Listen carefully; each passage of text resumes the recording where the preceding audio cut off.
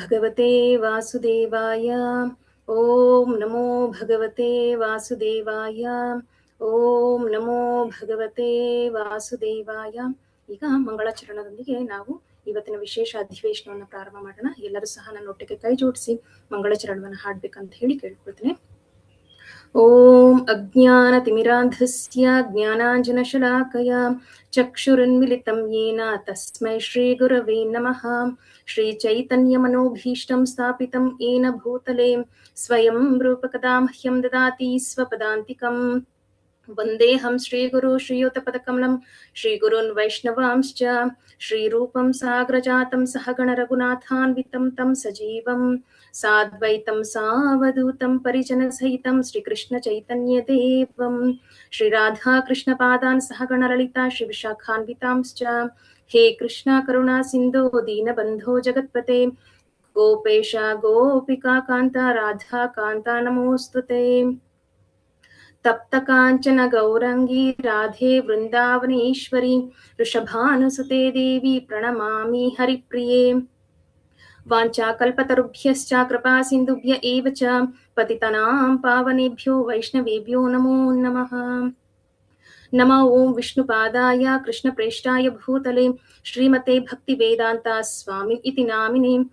ನಮಸ್ತೆ ಸಾರಸ್ವತೆ ದೇವಿ ಗೌರವಾಣಿ ಪ್ರಚಾರಿಣಿ ನಿರ್ವಿಶೇಷ ಶೂನ್ಯವಾದಿ ಪಾಶ್ಚಾತ್ಯ ದೇಶತಾರಿಣಿ.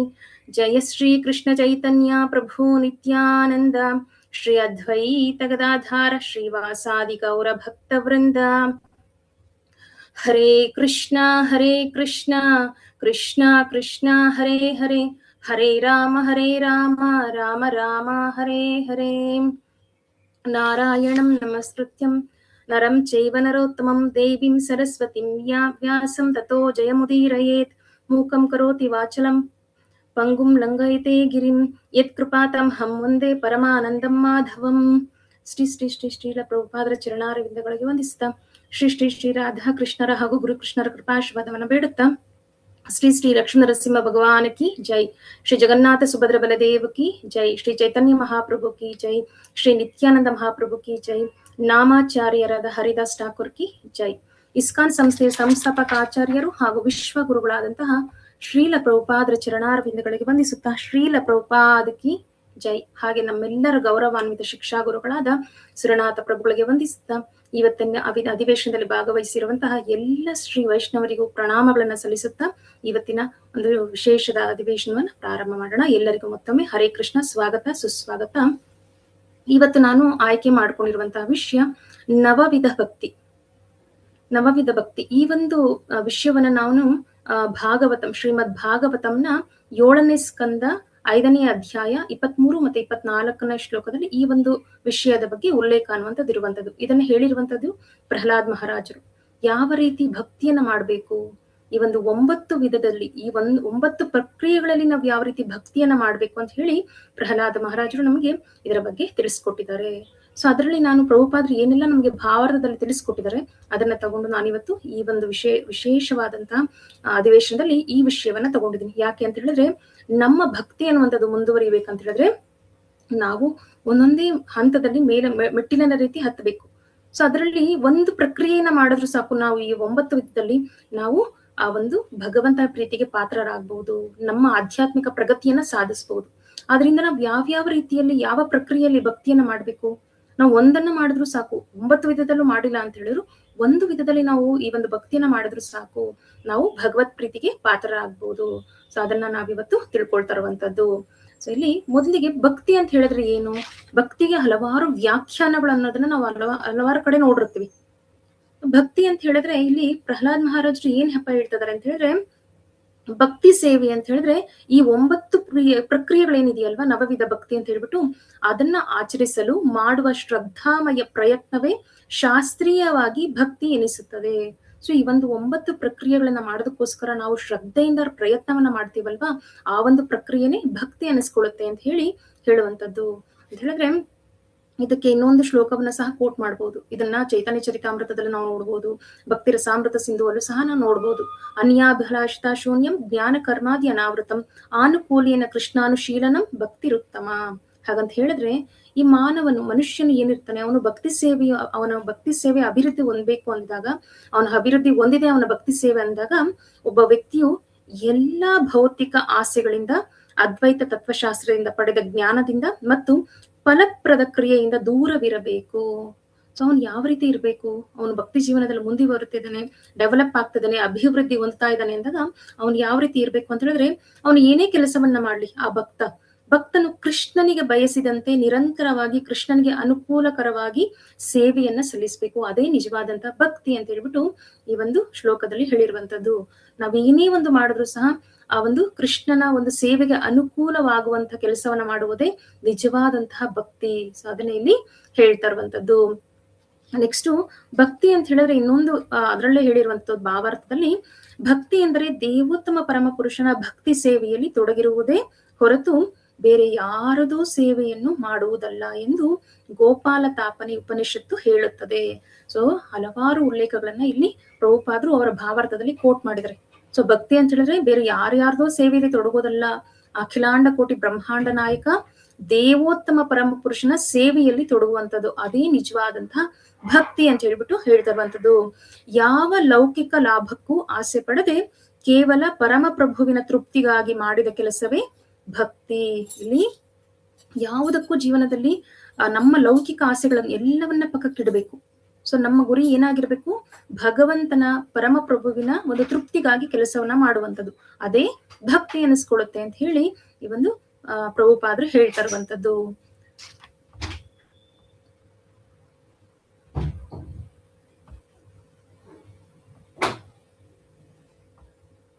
ಇಲ್ಲಿ ಯಾವ್ದ್ರ ಮುಖಾಂತರ ಹೇಳ್ತಿದ್ರೆ, ಇಲ್ಲಿ ಒಂದು ಶ್ಲೋಕವನ್ನ ಹೇಳ್ತಿದ್ರೆ 23 ಮತ್ತೆ 24ನೇ ಶ್ಲೋಕ, 7ನೇ ಸ್ಕಂದ ಅಧ್ಯಾಯ 5, ಅದರಲ್ಲಿ ಈ ಒಂದು 23 ಮತ್ತೆ 24ನೇ ಶ್ಲೋಕ.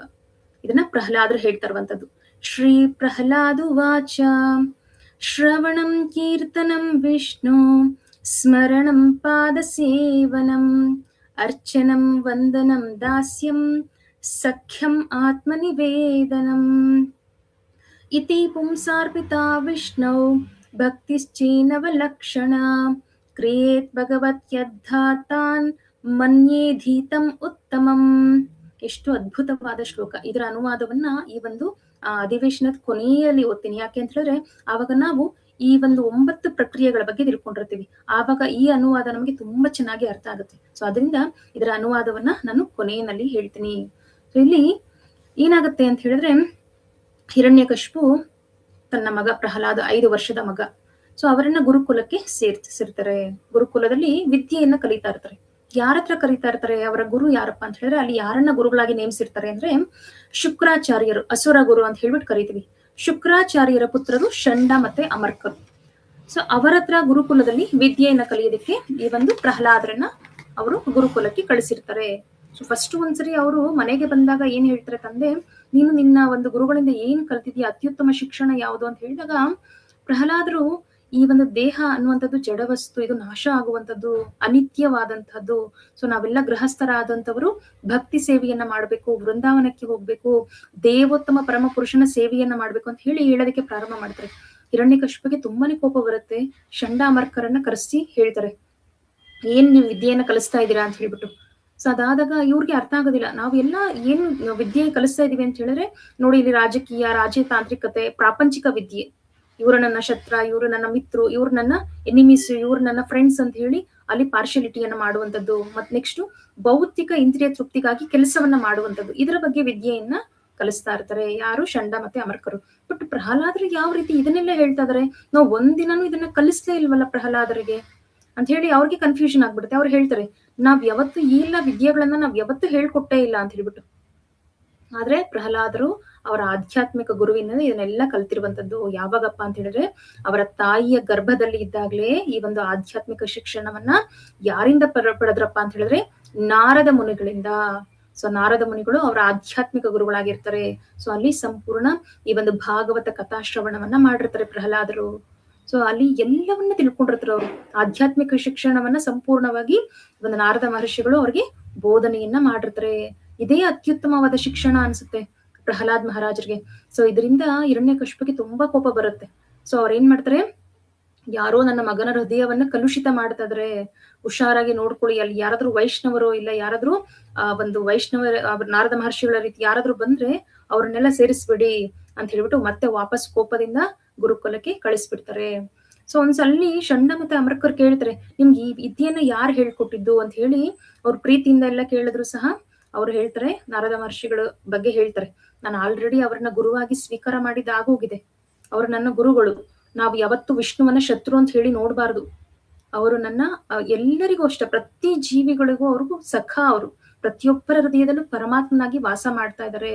ಅವರ ಸೇವೆ ಮಾಡುವಂಥದ್ದೇ ನಮ್ಮ ನಿಜವಾದ ಮಾನವ ಜನ್ಮದ ಗುರಿ ಆಗ್ಬೇಕು ಅಂತ ಹೇಳಿ ಅವರು ಅಲ್ಲಿ ಮತ್ತೆ ಬೋಧನೆ ಮಾಡೋದಕ್ಕೆ ಪ್ರಾರಂಭ ಮಾಡ್ತಾರೆ. ಇಲ್ಲಿ ಒಂದು ವಿಷಯವನ್ನ ಅರ್ಥ ಮಾಡ್ಕೊಳ್ಬೇಕು. ಹಿರಣ್ಯ ಕಶಿಪು ಅಂತ ಹೇಳಿದ್ರೆ, ಹಿರಣ್ಯ ಅಂತ ಹೇಳಿದ್ರೆ ಚಿನ್ನ, ಕಶಿಪು ಅಂತ ಹೇಳಿದ್ರೆ ಈ ಶಾರೀರಿಕ ಸುಖವನ್ನ ಪಡೆಯೋದಕ್ಕೋಸ್ಕರ ಜನರು ಉಪಯೋಗಿಸುವ ಒಂದು ಹಾಸಿಗೆ ಅಥವಾ ಮೆತ್ತೆಗಳು, ಅದನ್ನ ಈ ಒಂದು ಕಶಿಪು ಅಂತ ಹೇಳ್ಬಿಟ್ಟು ಕರೆಯುವಂಥದ್ದು. ಒಟ್ನಲ್ಲಿ ಹಿರಣ್ಯ ಕಶಿಪು ಅಂತ ಹೇಳಿದ್ರೆ ಈ ಒಂದು ಸಂಪತ್ತು, ಐಶ್ವರ್ಯ, ಚಿನ್ನ ಮತ್ತೆ ಈ ಒಂದು ದೈಹಿಕ ಸುಖಗಳಿಗೋಸ್ಕರನೇ ಇರುವಂತಹದ್ದು. ಸೊ ಅದಕ್ಕೆ ಅತಿಯಾಗಿ ಅವನು ಅದರಲ್ಲೇ ಮೋಹಿತನಾಗಿರ್ತಾನೆ.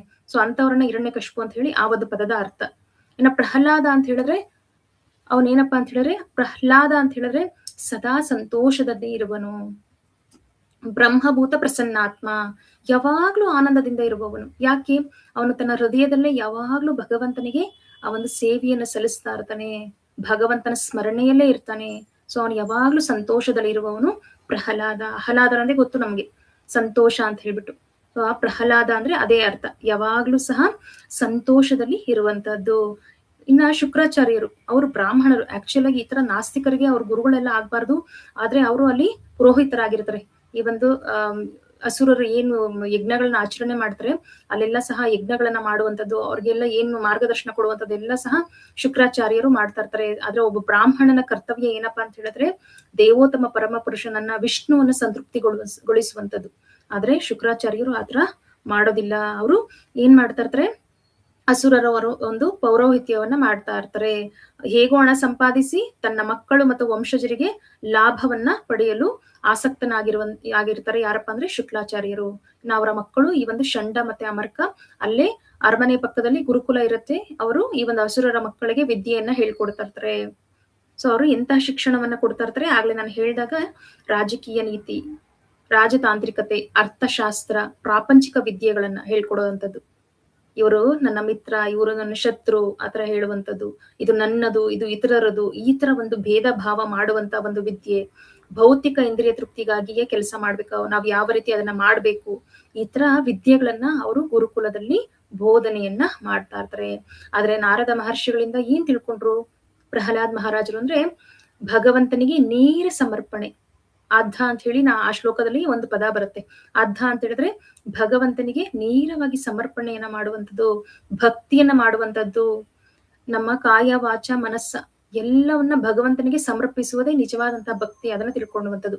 ದೇಹ, ಮನಸ್ಸು ಮತ್ತು ವಚನಗಳು ಅಂದ್ರೆ ಬಾಡಿ, ಮೈಂಡ್ ಅಂಡ್ ವರ್ಡ್ಸ್ ಎಲ್ಲವನ್ನ ಭಗವಂತನ ಸೇವೆಗೆ ಬಳಸುವಂಥದ್ದು. ಅದನ್ನೆಲ್ಲವನ್ನ ಸಹ ನಿಜವಾಗ್ಲೂ ಭಗವಂತನಿಗೆ ಮುಡುಪಾಗಿಡುವಂಥದ್ದೇ ನಿಜವಾದಂತಹ ಸನ್ಯಾಸ ಅಂತ ಹೇಳಿ ನಾರದ ಮಹರ್ಷಿಗಳು ಬೋಧನೆಯನ್ನ ಮಾಡಿರ್ತಾರೆ.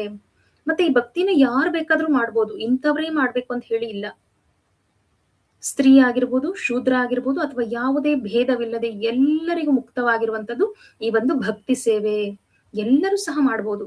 ಸೊ ಅದನ್ನೇ ಇಲ್ಲಿ ನಮ್ಮ ಇಸ್ಕಾನಲ್ಲೂ ಸಹ ಹೇಳಿರುವಂತದ್ದು, ಯಾರು ಬೇಕಾದ್ರೂ ವೈಷ್ಣವ ಆಗ್ಬಹುದು. ಎಂತ ಒಂದು ಚಾಂಡಾಲ ನರಾಧಮ, ಆ ಒಂದು ನಾಯಿ ತಿನ್ನುವ ಒಂದು ಕುಲದಲ್ಲಿ ಹುಟ್ಟಿರೋನಾದ್ರೂ ಸಹ ಅವನು ಭಕ್ತಿ ಮಾಡೋದಕ್ಕೆ ಪ್ರಾರಂಭ ಮಾಡಿದ್ರೆ ಅವನು ಶುದ್ಧೀಕರಣವನ್ನ ಹೊಂದುತ್ತಾನೆ, ವೈಷ್ಣವ ಅನ್ಸ್ಕೊಳ್ತಾನೆ, ಎಲ್ಲ ಅರ್ಹತೆಗಳನ್ನ ಅವನು ಪಡ್ಕೊಂಡ್ ಬಿಡ್ತಾನೆ. ಸೊ ಅದಕ್ಕೆ ಇಲ್ಲಿ ಅದನ್ನೇ ಹೇಳ್ತಾ ಇರುವಂತದ್ದು, ಯಾರು ಬೇಕಾದ್ರೂ ಈ ಭಕ್ತಿ ಸೇವೆಯನ್ನ ಮಾಡಬಹುದು. ಸೊ ಅದನ್ನ ಇಲ್ಲಿ ಹೇಳ್ತಾ ಇರುವಂತದ್ದು. ಇನ್ನೊಂದ್ ಸ್ವಲ್ಪ ದಿನ ಆದ್ಮೇಲೆ ಮತ್ತೆ ಏನಾಗುತ್ತೆ ಅಂತ ಹೇಳಿದ್ರೆ, ವಾಪಸ್ಸು ಗುರುಕುಲದಿಂದ ಪ್ರಹ್ಲಾದರು ಮನೆಗೆ ಬರ್ತಾರೆ. ಷಂಡ ಮತ್ತೆ ಅಮರ್ಕರೆ ಕರ್ಕೊಂಡ್ ಬರ್ತಾರೆ, ತಂದು ಅವರ ತಾಯಿಯ ಬಳಿ ಬಿಡ್ತಾರೆ. ಅವರ ತಾಯಿಗೆ ಪ್ರಹ್ಲಾದನಿಗೆ ಸ್ನಾನ ಮಾಡಿಸಿ ಚೆನ್ನಾಗಿ ಅವ್ರಿಗೆ ಆ ಒಂದು ವಸ್ತ್ರಗಳನ್ನೆಲ್ಲ, ಚೆನ್ನಾಗಿರೋ ವಸ್ತ್ರಗಳನ್ನೆಲ್ಲ ತೊಡಿಸಿ, ಆಭರಣಗಳನ್ನೆಲ್ಲ ತೊಡಿಸಿ, ಅವ್ರಿಗೆ ಊಟ ಮಾಡಿಸಿ ತಂದೆಯ ಬಳಿಗೆ ಕರ್ಕೊಂಡು ಹೋಗ್ತಾರೆ. ತಂದೆಯ ಬಳಿ ಹೋದ್ಮೇಲೆ ಏನಾಗುತ್ತೆ ಅಂದ್ರೆ, ಹಿರಣ್ಯಕಶಿಪು ಅವರ ಪಾದಗಳಿಗೆ ಪ್ರಹ್ಲಾದರು ನಮಸ್ಕಾರವನ್ನ ಮಾಡ್ತಾ ಇದಾರೆ, ಪ್ರಣಾಮಗಳನ್ನ ಸಲ್ಲಿಸ್ತಾ ಇದಾರೆ. ಸೊ ಇದರಿಂದ ಹಿರಣ್ಯಕಶಿಪಿಗೆ ತುಂಬಾ ಒಂದು ಖುಷಿ ಆಗುತ್ತೆ, ಆನಂದ ಬಾಷ್ಪ ಅನ್ನೋದು ಬರುತ್ತೆ. ಆ ಕಣ್ಣೀರ ಹನಿ ಪ್ರಹ್ಲಾದ್ ಮಹಾರಾಜರ ಮುಖದ ಮೇಲೆ ಬೀಳುತ್ತೆ. ಸೊ ತಂದೆ ಅಂತ ಹೇಳಿದ್ರೆ ತುಂಬಾ ಪ್ರೀತಿ ಇರುತ್ತಲ್ವಾ ಮಗನ ಮೇಲೆ. ಸೊ ಅವರು ಪ್ರಹ್ಲಾದ್ ಮಹಾರಾಜರನ್ನ ತೊಡೆಯ ಮೇಲೆ ಕೂಡಿಸ್ಕೊಂಡು ಕೇಳ್ತಾರೆ, ನೀನು ನಿನ್ನ ಒಂದು ಗುರುಗಳಿಂದ ಏನ್ ಕಲ್ತ್ಕೊಂಡ್ ಬಂದೆ, ಯಾವ್ದು ಅತ್ಯುತ್ತಮವಾದ ಜ್ಞಾನ ಅಂತ. ಇವಾಗ ನಾವು ನಮ್ಮ ಮಕ್ಕಳು ಸ್ಕೂಲ್ಗೆ ಹೋಗಿ ಬಂದಾಗ ಏನ್ ಕೇಳ್ತೀವಿ, ಇವತ್ತು ಏನ್ ಹೇಳ್ಕೊಟ್ರು ನಿಂಗೆ ಸ್ಕೂಲಲ್ಲಿ, ನಿಮ್ ಟೀಚರ್ಸ್ ಏನ್ ಮಾಡಿದ್ರು ಪಾಠ ಇವತ್ತು ಅಂತ ನಾವು ಕೇಳ್ತೀವಲ್ಲ, ಅದೇ ರೀತಿ ಈ ಒಂದು ಹಿರಣ್ಯಕಶಿಪು ತನ್ನ ಮಗನನ್ನ ಕೇಳ್ತಾ ಇದಾರೆ. ಸೊ ಮತ್ತೆ ಇಲ್ಲಿ ಏನ್ ಹೇಳ್ತಿದ್ರೆ ಪ್ರಹ್ಲಾದ್ ಮಹಾರಾಜರು ಇದನ್ನೇ ಹೇಳ್ತಾರಂತದ್ದು. ಈ ನವವಿಧ ಭಕ್ತಿ, ಇವಾಗ ನನ್ನ ಶ್ಲೋಕ ಏನು ಓದ್ದೆ 23 ಮತ್ತೆ ಈ 24ನೇ ಶ್ಲೋಕವನ್ನ ಹೇಳ್ತಿದ್ರೆ. ಸೊ ನಾವ್ ಯಾರ ಸೇವೆಯನ್ನ ಮಾಡ್ಬೇಕು, ಯಾವ ರೀತಿ ಭಕ್ತಿಯನ್ನ ಮಾಡ್ಬೇಕು, ಈ ದೇಹ ಅನ್ನುವಂಥದ್ದು ನಾಶ ಹೊಂದುವಂಥದ್ದು. ನಾವೆಲ್ಲರೂ ಸಹ ಸದಾ ಭಗವಂತನ ಸೇವೆಯಲ್ಲಿ ತೊಡಗ್ಬೇಕು, ಭಗವಂತನ ಸಂತೃಪ್ತಿಗೋಸ್ಕರನೇ ನಾವು ಕೆಲಸವನ್ನ ಮಾಡ್ಬೇಕು ಹೊರತು ನಮ್ಮ ಇಂದ್ರಿಯ ತೃಪ್ತಿಗೆಲ್ಲ ಆತರ ಎಲ್ಲ ಹೇಳೋದಕ್ಕೆ ಪ್ರಾರಂಭ ಮಾಡ್ತಾರೆ. ಇದರಿಂದ ತುಂಬಾ ಕೋಪ ಬರುತ್ತೆ ಇವ್ರಿಗೆ, ಹಿರಣ್ಯಕಶಿಪು ಅವ್ರಿಗೆ. ಸೊ ಅವ್ರ ಏನ್ ಮಾಡ್ತಾರೆ, ಸೊ ಇದನ್ನ ಕೇಳಿದ ತಕ್ಷಣ ಎಷ್ಟು ಪ್ರೀತಿಯಿಂದ ದೊಡ್ಡ ಮೇಲೆ ಕುಳ್ಳಿಸ್ಕೊಂಡಿರ್ತಾರೋ ಅವರನ್ನ ತೆಗೆದು ಕೆಳಗೆ ಆ ಸಿಂಹಾಸನದ ಮೇಲೆ ಕುಳಿತಿರ್ತಾರೆ, ಅಲ್ಲಿಂದ ಅವರನ್ನ ಕೆಳಗೆ ತಳ್ಳಿಬಿಡ್ತಾರೆ ಕೋಪದಿಂದ. ಸೊ ಇನ್ನ ಈ ನವವಿಧ ಪ್ರಕ್ರಿಯೆಯನ್ನ ಪ್ರಹ್ಲಾದ್ ಮಹಾರಾಜರು ಯಾವ ರೀತಿ ಹೇಳಿದ್ದಾರೆ, ಏನೇನಿಂದ ಅವರು ಅದನ್ನ ಈ ಪ್ರಕ್ರಿಯೆಗಳಲ್ಲಿ ಒಂದೊಂದೇ ತಿಳ್ಕೊಳ್ತಾ ಹೋಗೋಣ ಏನ್ ನನಗೆ ಹೇಳಿದ್ದಾರೆ ಅಂತ ಹೇಳ್ಬಿಟ್ಟು. ಸೊ ನೋಡಿ, ನವವಿಧ ಭಕ್ತಿ ಪ್ರಕ್ರಿಯೆ ಚೌಕಟ್ಟು ಏನೇನಪ್ಪ ಇದೆ ಇದರಲ್ಲಿ ಅಂತ ಹೇಳಿದ್ರೆ, ಇಲ್ಲಿ ನಾವು ಕೃಷ್ಣ ಭಕ್ತಿ ಅಂತ ಹೇಳ್ಬಿಟ್ಟು ನೋಡ್ತೀವಿ. ಇದರಲ್ಲಿ 9 ಪ್ರಕ್ರಿಯೆಗಳು. ಒಂದೇದು ಶ್ರವಣಂ, ಕೇಳುವುದು, ಕೀರ್ತನಂ, ಹಾಡುವುದು ಅಥವಾ ಜಪಿಸುವುದು, ಸ್ಮರಣಂ, ಸದಾ ಭಗವಂತನ ನಾಮವನ್ನ ಸ್ಮರಿಸುವುದು, ಪಾದ ಸೇವನಂ, ಭಗವಂತನ ಚರಣಗಳ ಸೇವೆಯನ್ನ ಮಾಡುವಂಥದ್ದು, ಅರ್ಚನಂ ಅಂತ ಹೇಳಿದ್ರೆ ವಿಗ್ರಹಾರಾಧನೆ ಅಥವಾ ದೇವ ಪೂಜೆ, ವಂದನಂ ಅಂತ ಹೇಳಿದ್ರೆ ಪ್ರಾರ್ಥನೆಯನ್ನ ಸಲ್ಲಿಸುವಂಥದ್ದು, ದಾಸ್ಯಂ, ನಾವೆಲ್ಲರೂ ಸಹ ಭಗವಂತನ ಸೇವಕರು, ದಾಸರು.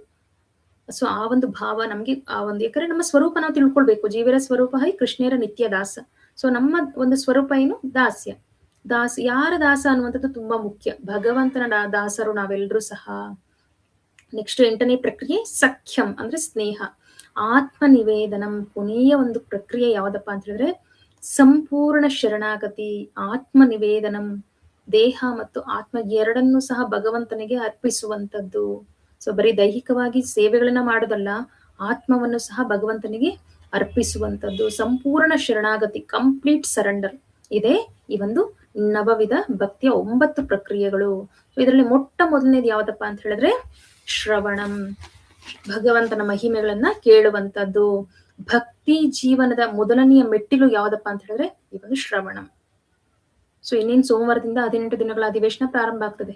ಸೊ ಎಲ್ಲರಿಗೂ ನಾವು ಫಸ್ಟ್ ಏನ್ ಕೊಡ್ತೀವಿ, ಈ ಒಂದು 18 ದಿನಗಳ ಲಿಂಕ್ ಅನ್ನ ಕೊಡ್ತೀವಿ. ಏನಕ್ಕೆ, ಫಸ್ಟ್ ಅವ್ರು ಶ್ರವಣ ಮಾಡ್ಬೇಕು, ಭಗವದ್ಗೀತೆಯನ್ನ ಗುರುಗಳಿಂದ ಶ್ರವಣವನ್ನ ಮಾಡ್ಬೇಕು.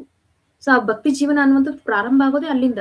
ಆ ಕೇಳ್ತಾ ಕೇಳ್ತಾ ಕೇಳ್ತಾ ಏನಾಗುತ್ತೆ, ಆ ಒಂದು ಬದಲಾವಣೆ ಏನಾಗುತ್ತೆ, ಪ್ಯೂರಿಫಿಕೇಶನ್ ಅನ್ನೋದು ನಿಧಾನವಾಗಿ ಪ್ರಾರಂಭ ಆಗುತ್ತೆ. ಭಕ್ತಿ ಸೇವೆಯ ಪ್ರಾರಂಭವು ಶ್ರವಣದಿಂದ ಆಗುತ್ತದೆ. ಇದು ಭಕ್ತಿ ಮಾರ್ಗದ ಅತ್ಯಂತ ಪ್ರಮುಖ ಮತ್ತು ಅಡಿಪಾಯದ ಹಂತವಾಗಿದೆ. ಇದನ್ನ ಅಡಿಪಾಯ ಅಂತಾನೆ ಕರೆಯುವಂಥದ್ದು. ಯಾಕೆ ಅಂತ ಹೇಳಿದ್ರೆ, ಶ್ರವಣ ಅನ್ನುವಂಥದ್ದು ಯಾವ ತರ ಕೆಲಸ ಮಾಡತ್ತಪ್ಪ ಅಂತ ಹೇಳಿದ್ರೆ, ಒಂದು ಬೀಜ ನಾವು ನೆಟ್ಟಿದೀವಿ ಅಂತ ಹೇಳಿದ್ರೆ ಅದಕ್ಕೆ ಎಲ್ಲಾನು ಇರುತ್ತೆ. ಸನ್ಲೈಟ್ ಬೇಕು, ಅದಕ್ಕೆ ಮಣ್ಣು ಬೇಕು, ಗೊಬ್ಬರ ಎಲ್ಲಾನು ಹಾಕಿರ್ತೀವಿ. ಎಲ್ಲ ಹಾಕಿದ್ರು ನೀರಿಲ್ಲ ಅಂತ ಹೇಳಿದ್ರೆ ಅದು ಬೆಳೆಯುತ್ತಾ? ಯಾವುದೇ ಕಾರಣಕ್ಕೂ ಬೆಳೆಯೋದಿಲ್ಲ. ಆ ನೀರಿನ ರೀತಿ ನಮ್ಮ ಭಕ್ತಿ ಲತಾ ಬೀಜ ಯಾವುದು ನಮ್ಮ ಹೃದಯದಲ್ಲಿ ನೆಟ್ಟಿರ್ತೀವಲ್ವಾ, ಅದು ಬೆಳಿಬೇಕಂದ್ರೆ ಈ ನೀರಿನ ರೀತಿ ಕೆಲಸ ಮಾಡುವಂತದ್ದೇ ಶ್ರವಣ. ಸೊ ಆ ನೀರು ಹಾಕ್ಲಿಲ್ಲ ಅಂದ್ರೆ ಹಿಂಗೆ ಆ ಬೀಜ ಬೆಳೆಯೋದಿಲ್ಲವೋ, ಅದೇ ರೀತಿ ಶ್ರವಣ ಮಾಡ್ಲಿಲ್ಲ ಅಂತ ಹೇಳಿದ್ರೆ ಯಾವ ಕಾರಣಕ್ಕೂ ನಮ್ಮ ಭಕ್ತಿ ಲತಾ ಬೀಜ ಬೆಳೆಯೋದೇ ಇಲ್ಲ. ಇನ್ನು ನಾವು ಶ್ರವಣವನ್ನ ಯಾವಾಗ ಮಾಡ್ಬೇಕು, ಅದೇನೋ ಸ್ವಲ್ಪ ದಿನ ಮಾಡ್ಬಿಟ್ಟು ಬಿಟ್ಬಿಡೋಣ, ಶಾರ್ಟ್ ಪೀರಿಯಡ್ ಮಾಡೋಣ, ಇವಾಗಿನ ಭಕ್ತಿ ಸ್ಟಾರ್ಟ್ ಮಾಡಿದೀವಿ, ಸ್ವಲ್ಪ ದಿನ ಮಾಡ್ಬಿಟ್ಟು ಬಿಟ್ಬಿಡೋಣ ಅಂತ ಯಾವ ಕಾರಣಕ್ಕೂ ಅನ್ಕೊಳ್ಬಾರ್ದು. ಕೊನೆಯವರೆಗೂ ನಾವು ಭಗವಂತನ ನಾಮ ರೂಪ ಮಹಿಮೆಗಳ ಬಗ್ಗೆ ಕೇಳ್ತಾನೆ ಇರ್ಬೇಕು. ನಾವ್ ಎಷ್ಟೇ ಯಾವುದೇ ಹಂತಕ್ಕೆ ಹೋಗ್ಬೋದು ಭಕ್ತಿಯಲ್ಲಿ, ಆದ್ರೆ ಶ್ರವಣವನ್ನ ನಿಲ್ಲಿಸ್ಲೇಬಾರ್ದು. ನಾನೆಲ್ಲ ಲೆಕ್ಚರ್ಸ್ ಕೇಳ್ಬಿಟ್ಟಿದೀನಿ, ನನ್ನ ಗುರುಗಳ ಎಲ್ಲಾನು ಹೇಳ್ಬಿಟ್ಟಿದ್ರೆ ನಾನೆಲ್ಲ ಕೇಳಿಸ್ಕೊಂಡ್ಬಿಟ್ಟಿದೀನಿ, ಪ್ರಭುಪಾದರ ಲೆಕ್ಚರ್ಸ್ ಕೇಳ್ಬಿಟ್ಟಿದೀನಿ, ನನ್ಗೆಲ್ಲಾನು ಗೊತ್ತು, ಆತರ ಯಾವತ್ತೂ ಯೋಚನೆ ಮಾಡಕ್ ಹೋಗ್ಬಾರ್ದು. ನಾವು ಶ್ರವಣವನ್ನ ಕೊನೆಯವರೆಗೂ ಆ ಒಂದು ಭಕ್ತಿ ಪ್ರಕ್ರಿಯೆ ಅನ್ನುವಂಥದ್ದು ನಡಿಬೇಕಂತ ಹೇಳಿದ್ರೆ ಶ್ರವಣ ತುಂಬಾನೇ ಮುಖ್ಯ ಆಗಿರುತ್ತೆ. ಸೊ ಕೊನೆಯವರೆಗೂ ಆ ಶ್ರವಣಂ ಅನ್ನುವಂಥದ್ದು ಇರಲೇಬೇಕು. ಅದೊಂದು ಸ್ಟೆಬಿಲೈಸರ್ ತರ ನಾವಿರೋವರೆಗೂ ಅದಿರ್ಬೇಕು. ಭಕ್ತಿ ಸೇವೆಯಲ್ಲಿ ನಾವು ಮುಂದುವರಿತಾ ಇದೀವಿ ಅಂತ ಹೇಳಿದ್ರೆ ಶ್ರವಣಂ ಅನ್ನುವಂಥದ್ದು ಇರಲೇಬೇಕು. ಅಟ್ಲೀಸ್ಟ್ ನಾವು ನಾಮ ಜಪ ಮಾಡ್ತಾ ಇರ್ತೀವಿ, ಆ ನಾಮ ಜಪ ಮಾಡುವಾಗ ಫಸ್ಟ್ ನಾವು ಕೇಳಿಸ್ಕೊಬೇಕು ಅಂತ ಪ್ರಭುಗಳು ಯಾವಾಗ್ಲೂ ಹೇಳ್ತಾ ಇರ್ತಾರೆ. ಹರೇ ಕೃಷ್ಣ ಕೃಷ್ಣ ಕೃಷ್ಣ ಹರೇ ಹರೇ, ಹರೇ ರಾಮ ರಾಮ ರಾಮ ಹರೇ ಹರೇ. ಇದನ್ನ ಫಸ್ಟ್ ನಾವು ಜಪ ಮಾಡಕ್ ಸ್ಟಾರ್ಟ್ ಮಾಡಿದ್ವಿ ಅಂದ್ರೆ ನಾವು ಕೇಳಿಸ್ಕೊಳ್ಬೇಕು ಅದನ್ನ. ಸೊ ಅಲ್ಲಿಂದನೇ ಶ್ರವಣ ಅನ್ನುವಂಥದ್ದು ಪ್ರಾರಂಭ ಆಗ್ಬಿಡುತ್ತೆ. ಇನ್ನು ಇದರಿಂದ ಏನೇನೆಲ್ಲ ಆಗುತ್ತೆ? ಹೃದಯದ ಶುದ್ಧೀಕರಣ, ಚೇತೋ ದರ್ಪಣ ಮಾರ್ಜನಂ. ಚೈತನ್ಯ ಮಹಾಪ್ರಭುಗಳು ಹೇಳಿರುವಂತ ಹಾಗೆ ಈ ಒಂದು ಹೃದಯ ಅನ್ನುವಂತ ಕನ್ನಡಿಯ ಮೇಲೆ ಕುಳಿತಿರುವಂತ ಧೂಳು ಏನಿದೆ ಅದೆಲ್ಲ ಶುದ್ಧೀಕರಣ ಆಗುವಂಥದ್ದು ಯಾವಾಗ? ಶ್ರವಣಮಿಂದ. ಸೊ ಅದಕ್ಕೆ ಮೊದಲು ನಾವು ಕೇಳೋದಕ್ಕೆ ಪ್ರಾರಂಭ ಮಾಡಿದೀವಿ ಅಂತ ಹೇಳಿದ್ರೆ ಈ ಒಂದು ಹಂತ ಪ್ರಾರಂಭ ಆಗುತ್ತೆ.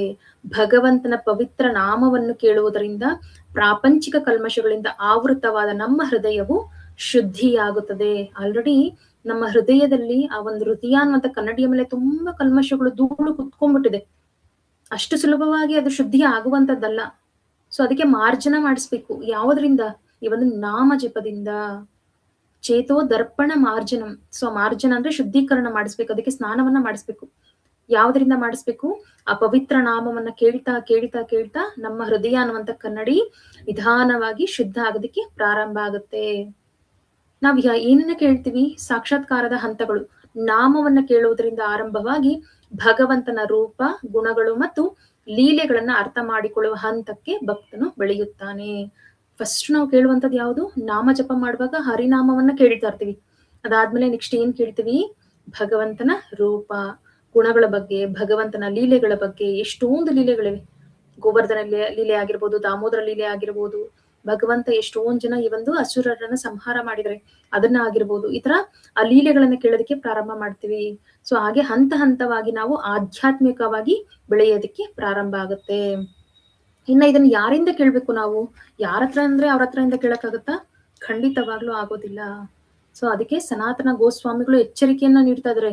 ಅಧಿಕೃತ ಗ್ರಂಥಗಳನ್ನು ಶುದ್ಧ ಭಕ್ತರ ಬಾಯಿಂದ ಮಾತ್ರ ಕೇಳಬೇಕು. ಗುರು ಪರಂಪರೆಯಿಂದ ಅವ್ರು ಬಂದಿದಾರಾ? ಅದನ್ನ ನಾವು ಫಸ್ಟ್ ನೋಡ್ಬೇಕು.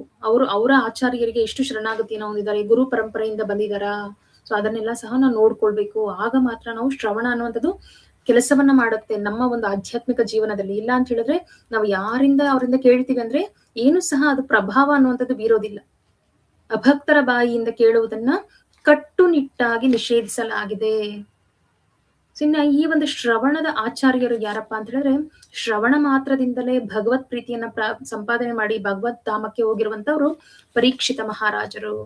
ಸೊ ಇದೆಲ್ಲ ಆಲ್ರೆಡಿ ನಾವು ತುಂಬಾ ಸರಿ ಕೇಳಿದೀವಿ ಈ ಕಥೆಯನ್ನ.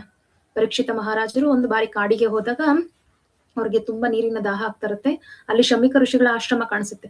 ಶಮಿಕ ಋಷಿಗಳು ತುಂಬಾ ಧ್ಯಾನದಲ್ಲಿ ಮುಳುಗ್ಬಿಟ್ಟಿರ್ತಾರೆ. ಇವ್ರು ಬಂದಿರೋದು ಸಹ ಅವ್ರು ಗಮನಿಸೋದಿಲ್ಲ. ಸೊ ಇದರಿಂದ ಏನಾಗುತ್ತೆ? ಪರೀಕ್ಷಿತ ಮಹಾರಾಜರಿಗೆ ತುಂಬಾ ಕೋಪ ಬರುತ್ತೆ. ಅಲ್ಲೇ ಪಕ್ಕದಲ್ಲಿರುವಂತ ಒಂದು ಸತ್ತಿರುವಂತಹ ಹಾವನ್ನ ತೆಗೆದು ಆ ಒಂದು ಶಮಿಕ ಋಷಿಗಳ ಕುತ್ತಿಗೆಗೆ ಹಾಕ್ಬಿಡ್ತಾರೆ. ಸೊ ಇದರಿಂದ ಅವ್ರಿಗೆ ಹಾಕ್ಬಿಟ್ಟು ಅವ್ರು ಬಂದ್ಬಿಡ್ತಾರೆ. ಆದ್ರೆ ಬಂದ್ಮೇಲೆ ಅವ್ರಿಗೆ ತುಂಬಾ ಬೇಜಾರಾಗುತ್ತೆ. ನಾನು ಯಾಕೆ ಈ ತರ ಮಾಡ್ದೆ, ನಾನು ಈ ತರ ಮಾಡ್ಬಾರ್ದಾಗಿತ್ತು ಅಂತ. ಯಾಕೆಂದ್ರೆ ಆಲ್ರೆಡಿ ಅವಾಗ ಕಲಿಯುಗದ ಒಂದು ಪ್ರಾರಂಭ ಅನ್ನೋದಾಗಿತ್ತು. ಆ ಪ್ರಭಾವ ಅನ್ನುವಂಥದ್ದು ಎಫೆಕ್ಟ್ ಎಲ್ಲರ ಮೇಲೆ ತೋರಿಸ್ತಾ ಇತ್ತು. ಈ ವಿಷಯ ಯಾರಿಗ್ ಗೊತ್ತಾಗುತ್ತಪ್ಪ ಅಂತ ಹೇಳಿದ್ರೆ ಶಮಿಕ ಋಷಿಗಳ ಮಗನಿಗೆ ಗೊತ್ತಾಗುತ್ತೆ, ಶೃಂಗಿಗೆ. ಆ ಶೃಂಗಿಗೆ ಗೊತ್ತಾದಾಗ ಅವನೇನ್ ಮಾಡ್ತಾನೆ? ಕೋಪದಲ್ಲಿ ಶಾಪವನ್ನ ಕೊಟ್ಬಿಡ್ತಾನೆ. ಪರೀಕ್ಷಿತ ಮಹಾರಾಜರು 7 ದಿನದಲ್ಲಿ ತಕ್ಷಕ ಅನ್ನುವಂತ ಹಾವು ಕಚ್ಚಿ ಸಾಯೋ ರೀತಿಯಾಗ್ಲಿ, ಅವರು ಸಾವು ಸಂಭವಿಸ್ಲಿ ಅವ್ರಿಗೆ ಅಂತ ಹೇಳಿ ಶಾಪವನ್ನ ಕೊಟ್ಬಿಡ್ತಾರೆ. ಅದಾದ್ಮೇಲೆ ಇದು ಶಮಿಕ ಋಷಿಗಳಿಗೆ ಗೊತ್ತಾಗುತ್ತೆ. ತುಂಬಾ ಪಶ್ಚಾತ್ತಾಪ ಬಿಡ್ತಾರೆ. ಯಾಕೆ ಅಂತ ಹೇಳಿದ್ರೆ ಈ ಪಶ್ಚಾತ್ತಾಪ ಯಾಕೆ ಅಂದ್ರೆ ಶಮಿಕ ಋಷಿಗಳಿಗೂ ಗೊತ್ತು ಪರೀಕ್ಷಿತ ಮಹಾರಾಜರು ಯಾರು ಅಂದ್ರೆ ಶ್ರೇಷ್ಠ ವ್ಯಕ್ತಿಯವರು, ಭಕ್ತರಾಗಿರ್ತಾರೆ, ಶುದ್ಧ ಭಕ್ತರಾಗಿರ್ತಾರೆ. ಅಂತ ಒಂದು ರಾಜ ಅವರು ಶ್ರೇಷ್ಠ ಭಕ್ತರಾಗಿರ್ತಾರೆ. ಅವ್ರಿಗೆ ಈ ತರ ಶಾಪವನ್ನ ಕೊಟ್ಟಿರೋದಕ್ಕೆ ಅವ್ರು ತುಂಬಾ ಬೇಜಾರು ಮಾಡ್ಕೊಳ್ತಾರೆ. ಬಟ್ ಇವಾಗ ಏನು ಮಾಡಕ್ ಆಗಲ್ಲ, ಶಾಪ ಕೊಟ್ಟಿದ್ದಾಗೋಗಿದೆ. ಸೊ ಅದರಿಂದ ಏನಾಗುತ್ತೆ? ಇದೆಲ್ಲ ಸಹ ಒಂದು ಭಗವಂತನ ಲೀಲೆ ಅಷ್ಟೇ. ಇಲ್ಲಿ ಯಾರ್ದು ತಪ್ಪಿಲ್ಲ. ಇಲ್ಲಿ ಪರೀಕ್ಷಿತ ಮಹಾರಾಜರದಾಗ್ಲಿ, ಶಮಿಕ ಋಷಿಗಳದಾಗ್ಲಿ ಅಥವಾ ಶೃಂಗಿ ಅವ್ರದಾಗ್ಲಿ ಯಾರ್ದು ಸಹ ತಪ್ಪಿಲ್ಲ. ಇದೆಲ್ಲವೂ ಸಹ ಪ್ರೀ ಪ್ಲಾನಡ್, ಪೂರ್ವ ನಿಯೋಜಿತ ಅಂತ ಏನ್ ಕರಿತೀವಲ್ವಾ, ಎಲ್ಲವೂ ಒಂದು ಲೀಲೆ ಅಷ್ಟೇ. ಸೊ ಈಗ 7 ದಿನದಲ್ಲಿ ಅವರಿಗೆ ಸಾವು ಅನ್ನುವಂಥದ್ದು ಬರುತ್ತದೆ. ಅವ್ರು ಏನ್ ಮಾಡ್ತಾರಪ್ಪ ಅಂತ ಹೇಳಿದ್ರೆ ಆ 7 ದಿನಗಳು ಹಗಲು ಮತ್ತೆ ರಾತ್ರಿ ನಿದ್ರಾಹಾರಗಳಿಲ್ಲದೆ ಭಾಗವತ ಶ್ರವಣವನ್ನ ಮಾಡ್ತಾರೆ. ಆ ಭಾಗವತ ಶ್ರವಣ ಮಾತ್ರದಿಂದಲೇ ಅವರು ಭಗವದ್ ಧಾಮಕ್ಕೆ ಹೋಗ್ತಾರೆ, ಭಗವಂತನ ಪ್ರೀತಿಗೆ ಪಾತ್ರರಾಗ್ತಾರೆ. ಸೊ ನಾವು ನೋಡ್ಬೋದು ಈ ಭಾಗವತ ಯಾರೆಲ್ಲ ಓದ್ತಾ ಇರ್ತೀರ ಅದರಲ್ಲಿ ಪರೀಕ್ಷಿತ ಮಹಾರಾಜರು ಅವ್ರನ್ನ ಶುಕಮುನಿಗಳನ್ನ ಪ್ರಶ್ನೆಗಳನ್ನ ಕೇಳ್ತಿದ್ದಾರೆ, ಸಂದೇಹಗಳನ್ನ ಕೇಳ್ತಾರೆ. ಇದು ಹೇಗಾಗುತ್ತೆ, ಇದ್ರ ಬಗ್ಗೆ ನನ್ಗೆ ಸ್ವಲ್ಪ ಹೇಳಿ ಅಂತ ಹೇಳಿ ಪರೀಕ್ಷಿತ ಮಹಾರಾಜರು ಕೇಳೋದನ್ನ ನಾವು ನೋಡಿರ್ಬೋದು. ಸೊ ಆ ರೀತಿ ಅವರು ಶ್ರವಣ ಅನ್ನುವಂಥದ್ದನ್ನ ಮಾಡ್ತಾರೆ. ಈ ರೀತಿ ಶ್ರವಣ ಅನ್ನುವಂಥದ್ದು ತುಂಬಾನೇ ಮುಖ್ಯ. ಅದು ನಮ್ಮ ಹೃದಯದ ಒಂದು ಕನ್ನಡಿಯ ಮೇಲೆ ಇರುವಂತಹ ಧೂಳನ್ನ ಎಲ್ಲವನ್ನ ಸಹ ಅದು ಮಾರ್ಜನ ಮಾಡುತ್ತೆ, ಶುದ್ಧೀಕರಣಗೊಳಿಸುತ್ತೆ. ಆ ಪ್ಯೂರಿಫಿಕೇಶನ್ ಅನ್ನುವಂಥದ್ದು ಸ್ಟಾರ್ಟ್ ಆಗುವಂಥದ್ದೇ ಒಂದು ಶ್ರವಣದಿಂದ. ಸೊ ಯಾರ ಬಗ್ಗೆ ಕೇಳ್ಬೇಕು?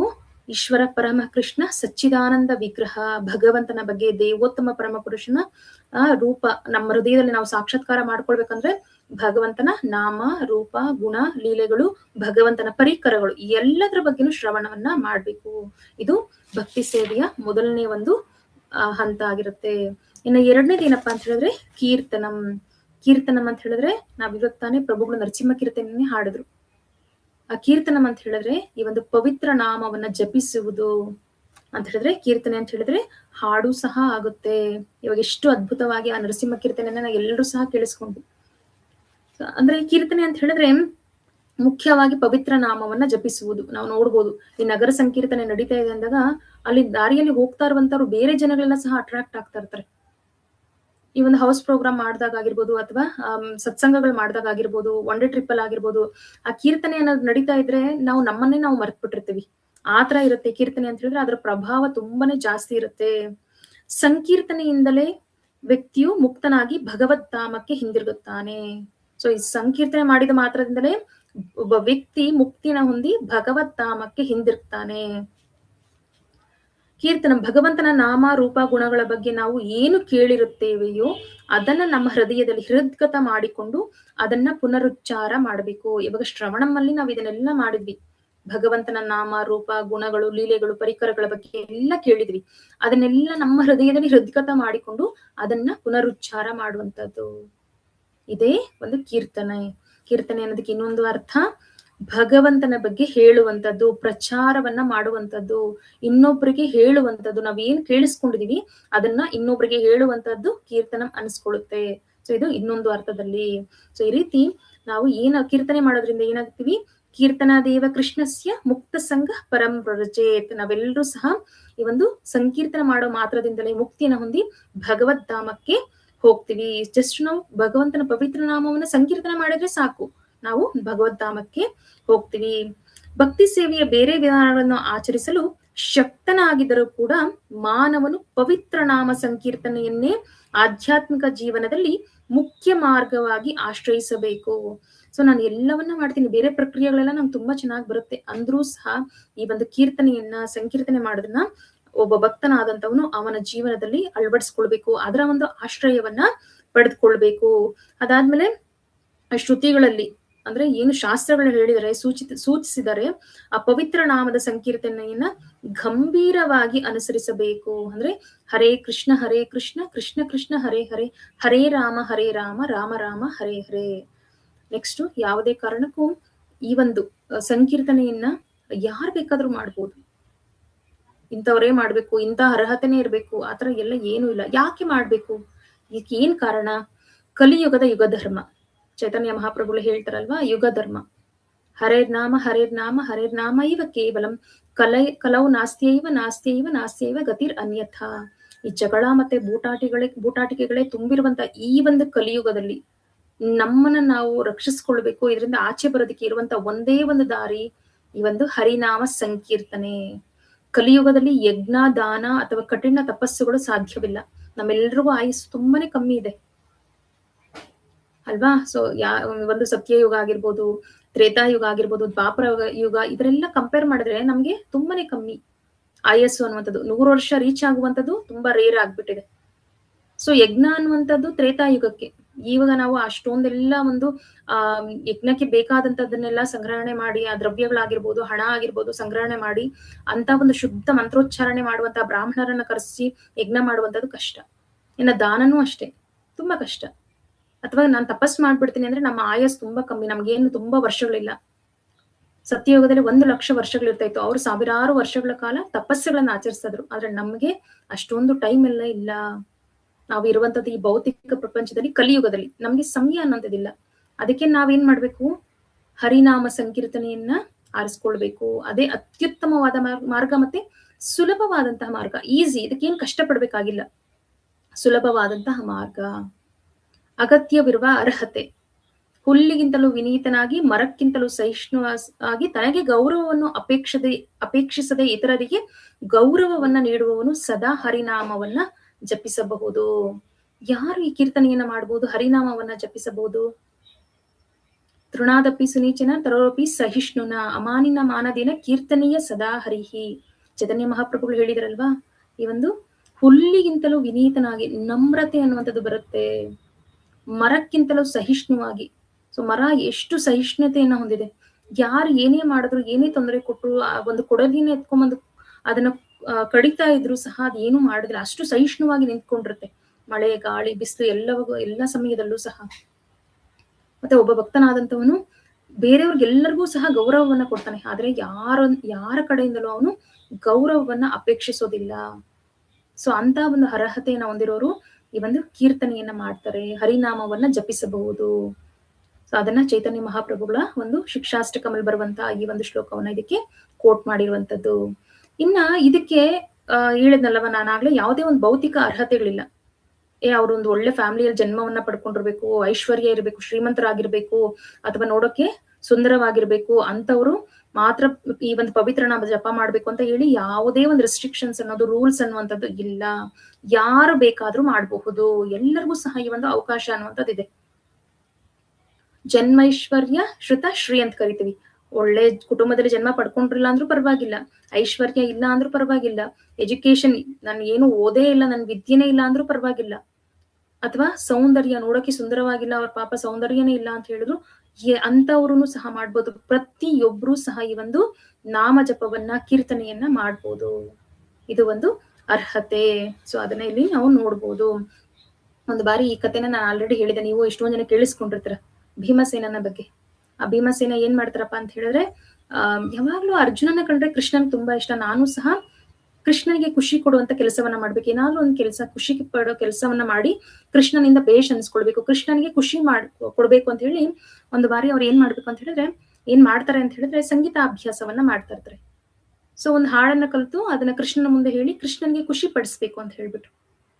ಸೊ ಅಭ್ಯಾಸ ಮಾಡ್ತಾ ಇದ್ದಾಗ ಏನಾಗುತ್ತೆ, ಅರಮನೆಯಲ್ಲಿ ಭೀಮಸೇನನ ಒಂದು ಧ್ವನಿಯನ್ನು ಕೇಳಿ ಅಲ್ಲಿರೋರ್ಗೆಲ್ಲ ಆಗೋದಿಲ್ಲ, ಕಿವಿ ನೋವು ಬಂದ್ಬಿಡುತ್ತೆ. ಆತರ ಕರ್ಕಶವಾದ ಧ್ವನಿಯಲ್ಲಿ ಅವರ ಹಾಡನ್ನ ಹಾಡ್ತಾ ಇರ್ತಾರೆ. ಸೊ ಆತರ ಇದ್ದಾಗ ಏನಪ್ಪ ಆಗುತ್ತೆ ಅಂತ ಹೇಳಿದಾಗ, ಎಲ್ಲರೂ ಹೋಗಿ ದ್ರೌಪದಿಯ ಬಳಿ ಹೇಳ್ತಾರೆ, ಸೊ ನಮ್ಗೆ ಅವರ ಹಾಡನ್ನ ಕೇಳಕ್ ಆಗ್ತಿಲ್ಲ, ಆದ್ರೆ ನಮ್ಗೆ ಹೇಳಕ್ ಭಯ ಆಗುತ್ತೆ, ದಯವಿಟ್ಟು ನೀವಾದ್ರೂ ಹೇಳಿ ಇದಕ್ಕೊಂದು ಏನಾದ್ರೂ ಪರಿಹಾರ ಕೊಡಿ ಅಂತ.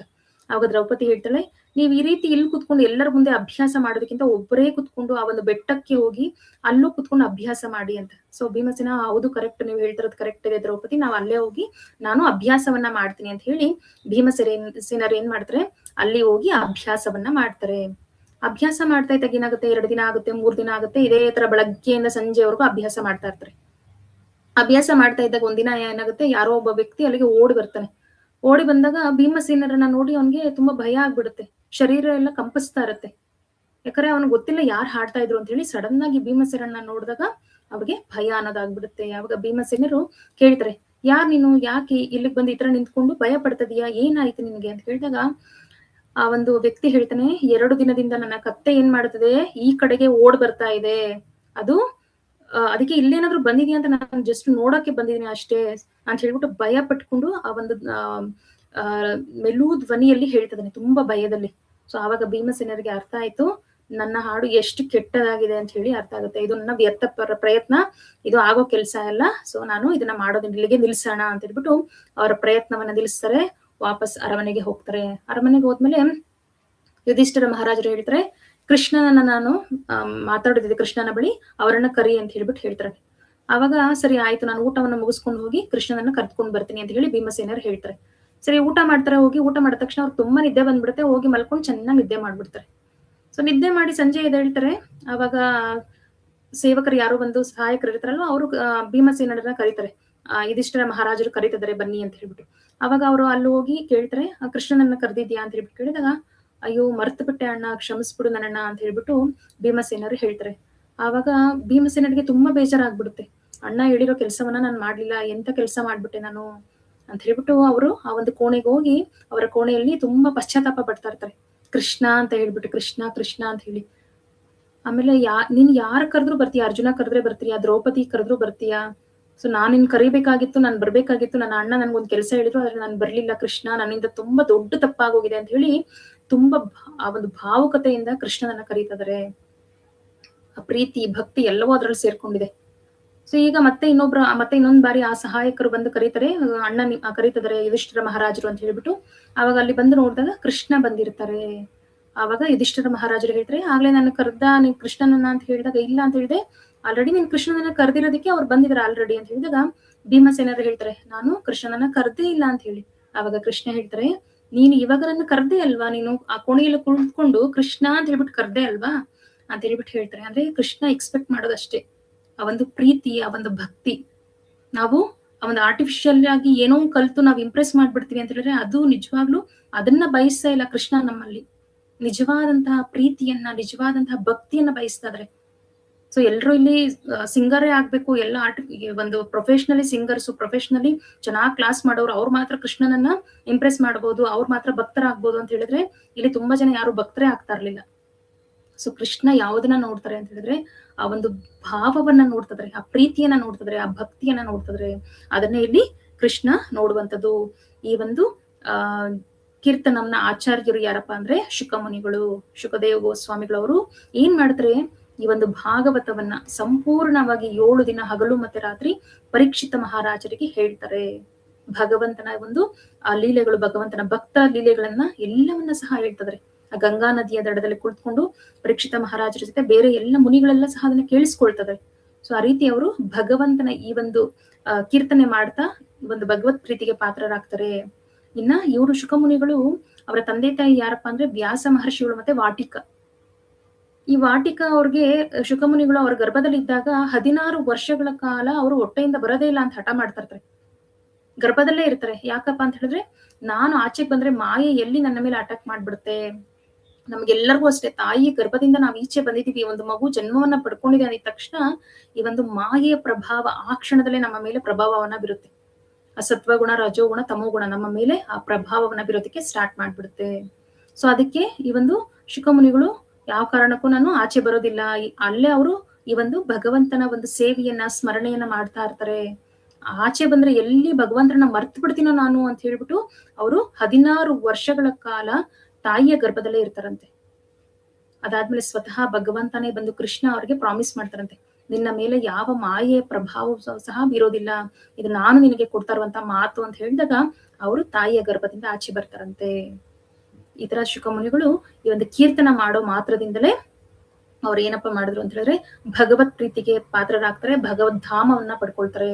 ಸೊ ಅದಕ್ಕೆ ನಾವು ಕೆಲವೊಂದ್ಸರಿ ನಮ್ಗೆ ಗೊತ್ತೋ ಗೊತ್ತಿಲ್ಲದೆ ಈ ಒಂದು ಅಪರಾಧ ಅನ್ನೋದಾಗ್ಬಿಡುತ್ತೆ. ನಾವು ಡೈಲಿ ಸೆಷನ್ಸ್ ಎಲ್ಲ ಓದ್ತಾ ಇರ್ತೀವಿ 10 ಅಪರಾಧಗಳು, ನಾಮಾಪರಾಧವನ್ನ ಮಾಡ್ಬಿಡ್ತೀವಿ. ಅಪರಾಧಕ್ಕೆ ಕ್ಷಮೆ ಅನ್ನುವಂಥದ್ದೇ ಇರೋದಿಲ್ವಂತೆ. ಆದ್ರೆ ಕ್ಷಮೆ ಅನ್ನುವಂಥದ್ದು ಯಾವಾಗ ಅಂತ ಹೇಳಿದ್ರೆ ಆ ಒಂದು 24 ಗಂಟೆ ಈ ಒಂದು ಪವಿತ್ರ ನಾಮವನ್ನ ಜಪಿಸೋದ್ರಿಂದ ನಾವು ಕ್ಷಮೆಯನ್ನ ಕೇಳ್ಬೋದು. ನಾವು ಒಬ್ಬ ವೈಷ್ಣವನಿಗೆ ನಾವ್ ಏನಾದ್ರೂ ಅಪರಾಧವನ್ನ ಮಾಡಿದಾಗ ಆ ವೈಷ್ಣವನ ಬಳಿ ಹೋಗಿ ನಾವು ಕ್ಷಮೆಯನ್ನ ಕೇಳ್ಬೇಕಂತೆ. ಅದೇ ರೀತಿ ನಾವು ನಾಮಾಪರಾಧ ಮಾಡಿದ್ರೆ ನಾವೇನ್ ಮಾಡ್ಬೇಕು, ಅಲ್ಲಿ ಹೋಗಿ ಆ ನಾಮಕ್ಕೆ ಕ್ಷಮೆಯನ್ನ ಕೇಳ್ಬೇಕು. 24 ಗಂಟೆ ಜಪ ಅನ್ನೋದನ್ನ, ಈ ಒಂದು ಪವಿತ್ರ ನಾಮವನ್ನ ಜಪಿಸೋದೇ ಇದಕ್ಕೆ ಒಂದು ಪರಿಹಾರ ಅಂತ ಹೇಳಿಬಿಟ್ಟು ಈ ಒಂದು ನಾಮ ಕೌಮುದಿ ಅಂತ ಹೇಳಿಬಿಟ್ಟು ಆ ಒಂದು ಗ್ರಂಥದಲ್ಲಿ ಹೇಳಿರುವಂತದ್ದು. ಸೊ ಅದಕ್ಕೆ ನಾವು ಯಾವ ಕಾರಣಕ್ಕೂ ನಾಮ ಅಪರಾಧವನ್ನ ಮಾಡಬಾರ್ದು. ಸೊ ಇದು ಕೀರ್ತನಮಾಗಿತ್ತು. ಇನ್ನ ಈ ಕೀರ್ತನ ಅಂದ್ರೆ ವೈಷ್ಣವ ಅಪರಾಧ ಅಂತ ಹೇಳಿದ್ರೆ ನಾವು ನೋಡ್ಬೋದು, ದಕ್ಷ ಯಾವ ರೀತಿ ಶಿವನಿಗೆ ಅಪರಾಧ ಮಾಡಿರ್ತಾರೆ, ಏನೇನೆಲ್ಲ ಮಾತುಗಳನ್ನ ಅಂದಿರ್ತಾರೆ. ಶಿವ ಅಂತಿದ್ರೆ ಶ್ರೇಷ್ಠ ವೈಷ್ಣವ ಅವರು, ಅದಕ್ಕೆ ಅವರು ಸಂಪೂರ್ಣ ಶರಣಾಗತಿಯನ್ನ ಹೊಂದಿ ಕ್ಷಮೆಯನ್ನ ಕೇಳ್ತಾರೆ. ಅದೇ ರೀತಿ ನಾವು ಈ ಒಂದು ಪವಿತ್ರ ನಾಮಕ್ಕೆ ನಾವೇನಾದ್ರೂ ಅಪರಾಧ ಮಾಡಿದ್ರೆ ಕ್ಷಮೆಯನ್ನ ಕೇಳಿ ನಾವು ಶರಣಾಗತಿಯನ್ನ ಹೊಂದ್ಬೇಕು. 24 ಗಂಟೆ ಈ ಒಂದು ಪವಿತ್ರ ನಾಮವನ್ನ ಜಪಿಸ್ಬೇಕು. ನಾವೇನಾದ್ರೂ ಈ ಒಂದು ಪವಿತ್ರ ನಾಮವನ್ನ ಜಪಿಸ್ದೆ ನಾವು ಭಕ್ತಿ ಮಾರ್ಗಕ್ಕೆ ಬಂದಿಲ್ಲ ಅಂತ ಹೇಳಿದ್ರೆ ನಾವು ಸಹ 2 ಕಾಲಿನ ಪ್ರಾಣಿಗಳೇ ಆಗ್ಬಿಡ್ತೀವಿ ಅಷ್ಟೇ. ಒಂದು ಆಹಾರ, ನಿದ್ರೆ, ಭಯ, ಮೈಥುನ ಇಷ್ಟೇ ಜೀವನ ಆಗ್ಬಿಡುತ್ತೆ. ಸೊ ತುಂಬಾನೇ ಮುಖ್ಯವಾದಂತದ್ದು ಶ್ರವಣ ಆದ್ಮೇಲೆ ಕೀರ್ತನಂ. ತುಂಬಾ ಮುಖ್ಯವಾದಂತ ಒಂದು ಈ ಒಂದು 2ನೇ ಭಕ್ತಿಯ ಪ್ರಕ್ರಿಯೆ ಶ್ರವಣ. ನಮ್ಮ ಮೊದಲನೇ ಹಂತ ಅಂತ ಹೇಳಿದ್ರೆ ನಾವು ಅದನ್ನ ಕೇಳೋದು ಮಾತ್ರ ಅಲ್ಲ, ಅದನ್ನ ಜಪವನ್ನ ಮಾಡ್ಬೇಕು, ಪುನರುಚ್ಚಾರ ಮಾಡ್ಬೇಕು, ಪ್ರಚಾರವನ್ನ ಮಾಡ್ಬೇಕು. ಪ್ರಭುಪಾದ್ರನ್ನ ಯಾರೋ ಒಬ್ರು ಕೇಳ್ತಾರಂತೆ. ಸೊ ಅವ್ರನ್ನ ಇಂಟರ್ವ್ಯೂ ಮಾಡ್ದಾಗ ಕೇಳ್ತಾರಂತೆ, ಇಸ್ಕಾನ್ ಅಂತ ಹೇಳಿದ್ರೆ ಒಂದೇ ಸಾಲಲ್ಲಿ ಏನ್ ಹೇಳ್ತೀರಾ ನೀವು ಅಂತ ಹೇಳಿದಾಗ, ಚಾಂಟ್ ಹರೇ ಕೃಷ್ಣ, ಸ್ಪ್ರೆಡ್ ಹರೇ ಕೃಷ್ಣ, ಇಷ್ಟೇ. ಇಸ್ಕಾನ್ ಅಂದ್ರೆ ಇಷ್ಟೇ, ನಾವು ಜಪವನ್ನ ಮಾಡ್ಬೇಕು. ಆ ಒಂದು ಜಪ ಮಾಡುತ್ತಾ ಈ ಒಂದು ಹರೇ ಕೃಷ್ಣ ಮಹಾಮಂತ್ರವನ್ನ ಎಲ್ಲರಿಗೂ ಸ್ಪ್ರೆಡ್ ಮಾಡ್ಬೇಕು. ಇದೇ ಇಸ್ಕಾನ್ ಅಂತ ಹೇಳಿ ಹೇಳ್ತಾರಂತೆ. ಆ ರೀತಿ ಕೀರ್ತನೆ ಅಂತ ಹೇಳಿದ್ರೆ ಪವಿತ್ರ ನಾಮವನ್ನ ಜಪಿಸುವುದು, ನಾವ್ ಏನ್ ಕೇಳಿರ್ತೀವಿ ಅದನ್ನ ಎಲ್ಲರಿಗೂ ಸಹ ಹೇಳುವಂತದ್ದು, ಇದೇ ಕೀರ್ತನೆ ಆಗುತ್ತೆ. ಇನ್ನು ನೆಕ್ಸ್ಟ್ ಮೂರನೇ ಒಂದು ಭಕ್ತಿಯ ಪ್ರಕ್ರಿಯೆಯನ್ನ ನೋಡೋಣ. ಸ್ಮರಣಂ. ಸದಾ 24 ಗಂಟೆ ಭಗವಂತನನ್ನ ಸ್ಮರಿಸುವಂಥದ್ದು, ಪ್ರತಿ ಕ್ಷಣ ಭಗವಂತನನ್ನ ಸ್ಮರಿಸುವಂಥದ್ದು. ಇದು ಸುಲಭದ ಕೆಲಸ ಅಲ್ವೇ ಅಲ್ಲ. ನಾವೆಲ್ಲರೂ ಇರುವಂತದ್ದು ಭೌತಿಕ ಪ್ರಪಂಚದಲ್ಲಿ. ಸೊ ನಮ್ಗೆ ಒಂದು ದಿನಕ್ಕೆ 40,000 ಇಲ್ಲ 50,000 60,000 ಆಲೋಚನೆಗಳು ಬಂದು ಹೋಗ್ತಾ ಇರತ್ತಂತೆ. ಅದ್ರಲ್ಲಿ ಒಂದೇ ಒಂದು ಆಲೋಚನೆ ನಾನು ಭಕ್ತಿ ಮಾಡ್ಬೇಕು, ಭಗವಂತನ ಸೇವೆ ಮಾಡ್ಬೇಕು ಅಂತ ಹೇಳಿದ್ರೆ ಇನ್ ಮಿಕ್ಕಿರುವಂತದ್ದೆಲ್ಲ ಆಲೋಚನೆಗಳು ಭೌತಿಕವಾಗೇ ಇರುತ್ತೆ. ಶ್ರವಣ ಮತ್ತು ಕೀರ್ತನೆಯ ಆಧಾರದ ಮೇಲೆ ಭಗವಂತನ ರೂಪ ಮತ್ತು ಲೀಲೆಗಳ ನಿರಂತರ ಸ್ಮರಣೆ ಅನ್ನುವಂಥದ್ದು ಬೆಳೆಯುತ್ತದೆ. ಪ್ರಭುಪಾದರು ಸ್ಮರಣೆಯನ್ನು 5 ಹಂತಗಳಲ್ಲಿ ವಿವರಿಸ್ತಾರೆ. ಅಂದ್ರೆ ಸ್ಮರಣೆ ಯಾವ ಆಧಾರದ ಮೇಲೆ ಇರುತ್ತೆ, ನಾವು ಎಷ್ಟು ಶ್ರವಣವನ್ನ ಮಾಡಿರ್ತೀವಿ, ಯಾವ ರೀತಿ ಕೀರ್ತನೆಯನ್ನ ಮಾಡಿರ್ತೀವಿ, ಇದರ ಆಧಾರದ ಮೇಲೆ ಈ ಒಂದು ಸ್ಮರಣೆ ಅನ್ನುವಂಥದ್ದು ಬೆಳೆಯುತ್ತದೆ. ಶುಕಮುನಿಗಳು ಶ್ರೀಮದ್ ಭಾಗವತದ 2ನೇ ಸ್ಕಂದ 1ನೇ ಅಧ್ಯಾಯ 11ನೇ ಶ್ಲೋಕದಲ್ಲಿ ಹೇಳ್ತಿದಾರೆ. ಪರೀಕ್ಷಿತ ರಾಜನಿಗೆ ಶುಕಮುನಿಗಳು ಹೇಳ್ತಿದಾರೆ ಏನಪ್ಪಾ ಅಂತ ಹೇಳಿದ್ರೆ, ಏತರ್ ನಿರ್ವಿದ್ಯಮಾನಾನಾಂ ಇಚ್ಛಾ ತಾಮುಕುತೋ ಭಯಂ ಯೋಗಿನಾಂ ನೃಪ ನಿರ್ಣೀತಂ ಹರಿರ್ನಾಮಾನು ಕೀರ್ತನಂ ಅಂತ ಹೇಳಿದ್ರೆ, ಹೇ ರಾಜನೇ, ಎಲ್ಲಾ ಲೌಕಿಕ ಸಂಬಂಧಗಳನ್ನ ತೊರೆದಿರುವ ಮಹಾಯೋಗಿಗಳು, ಎಲ್ಲಾ ಲೌಕಿಕ ಸುಖಾನುಭವವನ್ನ ಇಚ್ಛಿಸುವವರಿಗೂ, ಲೋಕೋತ್ತರ ಜ್ಞಾನದ ಬಲದಿಂದ ಸ್ವಯಂ ತೃಪ್ತರಾಗಿರುವವರಿಗೂ ಭಗವಂತನ ಪವಿತ್ರ ನಾಮದ ಸತತ ಸಂಕೀರ್ತನವನ್ನ ಸೂಚಿಸಲಾಗಿದೆ. ಯಾರ್ ಬೇಕಾದ್ರೂ ಮಾಡ್ಬೋದು ಸ್ಮರಣೆಯನ್ನ, ಎಲ್ಲರಿಗೂ ಸಹ ಇದನ್ನ ಸೂಚಿಸಲಾಗಿದೆ. ಯಾರ್ಯಾರಿಗೆ? ಮಹಾಯೋಗಿಗಳು. ಸೊ ಅವರೆಲ್ಲವನ್ನ ವೈರಾಗ್ಯದಿಂದ ಎಲ್ಲವನ್ನ ತೊರೆದು ಯೋಗಿಗಳಾಗಿರ್ತಾರೆ ಅಂತವ್ರಿಗೂ, ಮತ್ತೆ ಎಲ್ಲ ಲೌಕಿಕ ಸುಖಾನುಭವವನ್ನ ಇಚ್ಛಿಸ್ತಾ ಇರ್ತಾರೆ ಅಂತವ್ರಿಗೆ, ಮತ್ತೆ ಲೋಕೋತ್ತರ ಜ್ಞಾನದ ಬಲದಿಂದ ಸ್ವಯಂ ತೃಪ್ತರಾಗಿರೋರಿಗೆ, ಇನ್ನೇನು ಬೇಡ ಅವ್ರಿಗೆ, ಸ್ವಯಂ ತೃಪ್ತರ ಆಗ್ಬಿಟ್ಟಿರ್ತಾರೆ ಅವರು ಲೋಕೋತ್ತರ ಜ್ಞಾನದಿಂದ, ಅಂತವ್ರು ಸಹ ಭಗವಂತನ ನಾಮಸ್ಮರಣೆಯನ್ನ ಮಾಡ್ಬೋದು. ಈ ರೀತಿ ಯಾರಪ್ಪ ಹೇಳಿದಂದ್ರೆ ಶುಕಮುನಿಗಳು ಶ್ರೀಮದ್ ಭಾಗವತದಲ್ಲಿ ಹೇಳಿರುವಂತದ್ದು. ಇನ್ನ ನಮ್ಗೆ ಭಗವಂತನ ಬಗ್ಗೆ ಕೇಳ್ಬೇಕಂತ ಹೇಳಿದ್ರೆ ಏನ್ ಬೇಕು? ಭಗವಂತನ ಮೇಲೆ ಪ್ರೀತಿ ಅನ್ನೋದಿರ್ಬೇಕು. ಭಗವಂತನ ಮೇಲೆ ಪ್ರೀತಿ ಅನ್ನೋದು ಬರ್ಬೇಕಂದ್ರೆ ನಮ್ಗೆ ಏನ್ ಬೇಕು? ಭಗವಂತನ ಬಗ್ಗೆ ನಾವು ಸಂಪೂರ್ಣವಾಗಿ ತಿಳಿದುಕೊಳ್ಬೇಕು. ಭಗವಂತನ ಬಗ್ಗೆ ಸಂಪೂರ್ಣವಾಗಿ ತಿಳಿದುಕೊಳ್ಬೇಕು. ಯಾರ ಕಡೆಯಿಂದ ತಿಳ್ಕೊಳ್ಬೇಕು? ಎಲ್ಲಿಂದ ತಿಳ್ಕೊಳ್ಬೇಕು? ಗುರುಗಳಿಂದ. ಗುರು, ಸಾಧು, ಶಾಸ್ತ್ರ ಇವುಗಳಿಂದ ನಾವು ತಿಳಿದುಕೊಂಡಾಗ ಮಾತ್ರ ನಾವು ಈ ಒಂದು 24 ಗಂಟೆ ಪ್ರತಿ ಕ್ಷಣ 365 ದಿನ ಭಗವಂತನ ಸ್ಮರಣೆಯನ್ನ ಮಾಡೋದಕ್ಕೆ ಸಾಧ್ಯ ಆಗುತ್ತೆ. ಇನ್ನು 5 ಹಂತಗಳು. ಒಂದನೇದು ಸಂಶೋಧನೆ, ಭಗವಂತನ ನಿರ್ದಿಷ್ಟ ರೂಪದ ಆರಾಧನೆಯ ಬಗ್ಗೆ ಸಂಶೋಧನೆಯನ್ನ ಮಾಡುವಂಥದ್ದು. ಆ ಒಂದು ನಿರ್ದಿಷ್ಟ ರೂಪವನ್ನ ಫಸ್ಟ್ ಸಂಶೋಧನೆ ಮಾಡ್ಬೇಕು. ಯಾವ ರೂಪ ಇದು ನನ್ನ ಹೃದಯದಲ್ಲಿ ಇರ್ಬೇಕು ಅಂತ ಹೇಳ್ಬಿಟ್ಟು, ಅದಾದ್ಮೇಲೆ ಮನಸ್ಸಿನ ನಿಯಂತ್ರಣ, ಇತರ ಎಲ್ಲಾ ಭೌತಿಕ ವಿಷಯಗಳಿಂದ ಮನಸ್ಸನ್ನ ಹಿಂದಕ್ಕೆ ಪಡೆಯುವಂಥದ್ದು. ಹೃದಯದಲ್ಲಿ ಭಗವಂತನ ರೂಪ ನೆಲೆಸಿದ್ಮೇಲೆ ಏನ್ ಮಾಡ್ಬೇಕು? ಈ ಒಂದು ಭೌತಿಕ ವಿಷಯಗಳಿಂದ ಮನಸ್ಸನ್ನ ಹಿಂದೆ ಪಡೆಯುವಂಥದ್ದು. ಅದಾದ್ಮೇಲೆ ಅವನು ಭಗವಂತನ ನಿರ್ದಿಷ್ಟ ಮೇಲೆ ಏಕಾಗ್ರತೆ, ಧ್ಯಾನ ಅಂತ ಕರಿತೀವಿ. ಆಲ್ರೆಡಿ ಇವಾಗ ನಾವು ಹೃದಯದಲ್ಲಿ ನೆಲೆಸ್ಬಿಟ್ಟಿದ್ದಾರೆ ಭಗವಂತ ಆ ರೂಪದಿಂದ. ಸೊ ಅದರ ಮೇಲೆ ನಾವು ಏಕಾಗ್ರತೆಯಿಂದ ಧ್ಯಾನವನ್ನ ಮಾಡುವಂಥದ್ದು. ಅದಾದ್ಮೇಲೆ 4ನೇದು ಧ್ರುವಾನುಸ್ಮೃತಿ, ಭಗವಂತನ ರೂಪದ ಮೇಲೆ ನಿರಂತರ ಮತ್ತು ಪರಿಪೂರ್ಣವಾದಂತಹ ಧ್ಯಾನ. ಸೊ ಇದು ಮಾಡುವಂತದ್ದು. ನೆಕ್ಸ್ಟ್ ಕೊನೆಯ ಹಂತ ಸಮಾಧಿ, ಭಗವಂತನ ರೂಪದ ಮೇಲಿನ ಏಕಾಗ್ರತೆಯಿಂದ ಉಂಟಾಗುವಂತ ಗಾಢವಾದಂತ ಪ್ರೇಮ ಮತ್ತು ಆನಂದದ ಸ್ಥಿತಿ. ಇದನ್ನೆಲ್ಲ ನಾವು ಮಾಡಿದ್ವಿ ಅಂದ್ರೆ ನಮ್ಗೆ ಏನ್ ಸಿಗುತ್ತೆ? ಆ ಒಂದು ಸಮಾಧಿ ಹಂತದಲ್ಲಿ ಆನಂದದ ಸ್ಥಿತಿ, ಗಾಢವಾದ ಪ್ರೇಮ. ಯಾರ ಮೇಲೆ? ಭಗವಂತನ ಮೇಲೆ. ಆ ಒಂದು ರೂಪದ ಮೇಲೆನೆ ನಾವು ಏಕಾಗ್ರತೆಯಿಂದ ಮಾಡಿದಾಗ, ಆ ಒಂದು ಧ್ರುವಾನುಸ್ಮೃತಿಯ ಧ್ಯಾನವನ್ನ ಮಾಡಿದಾಗ ಏನಾಗುತ್ತೆ? ನಮ್ಗೆ ಭಗವಂತನ ಮೇಲೆ ಪ್ರೇಮ ಅನ್ನುವಂದು ಬರುತ್ತೆ. ಆ ಒಂದು ಇದರ ಆನಂದದ ಮುಂದೆ ಇನ್ಯಾವ ಆನಂದನೂ ನಮಗೆ ಬೇಡ. ನಮ್ಗೆ ಇರುವಂತದ್ದೆಲ್ಲ ಈ ಒಂದು ಟೆಂಪ್ರವರಿ ಹ್ಯಾಪಿನೆಸ್ ಅಷ್ಟೇ. ಆದ್ರೆ ಈ ಒಂದು ಆನಂದ ನಮ್ಗೆ ಸಿಕ್ಬಿಟ್ಟಿದೆ ಅಂತ ಹೇಳಿದ್ರೆ ನಮ್ಗೆ ಇನ್ನೇನೂ ಬೇಡ ಜೀವನದಲ್ಲಿ. ಆತರ ಆಗ್ಬಿಡುತ್ತೆ. ಇದರಲ್ಲಿ 2 ತರದ ಒಂದು ಸ್ಮರಣೆ ಅನ್ನೋದು ಇರುತ್ತೆ. ಒಂದು ಡೈರೆಕ್ಟ್ ಅಂಡ್ ಇಂಡೈರೆಕ್ಟ್. ಡೈರೆಕ್ಟ್ ಅಂತ ಹೇಳಿದ್ರೆ ಏನಪ್ಪಾ ಅಂತ ಹೇಳಿದ್ರೆ ನೇರವಾಗಿ ಭಗವಂತನ ರೂಪ, ನಾಮ, ಗುಣಗಳ ಬಗ್ಗೆ ಮನಸ್ಸಲ್ಲೇ ಸ್ಮರಣೆಯನ್ನ ಮಾಡ್ತಾ ಇರುವಂತದ್ದು. ಇನ್ನೊಂದು ರೂಪ ಏನಪ್ಪಾ ಅಂತ ಹೇಳಿದ್ರೆ ಇನ್ನೊಂದು ವಿಧ ಯಾವ್ದಪ್ಪ ಅಂತ ಹೇಳಿದ್ರೆ ನಾವೆಲ್ಲರೂ ಇರುವಂತದ್ದು ಈ ಭೌತಿಕ ಪ್ರಪಂಚದಲ್ಲಿ. ಸೊ ನಾನು 24 ಗಂಟೆ ಭಗವಂತನ ಸ್ಮರಣೆ ಮಾಡ್ತೀನಿ ಅಂದ್ರೆ ಆಗೋದಿಲ್ಲ. ಭೌತಿಕ ವಿಚಾರಗಳು ನಮ್ಮನ್ನ ಡಿಸ್ಟರ್ಬ್ ಮಾಡ್ತಾ ಇರುತ್ತೆ. ಸೊ ಅದಕ್ಕೆ ನಾವ್ ಏನ್ ಮಾಡ್ಬೇಕು? ಪ್ರಭುಪಾದರಲ್ಲಿ ತುಂಬಾ ಇದ್ರಲ್ಲಿ ಎಕ್ಸ್ಪರ್ಟ್ ಅಂತೆ. ಏನ್ ಮಾಡ್ತಾ ಇದ್ರಪ್ಪ ಅವರು ಅಂದ್ರೆ, ಭಗವಂತನ ಸ್ಮರಣೆ ಯಾವ ತರ ಮಾಡ್ತಾ ಇದ್ರು ಅಂದ್ರೆ, ಅವ್ರು ಏನೇ ಒಂದು ವಸ್ತುವನ್ನ ನೋಡ್ಲಿ, ಯಾವುದೇ ಒಂದು ವ್ಯಕ್ತಿಯನ್ನ ನೋಡ್ಲಿ, ಎಲ್ಲವನ್ನ ಭಗವಂತನಿಗೆ ಕನೆಕ್ಟ್ ಮಾಡ್ತಾ ಇದ್ರಂತೆ. ಈಗ ಪ್ರಕೃತಿಯಲ್ಲಿ ಒಂದು ಸುಂದರವಾದ ಹೂವನ್ನ ನೋಡಿದ್ರಂದ್ರೆ ಭಗವಂತನ ಸೃಷ್ಟಿ ಎಷ್ಟು ಅದ್ಭುತವಾಗಿದೆ. ಆ ಒಂದು ಆಕಾಶದಲ್ಲಿ ಮೋಡವನ್ನ ನೋಡಿದಾಗ ಆ ಭಗವಂತನ ಬಣ್ಣ, ಭಗವಂತ ಈ ಬಣ್ಣದಲ್ಲಿ ಈ ಬಣ್ಣವನ್ನ ಹೊಂದಿದ್ರು. ಪ್ರತಿಯೊಂದು ಏನೇ ನೋಡ್ಲಿ, ಒಂದು ಪ್ರಾಣಿ, ಒಂದು ಪಕ್ಷಿ, ಒಂದು ಹೂವು, ಒಂದು ಗಿಡ, ಒಂದು ಮರ, ಎಲ್ಲವನ್ನು ಸಹ ಅವರು ಭಗವಂತನಿಗೆ ಕನೆಕ್ಟ್ ಮಾಡ್ತದಂತೆ. ಈ ರೀತಿ ಇಂಡೈರೆಕ್ಟ್ ಆಗಿ ಸ್ಮರಣೆಯನ್ನ ಮಾಡುವಂಥದ್ದು. ಒಂದು ಡೈರೆಕ್ಟ್ ಆಗಿ, ಇನ್ನೊಂದು ಇಂಡೈರೆಕ್ಟ್ ಆಗಿ, ಪ್ರತ್ಯಕ್ಷವಾಗಿ ಪರೋಕ್ಷವಾಗಿ ಎರಡರೂ ಸಹ ನಾವು ಸ್ಮರಣೆಯನ್ನ ಮಾಡುವಂಥದ್ದು. ಈ ಸ್ಮರಣೆ ಅನ್ನುವಂಥದ್ದನ್ನ ಇದರ ಆಚಾರ್ಯರು ಯಾರಪ್ಪ ಅಂದ್ರೆ ಪ್ರಹ್ಲಾದ್ ಮಹಾರಾಜರು. ಸೊ ಆಲ್ರೆಡಿ ನಮ್ಗೆಲ್ಲರಿಗೂ ಗೊತ್ತಿದೆ, ಪ್ರಹ್ಲಾದ್ ಮಹಾರಾಜರು ಅವರ ತಂದೆ, ಇವಾಗ ನೆಕ್ಸ್ಟ್ ಇದೇ ಅಧ್ಯಾಯದಲ್ಲಿ ಕಂಟಿನ್ಯೂ ಆದಾಗ ಬರುತ್ತೆ, ಅವರ ತಂದೆ ಸ್ವಂತ ಮಗನನ್ನ ಸಾಯಿಸೋದಕ್ಕೆ ಯಾವ್ಯಾವ ದಾರಿಯೆಲ್ಲ ಅವರು ನೋಡ್ತಾರೆ. ಆ ದಾರಿಯಲ್ಲಿ ಅಂದ್ರೆ ಆ ಬೆಟ್ಟದಿಂದ ಮೇಲೆ ಕೆಳಗೆ ತಳ್ಳಿಸ್ತಾರೆ, ಅವರ ಸೇವಕರ ಕೈಯಿಂದ, ಹಾವುಗಳ ಕೈಯಿಂದ, ವಿಷಪೂರಿತ ಹಾವುಗಳ ಕೈಯಿಂದ ಕಚ್ಚಿಸೋದಕ್ಕೆ ಕಳಿಸ್ತಾರೆ, ತಾಯಿಯ ಕೈಯಿಂದಲೇ ವಿಷವನ್ನ ಕೊಡಿಸ್ತಾರೆ, ಬೆಂಕಿಯಲ್ಲಿ ಆ ಒಂದು ಪ್ರಹ್ಲಾದರನ್ನ ಹಾಕ್ಸ್ತಾರೆ. ಈ ತರ ಒಂದು ದಾರಿಯಲ್ಲ, ಎರಡು ದಾರಿಯಲ್ಲ, ಬೇರೆ ಬೇರೆ ದಾರಿಗಳಲ್ಲಿ ಪ್ರಯತ್ನವನ್ನ ಪಡ್ತಾ ಇರ್ತಾರೆ ಅವರನ್ನ ಸಾಯಿಸ್ಬೇಕು ಅಂತ ಹೇಳಿ. ಯಾಕೆ? ಅವ್ರು ವಿಷ್ಣು ಭಕ್ತ ಅಂತ ಹೇಳಿ. ಆದ್ರೆ ಎಲ್ಲೂ ವಿಚಲಿತ ಆಗೋದಿಲ್ಲ ಪ್ರಹ್ಲಾದ್ ಮಹಾರಾಜರು, ಸದಾ ಭಗವಂತನ ನಾಮಸ್ಮರಣೆಯನ್ನ ಮಾಡ್ತಾ ಇರ್ತಾರೆ. ಸೊ ನಾವು ಅದೇ ರೀತಿ ವಿಚಲಿತ ಆಗದೆ ಪ್ರತಿ ಕ್ಷಣ ಭಗವಂತನ ನಾಮಸ್ಮರಣೆಯನ್ನ, ಭಗವಂತನ ಸ್ಮರಣೆಯನ್ನ ಮಾಡ್ಬೇಕು. ಆದ್ರೆ ನಾವು ಆತರ ಮಾಡೋದಿಲ್ಲ. ಒಂದು ಪ್ಯಾರೆಟ್ ಅಂತೆ, ಅಂದ್ರೆ ಗಿಣಿ ಅನ್ನೋದಿರುತ್ತೆ, ಆಶ್ರಮದಲ್ಲಿ ಸಾಕಿರ್ತಾರೆ. ಅದಕ್ಕೆ ಈ ಒಂದು ಹರಿನಾಮ ಜಪವನ್ನ ಮಾಡೋದನ್ನ ಹೇಳಿಕೊಟ್ಟಿರ್ತಾರೆ. ಅದು ಯಾವಾಗ್ಲೂ ಹರೇ ಕೃಷ್ಣ ಕೃಷ್ಣ ಕೃಷ್ಣ ಹರೇ ಹರೇ, ಹರೇ ರಾಮ ರಾಮ ರಾಮ ಹರೇ ಹರೇ ಅಂತ ಹೇಳ್ತಾ ಇರತ್ತಂತೆ. ಅದ್ ಹೇಳ್ತಾ ಇದ್ದಾಗ ಏನಾಗುತ್ತೆ, ಒಂದ್ ಸರಿ ಏನಾಗುತ್ತೆ, ಒಂದ್ ಬೆಕ್ಕನ್ನೋದು ಬಂದ್ಬಿಡುತ್ತೆ. ಬೆಕ್ಕನ್ನೋದು ಈ ಒಂದು ಗಿಣಿಯನ್ನ ತಿನ್ನೋದಕ್ ಬಂದಾಗ ಅದೇನ್ ಮಾಡುತ್ತೆ, ಈ ಹರಿನಾಮ ಬಿಟ್ಬಿಟ್ಟು ಕ್ಯಾಟ್ ಕ್ಯಾಟ್ ಕ್ಯಾಟ್ ಅನ್ನೋದಕ್ಕೆ ಸ್ಟಾರ್ಟ್ ಮಾಡತ್ತಂತೆ. ನಾವು ಅಷ್ಟೇ, ನಾನೆಲ್ಲ 16 ಮಾಲೆ ಜಪ ಮಾಡ್ತಿದ್ದೀನಿ, ಭಗವದ್ಗೀತೆ ಓದಿದ್ದೀನಿ, ಭಾಗವತ ಓದ್ತಾ ಇದ್ದೀನಿ, ಎಷ್ಟೊಂದೆಲ್ಲ ತಿಳ್ಕೊಂಡ್ಬಿಟ್ಟಿದೀನಿ ನಾನು ಅಂತ ಹೇಳಿ, ನನ್ಗೆ ಭಕ್ತಿಯಲ್ಲಿ ನಾನು ಎಷ್ಟು ಮುಂದುವರೆದ್ಬಿಟ್ಟಿದೀನಿ ಅಂತ ಹೇಳಿ ಯಾವಾಗ್ಲೂ ನಾನು ಭಗವಂತನ ಸ್ಮರಣೆ ಮಾಡ್ತಾ ಇರ್ತೀನಿ ಅಂತ ಹೇಳ್ತಾ ಇರ್ತೀವಿ. ಆದ್ರೆ ಒಂದು ಬಾರಿ ಜೀವನದಲ್ಲಿ ಯಾವಾಗ್ಲೂ ತುಂಬಾ ಕಷ್ಟ ಅನ್ನೋದು ಬಂದ್ಬಿಡುತ್ತೆ. ಆ ಕಷ್ಟ ಅನ್ನೋದು ಬಂದಾಗ ಭಗವಂತನನ್ನ ಕಂಪ್ಲೀಟ್ ಆಗಿ ಮರ್ತು ಬಿಡ್ತೀವಿ. ಜಪಾನೂ ಇಲ್ಲ, ಭಗವದ್ಗೀತೆನೂ ಇಲ್ಲ, ಭಾಗವತನೂ ಇಲ್ಲ. ಆ ಕಷ್ಟಗಳ ಸ್ಮರಣೆಯನ್ನ ಮಾಡೋದಕ್ಕೆ ಪ್ರಾರಂಭ ಮಾಡ್ತೀವಿ. ನನಗೆ ಈ ಕಷ್ಟ ಯಾಕೆ ಬಂದಿದೆ, ನಾನು ಇಷ್ಟೆಲ್ಲಾ ಮಾಡಿದ್ರು ಭಗವಂತ ನನಗೆ ಯಾಕೆ ಈ ಕಷ್ಟವನ್ನ ಕೊಟ್ಟಿದ್ದಾನೆ.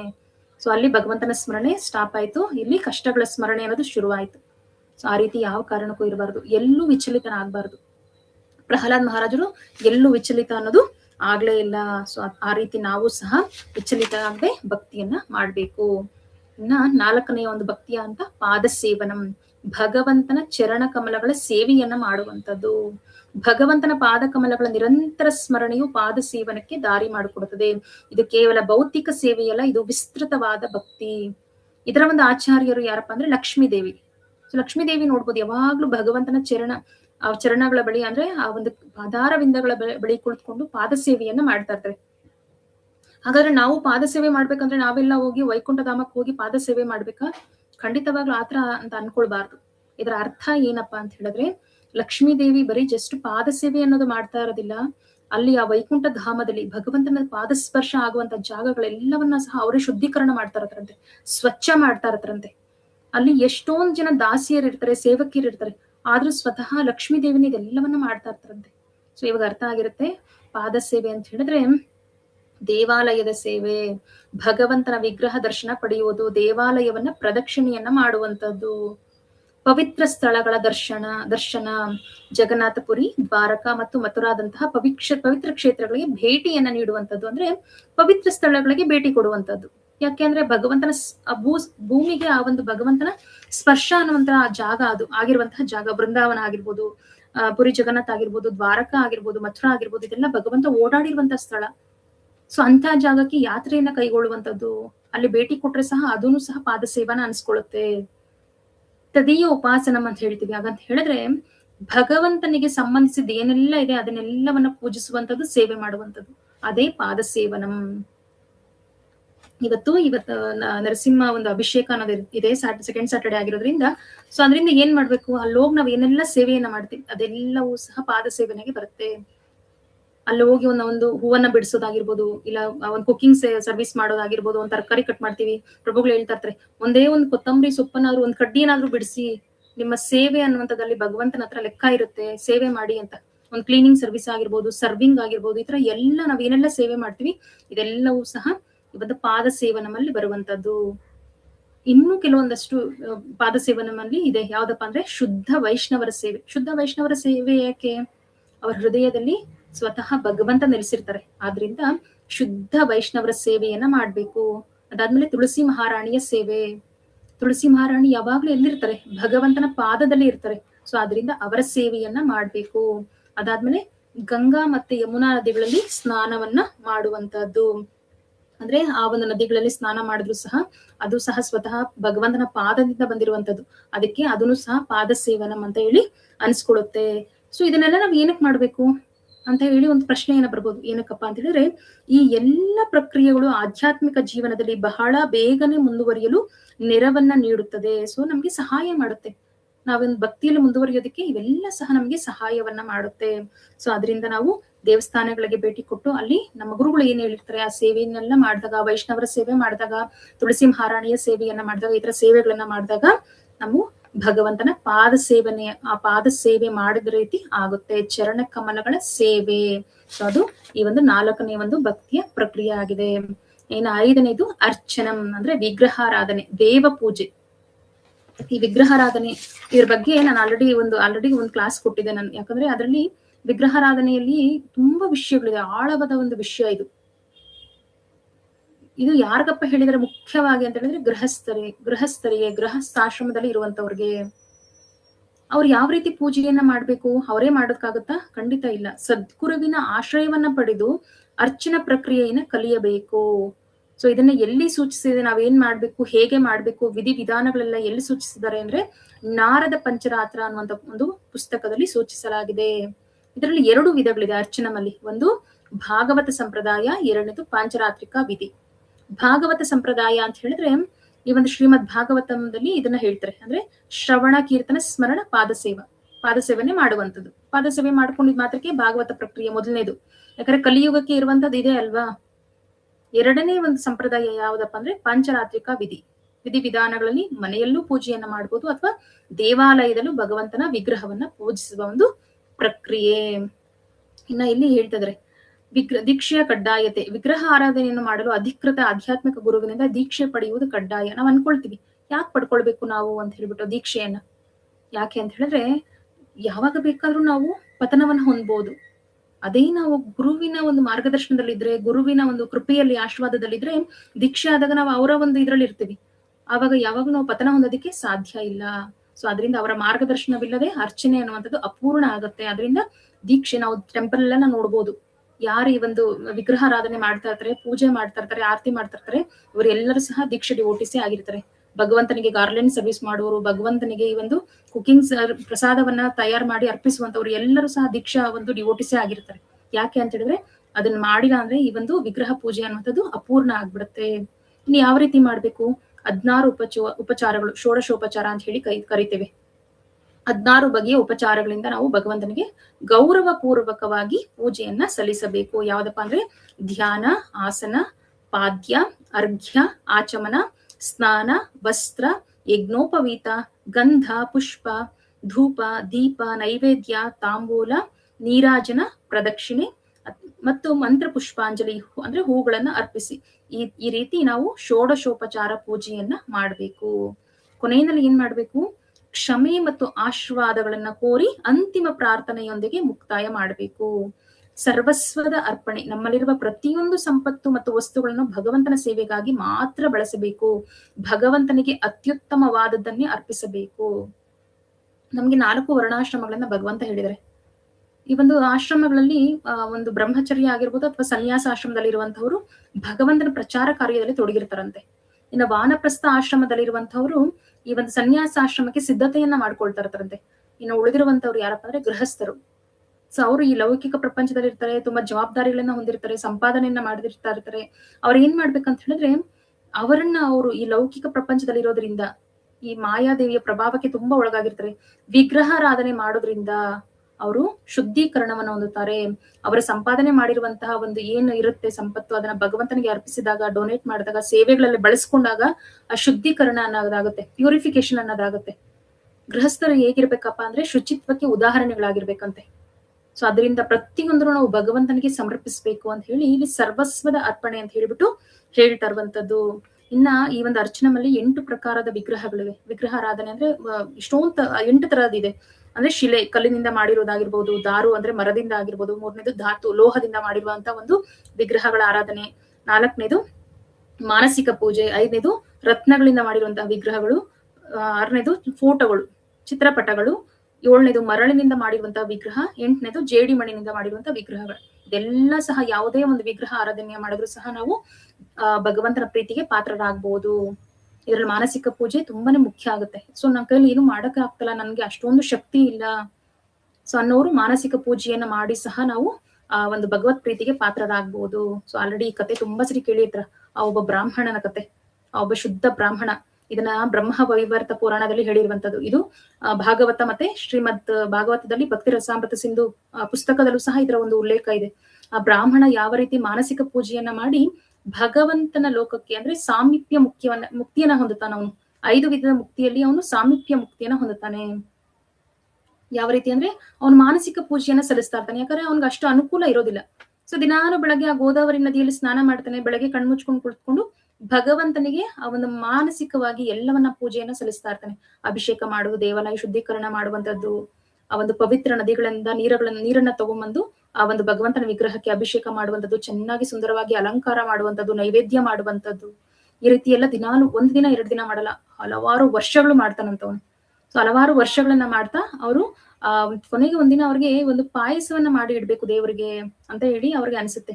ಅವಾಗ ಅವರು ಆ ಒಂದು ಶುದ್ಧವಾಗಿ ಭಗವಂತನಿಗೆ ಪ್ರೀತಿಯಿಂದ ಪಾಯಸವನ್ನ ಮಾಡಿ ಮಾನಸಿಕವಾಗಿನೇ ಅರ್ಪಿಸ್ತಾರಂತೆ. ಅರ್ಪಿಸುವಾಗ ಅದು ಬಿಸಿ ಇದೆಯಾ ಇಲ್ವಾ ಚೆಕ್ ಮಾಡ್ಬೇಕು ಅಂತ ಹೇಳಿ ಅವರ ಬೆರಳನ್ನ ಪಾಯಸದಲ್ಲಿ ಅಲ್ತಾರಂತೆ. ಆದ್ರೆ ಅವ್ರ ಬೆರಳು ನಿಜವಾಗ್ಲೂ ಸುಡುತ್ತಂತೆ. ಆ ಬೆರಳು ಸುಟ್ಟು ಕೆಂಪಗಾಗುತ್ತಂತೆ. ಸಡನ್ ಆಗಿ ಅವ್ರು ಕಣ್ಬಿಟ್ಟು ನೋಡ್ತಾರಂತೆ, ಆ ಬೆರಳು ನಿಜವಾಗ್ಲೂ ಸುಟ್ಟಿರುತ್ತಂತೆ. ಅಂದ್ರೆ ಮಾನಸಿಕವಾಗಿ ಪೂಜೆ ಮಾಡೋದು ಸಹ ಭಗವಂತನಿಗೆ ತಲುಪುತ್ತೆ ಅನ್ನುವಂಥದ್ದು ಇದಕ್ಕೆ ಒಂದು ಉದಾಹರಣೆ ಇದೆ ಈ ಒಂದು ಕತೆ. ಆವಾಗ ಭಗವಂತ ನಗ್ತಾರಂತೆ. ಲಕ್ಷ್ಮಿ ಕೇಳಿತಾರಂತೆ, ಯಾಕೆ ನಗ್ತಾ ಇದೀರಾ ನೀವು ಅಂತ. ಆವಾಗ ಅವರು ಆ ಒಂದು ಸಹಚರರನ್ನ ಕಳಿಸ್ತಾರಂತೆ. ಪುಷ್ಪಕ ವಿಮಾನದಲ್ಲಿ ಆ ಬ್ರಾಹ್ಮಣನನ್ನ ಮೇಲೆ ಕರ್ಕೊಂಡ್ ಬಂದಾಗ ಭಗವಂತ ಅಲ್ಲಿ ನಡೆದಿರುವಂತದನ್ನ ಎಲ್ಲರೂ ಹೇಳ್ತಾರಂತೆ. ಸೊ ಅವರು ಸಾಮೀಪ್ಯ ಭಗವಂತನ ಜೊತೆನೇ ಇರುವಂತ ಒಂದು ಮುಕ್ತಿಯನ್ನ ಪಡ್ಕೊಂತಾರಂತೆ ಈ ಒಂದು ಮಾನಸಿಕ ಪೂಜೆ ಮಾಡೋದ್ರಿಂದ. ನನ್ನ ಕೈಯಲ್ಲಿ ಏನು ಮಾಡಕ್ ಆಗ್ತಿಲ್ಲ, ನನ್ಗೆ ಅಷ್ಟು ಶಕ್ತಿ ಇಲ್ಲ, ದೈಹಿಕವಾಗಿ ನನ್ಗೆ ದೇಹ ಸ್ಪಂದಿಸ್ತಾ ಇಲ್ಲ, ತುಂಬಾ ಹುಷಾರಿಲ್ಲ ಅಂತ ಹೇಳೋರು ಮಾನಸಿಕ ಪೂಜೆ ಸಹ ಮಾಡಿ ಭಗವಂತನ ಪ್ರೀತಿಗೆ ಪಾತ್ರರಾಗಬಹುದು. ಇನ್ನ ವಿಗ್ರಹಾರಾಧನೆ ಅರ್ಚನಂನ ಒಂದು ಆಚಾರ್ಯ ಯಾರಪ್ಪ ಅಂದ್ರೆ ಪೃಥು ಮಹಾರಾಜರು. ಸ್ವತಃ ಅವರು ಶ್ರೇಷ್ಠ ರಾಜ, ಒಬ್ಬ ಶುದ್ಧ ಭಕ್ತರಾಗಿರ್ತಾರೆ. ಅವ್ರ ಗೃಹಸ್ಥರಾದ್ರೂ ಅವರ ಇಡೀ ಸಂಪತ್ತನ್ನ ಭಗವಂತನ ಸೇವೆಗೆ ಬಳಸ್ತಾ ಇರ್ತಾರೆ. ಅವ್ರು ಮಾತ್ರ ಅಲ್ಲ, ಅವ್ರ ಪ್ರಜೆಗಳನ್ನು ಸಹ ಅವರು ಭಕ್ತರನ್ನಾಗಿ ಮಾಡಿರ್ತಾರೆ. ಒಂದು ಮಾದರಿ ರಾಜ ಆಗಿರ್ತಾರೆ ಅವರು. ಈ ರೀತಿ ಗೃಹಸ್ಥರಾದ್ರು ಇದನ್ನ ಮಾಡ್ಲೇಬೇಕಾಗಿರುವಂತದ್ದು. ಇದನ್ನ ಷೋಡಶೋಪಚಾರ ಪೂಜೆಗಳಿಂದ ಮಾಡ್ಬೇಕು. ಇದನ್ನ ಪಾಂಚರಾತ್ರಿಕ ವಿಧಿವಿಧಾನಗಳನ್ನ ನಾವು ಅನುಸರಿಸ್ಬೇಕು. ಇನ್ನ ನೆಕ್ಸ್ಟ್ 6ನೇದು ವಂದನಂ ಅಂದ್ರೆ ಪ್ರಾರ್ಥನೆಯನ್ನ ಸಲ್ಲಿಸುವಂತದ್ದು. ಸೊ ಯಾವ ರೀತಿ ಪ್ರಾರ್ಥನೆ ಅಂತ ಹೇಳಿದ್ರೆ ಏನು? ಮನ್ಮನಾ ಭವ ಮದ್ಭಕ್ತು ಮದ್ಯಾ ಜೀಮಾಂ ನಮಸ್ಕುರು ಅಂತ ಹೇಳಿ ನಾವ್ ಇದನ್ನ ಕೇಳ್ತಾ ಇರ್ತೀವಿ. ನಮಸ್ಕಾರ ಮಾಡು ಅಂತ ಹೇಳಿ ಭಗವಂತ ಸ್ವತಃ ಹೇಳ್ತಾ ಇರ್ತಾರೆ. ನಿನ್ನ ಮನಸ್ಸನ್ನು ಸದಾ ನನ್ನ ಚಿಂತನೆಯಲ್ಲಿ ತೊಡಗಿಸು, ನನ್ನ ಭಕ್ತನಾಗು, ನನ್ನನ್ನ ಪೂಜಿಸು, ಮತ್ತೆ ನನಗೆ ನಮಸ್ಕರಿಸು. ನಾವು ಯಾವಾಗ್ಲೂ ವಂದನೆ ಅಂದ್ರೆ ನಥಿಂಗ್ ಬಟ್ ಪ್ರಾರ್ಥನೆ, ಪ್ರೇಯರ್ ಮಾಡುವಂಥದ್ದು. ಬೆಳಗ್ಗೆ ಎದ್ದಾಗಿಂದ ರಾತ್ರಿ ಮಲಗೋವರೆಗೂ ನಾವ್ ಏನಾದ್ರೂ ಒಂದು ಪ್ರಾರ್ಥನೆಯನ್ನ ಭಗವಂತನಿಗೆ ಸಲ್ಲಿಸ್ತಾನೆ ಇರ್ತೀವಿ. ಈ ಭಾಗವತಮಲ್ಲೂ ಸಹ ನಾವು ನೋಡ್ಬೋದು. ಕುಂತಿ ಪ್ರಾರ್ಥನೆ ಇದೆ, ಭೀಷ್ಮ ಪ್ರಾರ್ಥನೆ ಇದೆ, ಅದಾದ್ಮೇಲೆ ವ್ಯಾಸರ ಪ್ರಾರ್ಥನೆ ಇದೆ, ಉದ್ಧವ ಪ್ರಾರ್ಥನೆ ಇದೆ, ಅರ್ಜುನ ಪ್ರಾರ್ಥನೆ, ಮುಚುಕುಂದ ಪ್ರಾರ್ಥನೆ, ಈ ತರ ಹಲವಾರು ಪ್ರಾರ್ಥನೆ ಅನ್ನುವಂಥದ್ದು ಇದೆ. ಪ್ರಾರ್ಥನೆ ಅಂತ ಹೇಳಿದ್ರೆ ಏನಪ್ಪಾ ಅಂತ ಹೇಳಿದ್ರೆ ನಾವು ಭಗವಂತನ ಒಂದು ಏನು ಶ್ರೀವಂತಿಕೆಗಳಿದೆ, ಭಗವಂತನ ಗುಣಗಳನ್ನ ಕೀರ್ತಿಸುವಂಥದ್ದು. ಇದು ಒಂದು ಅರ್ಥ ಅದೇ ಅಂತ ಹೇಳಿದ್ರೆ, ಇನ್ನೊಂದು ಅರ್ಥ ಏನಪ್ಪಾ ಅಂತ ಹೇಳಿದ್ರೆ ಭಗವಂತನನ್ನ ಪ್ರಾರ್ಥಿಸುವಂಥದ್ದು. ಸೊ ಇದು ನಿಜವಾಗ್ಲೂ ಇನ್ನೊಂದು ಅರ್ಥ ಪ್ರಾರ್ಥನೆ. ಸೊ ಇದರ ಒಂದು ಆಚಾರ್ಯರು ಯಾರಪ್ಪ ಅಂತ ಹೇಳಿದ್ರೆ ಈ ಒಂದು ಅಕ್ರೂರ ಯಾರು ಎಲ್ಲರಿಗೂ ಗೊತ್ತಿದೆ. ಭಗವಂತನ ನೋಡೋದಕ್ಕೆ ಅವರು ಆ ಒಂದು ಮಥುರಾಯಿಂದ ದ್ವಾರಕೆಗೆ ಬರ್ತಾರೆ. ಕರ್ಕೊಂಬರಕ್ಕೆ ಕಂಸ ಕಳಿಸಿರ್ತಾರೆ. ಕಂಸನ ಒಂದು ಆಪ್ತ ಸಹಾಯಕ ಈ ಒಂದು ಅಕ್ರೂರ. ಸೊ ಅಲ್ಲಿ ಬಂದು ಅವರು ಆ ಒಂದು ದ್ವಾರಕೆಯಲ್ಲಿ ನೋಡಿದ ತಕ್ಷಣ ಕೃಷ್ಣನನ್ನ ಅವರು ಮರ್ತ್ ಬಿಡ್ತಾರೆ, ಸಂಪೂರ್ಣ ಶರಣಾಗತಿಯನ್ನ ಹೊಂದ್ಬಿಡ್ತಾರೆ. ಆ ಭಗವಂತನ ಪಾದನ ನೋಡ್ತಾರಂತ ಅವ್ರು. ಜಸ್ಟ್ ಅಷ್ಟೇ ಆ ಪಾದದ ಒಂದು ಗುರುತನ್ನ ನೋಡ್ತಾರಂತೆ. ಆ ಪಾದದ ಒಂದು ಗುರುತನ್ನ ನೋಡಿದಾಗ ಆ ಪಾದದಲ್ಲಿ ಏನೇನೆಲ್ಲ ಇರುತ್ತೆ ಅಂದ್ರೆ ಹಲವಾರು ಚಿಹ್ನೆಗಳಿರುತ್ತಂತೆ ಪಾದದಲ್ಲಿ. ಆ ಸ್ವಸ್ತಿಕ್ ಆಗಿರ್ಬೋದು, ಶಂಖ, ಚಕ್ರ, ಛತ್ರಿ, ಕಮಲ, ಮೀನು, ಮಿಂಚು, ಧ್ವಜ, ಈ ತರ ಹಲವಾರು ಚಿಹ್ನೆಗಳನ್ನೋದಿರುತ್ತಂತೆ. ಸೊ ಅಲ್ಲಿ ಪ್ರಾರ್ಥನೆ ಮಾಡೋದಕ್ಕೆ ಪ್ರಾರಂಭ ಮಾಡ್ತಾರಂತೆ ಅಕ್ರೂರ. ಈ ರೀತಿ ಪ್ರಾರ್ಥನೆ ಮಾಡಿದ ಮಾತ್ರದಿಂದಲೇ ಅವರು ಭಗವತ್ ಪ್ರೀತಿಗೆ ಪಾತ್ರರಾಗಿ ಭಗವದ್ ಧಾಮವನ್ನ ಪಡ್ಕೊಳ್ತಾರಂದ್ರೆ ಅಂತ ಹೇಳ್ತಾರೆ. ಅಂದ್ರೆ ಹಲವಾರು ಪ್ರಾರ್ಥನೆಗಳನ್ನ ನೋಡ್ಬೋದು. ಇಲ್ಲಿ ಗಜೇಂದ್ರನ ನೋಡ್ಬೋದು. ಯಾವ ರೀತಿ ಪ್ರಾರ್ಥನೆಯನ್ನ ಸಲ್ಲಿಸಿದ ತಕ್ಷಣ ಕ್ಷಣ ಮಾತ್ರದಲ್ಲಿ ಭಗವಂತ ಬರ್ತಾ ಇದಾರೆ ಅದನ್ನ ಕಾಪಾಡೋದಕ್ಕೆ. ಸೊ ಗಜೇಂದ್ರನಿಗೆ ಮೋಕ್ಷ ಅನ್ನುವಂಥದ್ದು ದೊರೀತು, ಸಾರೂಪ್ಯ ಮುಕ್ತಿ ಅನ್ನೋದು ಸಿಕ್ತು. ಶಂಖ ಚಕ್ರ ಅವ್ರಿಗೆಲ್ಲಾನು ಸಹ ಭಗವಂತನ ರೀತಿ ಆ ಶಂಖ ಚಕ್ರ ಗದಾ ಪದ್ಮ ಸಹಿತನಾಗಿ ಅವರು ವೈಕುಂಠ ಧಾಮಕ್ಕೆ ಹೋಗ್ತಾರೆ. ಇನ್ನು ದ್ರೌಪದಿ ಕೃಷ್ಣ ಅಂತ ಹೇಳಿ ಒಂದು ಪ್ರಾರ್ಥನೆ ಮಾಡ್ತಾರೆ ಅಷ್ಟೇ. ಎಲ್ಲರೂ ಇರ್ತಾರ ತುಂಬಿದ ಸಭೆಯಲ್ಲಿ ವಸ್ತ್ರಾಪಹರಣೆ ನಡೆಯುವಾಗ. ಗುರುಗಳು ಇರ್ತಾರೆ, ಹಿರಿಯರು ಇರ್ತಾರೆ, ಪತಿಯರು ಇರ್ತಾರೆ, 5 ಜನ, ಯಾರು ಕಾಪಾಡ್ಲಿಲ್ಲ. ಕೊನೆಗೆ ಭಗವಂತ ಒಂದೇ ಒಂದು ಪ್ರಾರ್ಥನೆ ಏನ್ ಮಾಡ್ತು, ಅವರನ್ನ ಕಾಪಾಡ್ತು. ಈ ರೀತಿ ಪ್ರಾರ್ಥನೆ ಅನ್ನುವಂಥದ್ದು ತುಂಬಾನೇ ಮುಖ್ಯ ಆಗುತ್ತೆ. ಭಗವಂತರನ್ನ ಕೀರ್ತಿಸುವಂತದ್ದು, ಮತ್ತೆ ಕ್ಷಮೆ ಕೇಳಿ ಪ್ರಾರ್ಥನೆಯನ್ನ ಮಾಡ್ಬೇಕು. ನಾವ್ ಏನಾದ್ರೂ ನಮ್ಮಿಂದ ತಪ್ಪುಗಳಾಗಿದೆಯಾ, ಕ್ಷಮೆಯನ್ನ ಕೇಳಿ ಪ್ರಾರ್ಥನೆಯನ್ನ ಮಾಡ್ಬೇಕು. ಅದಾದ್ಮೇಲೆ ಭಕ್ತಿಗೆ ಸಂಬಂಧಪಟ್ಟ ಹಾಗೆ ನಮ್ಗೆ ಏನ್ ಬೇಕು, ನಮ್ಮ ಭಕ್ತಿಯಲ್ಲಿ ಪ್ರಗತಿ ಹೊಂದೋದಕ್ಕೆ ಅದನ್ನ ಕೇಳ್ಕೊಂಡು ನಾವು ಪ್ರಾರ್ಥನೆಯನ್ನ ಮಾಡ್ಬೇಕು. ಲೌಕಿಕವಾಗಿ ನಮ್ಗೆ ಅದ್ ಬೇಕು ಇದ್ ಬೇಕು ಅಂತ ಹೇಳಿ ಕೇಳುವಂತದ್ದಲ್ಲ. ನಾನ್ ಮಾಡ್ತಾರ ಸರಿನಾ ತಪ್ಪಾ ಅಂತ ಹೇಳಿ ವಿಮರ್ಶೆ ಮಾಡ್ಕೊಂಡು ಭಗವಂತನಲ್ಲಿ ಪ್ರಾರ್ಥಿಸ್ಕೊಳ್ಬೇಕು. ಈ ರೀತಿ ಭಗವಂತನ ಕೀರ್ತಿಸುವುದು, ಭಗವಂತನ ಬಳಿ ಕ್ಷಮೆಯನ್ನ ಕೇಳುವುದು, ವಿಮರ್ಶೆ ಮಾಡ್ಕೊಳ್ಳುವಂಥದ್ದು, ಭಕ್ತಿಗೆ ಸಂಬಂಧಪಟ್ಟಂತಹ ವಿಷಯಗಳಿಗೆ ನಾವು ಪ್ರಗತಿ ಸಾಧಿಸೋದಕ್ಕೆ ಏನ್ ಬೇಕೋ ಅದನ್ನ ಕೇಳಿಕೊಂಡು ಭಗವಂತನಲ್ಲಿ ಪ್ರಾರ್ಥನೆಯನ್ನ ಮಾಡುವಂಥದ್ದು. ಈ ರೀತಿ ಪ್ರಾರ್ಥನೆ ಅನ್ನುವಂಥದ್ದು ತುಂಬಾನೇ ಮುಖ್ಯ ಆಗಿರುತ್ತೆ. ಇನ್ನ ಪ್ರಾರ್ಥನೆಯಲ್ಲೂ 3 ಗುಣಗಳಿಂದ ಮಾಡುವಂಥದ್ದಿದೆ: ಸತ್ವಗುಣ, ತಮೋಗುಣ, ರಜೋಗುಣ. ಸತ್ವಗುಣ ಅಂದ್ರೆ ಎಲ್ಲರಿಗೂ ಒಳ್ಳೇದಾಗ್ಲಿ ಅಂತ ಹೇಳಿ ಪ್ರಾರ್ಥನೆಯನ್ನ ಮಾಡ್ಕೊಳ್ಳುವಂಥದ್ದು. ರಜೋಗುಣ ಅಂತ ಹೇಳಿದ್ರೆ ನಾನೇ ಶ್ರೇಷ್ಠ, ನನ್ನ ಹೆಸರು ತುಂಬಾ ಈ ಲೋಕದಲ್ಲೇ ಹೆಸರುವಾಸಿ ಆಗ್ಬೇಕು, ನಾನು ಅತ್ಯಂತ ಶ್ರೇಷ್ಠ ವ್ಯಕ್ತಿ ಆಗ್ಬೇಕು. ಎಕ್ಸಾಂಪಲ್ ರಾವಣ, ಅವನು ಪ್ರಾರ್ಥನೆಯನ್ನ ಮಾಡ್ಕೊಳ್ತಾನೆ. ಇನ್ನು 3ನೇದು ಬಂದು ತಮೋಗುಣ. ತಮೋಗುಣ ಅಂದ್ರೆ ಬೇರೆಯವರಿಗೆ ಕೆಟ್ಟದನ್ನ ಬಯಸಿ ಪ್ರಾರ್ಥನೆಯನ್ನು ಮಾಡ್ಕೊಳ್ಳುವಂಥದ್ದು. ಎಕ್ಸಾಂಪಲ್ ಭಸ್ಮಾಸುರ. ಸೊ ಅವನು ಶಿವನನ್ನ ಕುರಿತು ತಪಸ್ ಮಾಡ್ತಾರೆ. ತಪಸ್ ಮಾಡಿದ್ಮೇಲೆ ಏನದು, ನಾನು ಯಾರನ್ನೇ ಮುಟ್ಟಿದ್ರು ಅವರು ಭಸ್ಮ ಆಗ್ಬೇಕು ಅಂತ ಹೇಳಿ ಇದು ವರವನ್ನ ಕೇಳ್ತಾರೆ. ಶಿವ ಅದನ್ನ ಕೊಟ್ಟ ಮೇಲೆ ಶಿವನ ಮೇಲೆನೆ ಅದನ್ನ ಪ್ರಯೋಗ ಮಾಡಕ್ ಹೋಗ್ತಾರೆ. ಸೊ ಅದು ಅವ್ರು ಏನ್ ಮಾಡ್ತಾರೆ, ಅದು ಬೇರೆಯವರಿಗೆ ಕೆಟ್ಟದನ್ನ ಬಯಸುವಂಥದ್ದು. ಇದು ಒಂದು ಪ್ರಾರ್ಥನೆ ತಮೋಗುಣದಲ್ಲಿ ಇರುವಂತದ್ದು. ಸೊ ಅದಕ್ಕೆ ನಾವು ಶುದ್ಧ ಸತ್ವಗುಣದಲ್ಲಿ ಪ್ರಾರ್ಥನೆಯನ್ನ ಮಾಡ್ಕೊಳ್ಬೇಕು. ಪ್ರಾರ್ಥನೆ ಅನ್ನುವಂಥದ್ದು ತುಂಬಾನೇ ಮುಖ್ಯ. ಈ ಒಂದು ಪ್ರಾರ್ಥನೆ ಅಥವಾ ವಂದನೆಯನ್ನ ಸಲ್ಲಿಸೋದ್ರಿಂದಲೂ ಸಹ ನಾವೆಲ್ಲರೂ ಸಹ ಭಗವತ್ ಪ್ರೀತಿಗೆ ಪಾತ್ರರಾಗಬಹುದು, ನಮ್ಮ ಭಕ್ತಿ ಜೀವನದಲ್ಲಿ ಮುಂದುವರಿಬಹುದು. ಸೊ ಸಮಯ 7:05 ಆಗಿದೆ, ಇನ್ನು 3 ಇದೆ, ಅದನ್ನ ಬೇಗ ಮುಗಿಸ್ಬಿಡ್ತೇನೆ. ದಾಸ್ಯಂ, ಭಗವಂತನ ಸೇವಕನಾಗುವಂಥದ್ದು. ಸೊ ಆಲ್ರೆಡಿ ನಮ್ಗೆ ದಾಸ್ಯ ಅಂತ ಹೇಳಿದ ತಕ್ಷಣ ಯಾರು ನೆನಪಾಗ್ತಾರೆ, ಹನುಮಂತ ನೆನಪಾಗ್ತಾರೆ. ತನ್ನ ತಾನು ನಿತ್ಯ ಕೃಷ್ಣ ದಾಸ, ಕೃಷ್ಣನ ಶಾಶ್ವತ ಸೇವಕ ಎಂದು ಭಾವಿಸುವ ಉನ್ನತ ಹಂತ, ಶಾಶ್ವತ ಸಂಬಂಧ. ಸೊ ಆ ಒಂದು ಭಾವ ನಮ್ಮಲ್ಲಿದ್ರೆ ಏನಾಗುತ್ತೆ, ಶಾಶ್ವತ ಸಂಬಂಧ ಅನ್ನೋದು ಇರುತ್ತೆ. ಭಗವಂತನು ಒಡೆಯ ಮತ್ತು ನಾವು ಆತನ ಶಾಶ್ವತ ಸೇವಕರು ಎಂಬ ಸತ್ಯವನ್ನ ಅರಿತುಕೊಳ್ಳುವುದು, ಕೃಷ್ಣನ ಆಜ್ಞೆಗಳನ್ನ ಪಾಲಿಸುವುದೇ ನಮ್ಮ ಮೂಲಭೂತ ಕರ್ತವ್ಯ. ನಮ್ಮೆಲ್ಲರ ಸ್ವರೂಪ ಏನು, ಜೀವರ ಸ್ವರೂಪ ಹೋಯ್ ಕೃಷ್ಣೇರ ನಿತ್ಯದಾಸ. ನಮ್ಮೆಲ್ಲರ ಕಾನ್ಸ್ಟಿಟ್ಯೂಷನ್ ನೇಚರ್ ಏನಪ್ಪಾ ಅಂತ ಹೇಳಿದ್ರೆ ಈ ಒಂದು ದಾಸ್ಯ, ಸೇವಕನ ಒಂದು ಭಾವ. ಇವಾಗ ಮೀನಿನ ಗುಣ ಏನು, ನೀರಿನಲ್ಲಿರುವಂತದ್ದು. ಈ ಒಂದು ಮೆಣಸಿನಕಾಯಿಯ ಗುಣ ಖಾರ, ಅದು ಖಾರ ಇರುವಂತದ್ದು. ಅದರ ಬಳಿ ಹೋಗಿ ನಾವು ಸಿಹಿ ಎಕ್ಸ್ಪೆಕ್ಟ್ ಮಾಡಕ್ ಆಗಲ್ಲ. ಹಾಗಲಕಾಯಿಯ ಗುಣ ಒಂದು ಕಹಿ ಅನ್ನುವಂಥದ್ದು. ಹಾಗೆ ನಮ್ಮ ಒಂದು ಕಾನ್ಸ್ಟಿಟ್ಯೂಷನಲ್ ನೇಚರ್, ನಮ್ಮ ಗುಣ ಏನು, ನಮ್ಮ ಗುಣ ಸ್ವರೂಪ ಸೇವೆ ಮಾಡುವಂಥದ್ದು, ದಾಸ್ಯ ಭಾವ. ಸೊ ಅದು ಮುಖ್ಯ ಆಗುತ್ತೆ. ಇದರಿಂದ ಶಾಶ್ವತ ಸಂಬಂಧ ಅನ್ನೋದು ಇರುತ್ತೆ ನಮ್ಮ ಮತ್ತೆ ಭಗವಂತನ ನಡುವೆ. 2ನೇದು ವೈಷ್ಣವರ ಸೇವೆ. ವೈಷ್ಣವರು ಪರಸ್ಪರ ಒಬ್ಬರನ್ನೊಬ್ರು ಪ್ರಭು ಅಂತ ಹೇಳಿ ಯಾಕೆ ಕರೀತಾರೆ ಅಂತ ಹೇಳ್ತಾ ಇದಾರೆ ನೋಡಿ ಇಲ್ಲಿ. ಯಾಕೆ ಅಂತ ಹೇಳಿದ್ರೆ ಭಗವಂತನ ಸೇವಕನಾಗುವ ಮೊದಲು ಆತನು ಭಕ್ತರ ಅಥವಾ ಗುರುಗಳ ಸೇವಕನಾಗುವುದು ಅವಶ್ಯಕ. ನಾನು ದಾಸಾನು ದಾಸಾನು ದಾಸಾನು ದಾಸ, ನಾವೆಲ್ಲ ಜಸ್ಟ್ ಹೇಳ್ತಾ ಇರ್ತೇವೆ ಅಷ್ಟೇ, ಪ್ರಭು ಪ್ರಭು ಅಂತ ಹೇಳಿ. ಆದ್ರೆ ಇನ್ನು ಆ ಹಂತವನ್ನ ತಲುಪಿರೋದಿಲ್ಲ. ಆದ್ರೆ ನಾವು ಆ ಹಂತವನ್ನ ತಲುಪಬೇಕು. ದಾಸ್ಯ ಭಾವ ಅನ್ನೋದು ಬಂದ್ರೇನೆ ನಮ್ಮಲ್ಲಿ ಆ ಭಕ್ತಿ ಅನ್ನುವಂಥದ್ದು ಮುಂದುವರಿಯಕ್ಕೆ ಸಾಧ್ಯ ಆಗುವಂಥದ್ದು. ಆ ದಾಸ್ಯ ಭಾವ ಬಂದಿಲ್ಲ, ಸೇವಾ ಮನೋಭಾವ ಬಂದಿಲ್ಲ ಅಂತಂದ್ರೆ ನಾವು ಭಕ್ತಿಯಲ್ಲಿ ಮುಂದುವರಿಯೋದಕ್ಕೆ ಯಾವ ಕಾರಣಕ್ಕೂ ಸಾಧ್ಯ ಇಲ್ಲ. ವಿಶ್ವದ ಉದ್ಧಾರ, ಕೃಷ್ಣನ ಸೇವಕನೆಂಬ ದೃಢ ಭಾವನೆಯಿಂದಲೇ ವ್ಯಕ್ತಿಯು ಜನ್ಮ ಮೃತ್ಯು ಚಕ್ರದಿಂದ ಪಾರಾಗಬಹುದು ಮತ್ತು ಇಡೀ ಬ್ರಹ್ಮಾಂಡವನ್ನ ಉದ್ಧರಿಸಬಹುದು. ಇಲ್ಲಿ ಆ ಒಂದು ಭಾವನೆ ಬಂದ್ರೆ ಸಾಕು, ಏನಾಗ್ತೀವಿ ನಾವು, ಈ ಜನನ ಮರಣ ಚಕ್ರದಿಂದ ಪಾರಾಗಬಹುದು. ಅದ್ರ ಜೊತೆಗೆ ನಾವು ಮಾತ್ರ ಅಲ್ಲ, ಇಡೀ ಬ್ರಹ್ಮಾಂಡವನ್ನ ಉದ್ಧರಿಸಬಹುದು ಅಂತ ಹೇಳಿ ಇಲ್ಲಿ ಹೇಳ್ತಾ ಇರುವಂತದ್ದು. ಎಂತದೇ ಸಿಚುಯೇಷನ್ ಬರ್ಲಿ, ಕೆಲವೊಂದ್ಸರಿ ನಮ್ಗೆ ಇಷ್ಟ ಆಗೋದಿಲ್ಲ ಅಂತ ಪರಿಸ್ಥಿತಿಗಳು, ಆಪೋಸಿಟ್ ಪರ್ಸನ್ಸ್ ಕಡೆಯಿಂದ ಪ್ರೊವೋಕಿಂಗ್ ಸಿಚುಯೇಷನ್ಸ್ ಬಂದ್ಬಿಡುತ್ತೆ. ಅಂತಹ ಸಿಚುಯೇಷನ್ ಅಲ್ಲೂ ಅಂತಹ ಪರಿಸ್ಥಿತಿಯಲ್ಲೂ ನಾವು ಈ ಒಂದು ಭಾವನೆಯನ್ನ ಮರಿಬಾರ್ದು. ನಾವ್ ಯಾವಾಗ್ಲೂ ಭಗವಂತನ ಶಾಶ್ವತ ಸೇವಕರು ಅನ್ನೋದನ್ನ ನಾವ್ ಯಾವಾಗ್ಲೂ ನೆನ್ಪಿಟ್ಕೊಳ್ಬೇಕು. ಈ ಒಂದು ಭಾವ ನಮ್ಮನ್ನ ಭಕ್ತಿಯಲ್ಲಿ ಮುಂದುವರಿಯೋ ರೀತಿ ಮಾಡುತ್ತೆ. ಇದರ ಒಂದು ಆಚಾರ್ಯರು ಹನುಮಂತ ಯಾವ ರೀತಿ ಶ್ರೀರಾಮಚಂದ್ರ ಪ್ರಭುಗಳಿಗೆ ಅವರು ಆ ಒಂದು ದಾಸ್ಯ ಭಾವನೆಯಲ್ಲಿ ಸೇವೆಯನ್ನ ಮಾಡಿದ್ರು, ಅದರಿಂದಲೇ ಅವರು ಭಗವಂತನ ಪ್ರೀತಿಗೆ ಪಾತ್ರರಾದ್ರು ಅಂತ ಹೇಳಿ ನಾವು ನೋಡ್ಬೋದು. ಇನ್ನ 8ನೇದು ಸಖ್ಯಂ. ಇದು ದಾಸ್ಯ ರಸಕ್ಕಿಂತಲೂ ತುಂಬಾ ಕಷ್ಟವಾದಂತ ಒಂದು ಪ್ರಕ್ರಿಯೆ, ಭಗವಂತನ ಅತ್ಯುತ್ತಮ ಸ್ನೇಹಿತನಾಗುವುದು.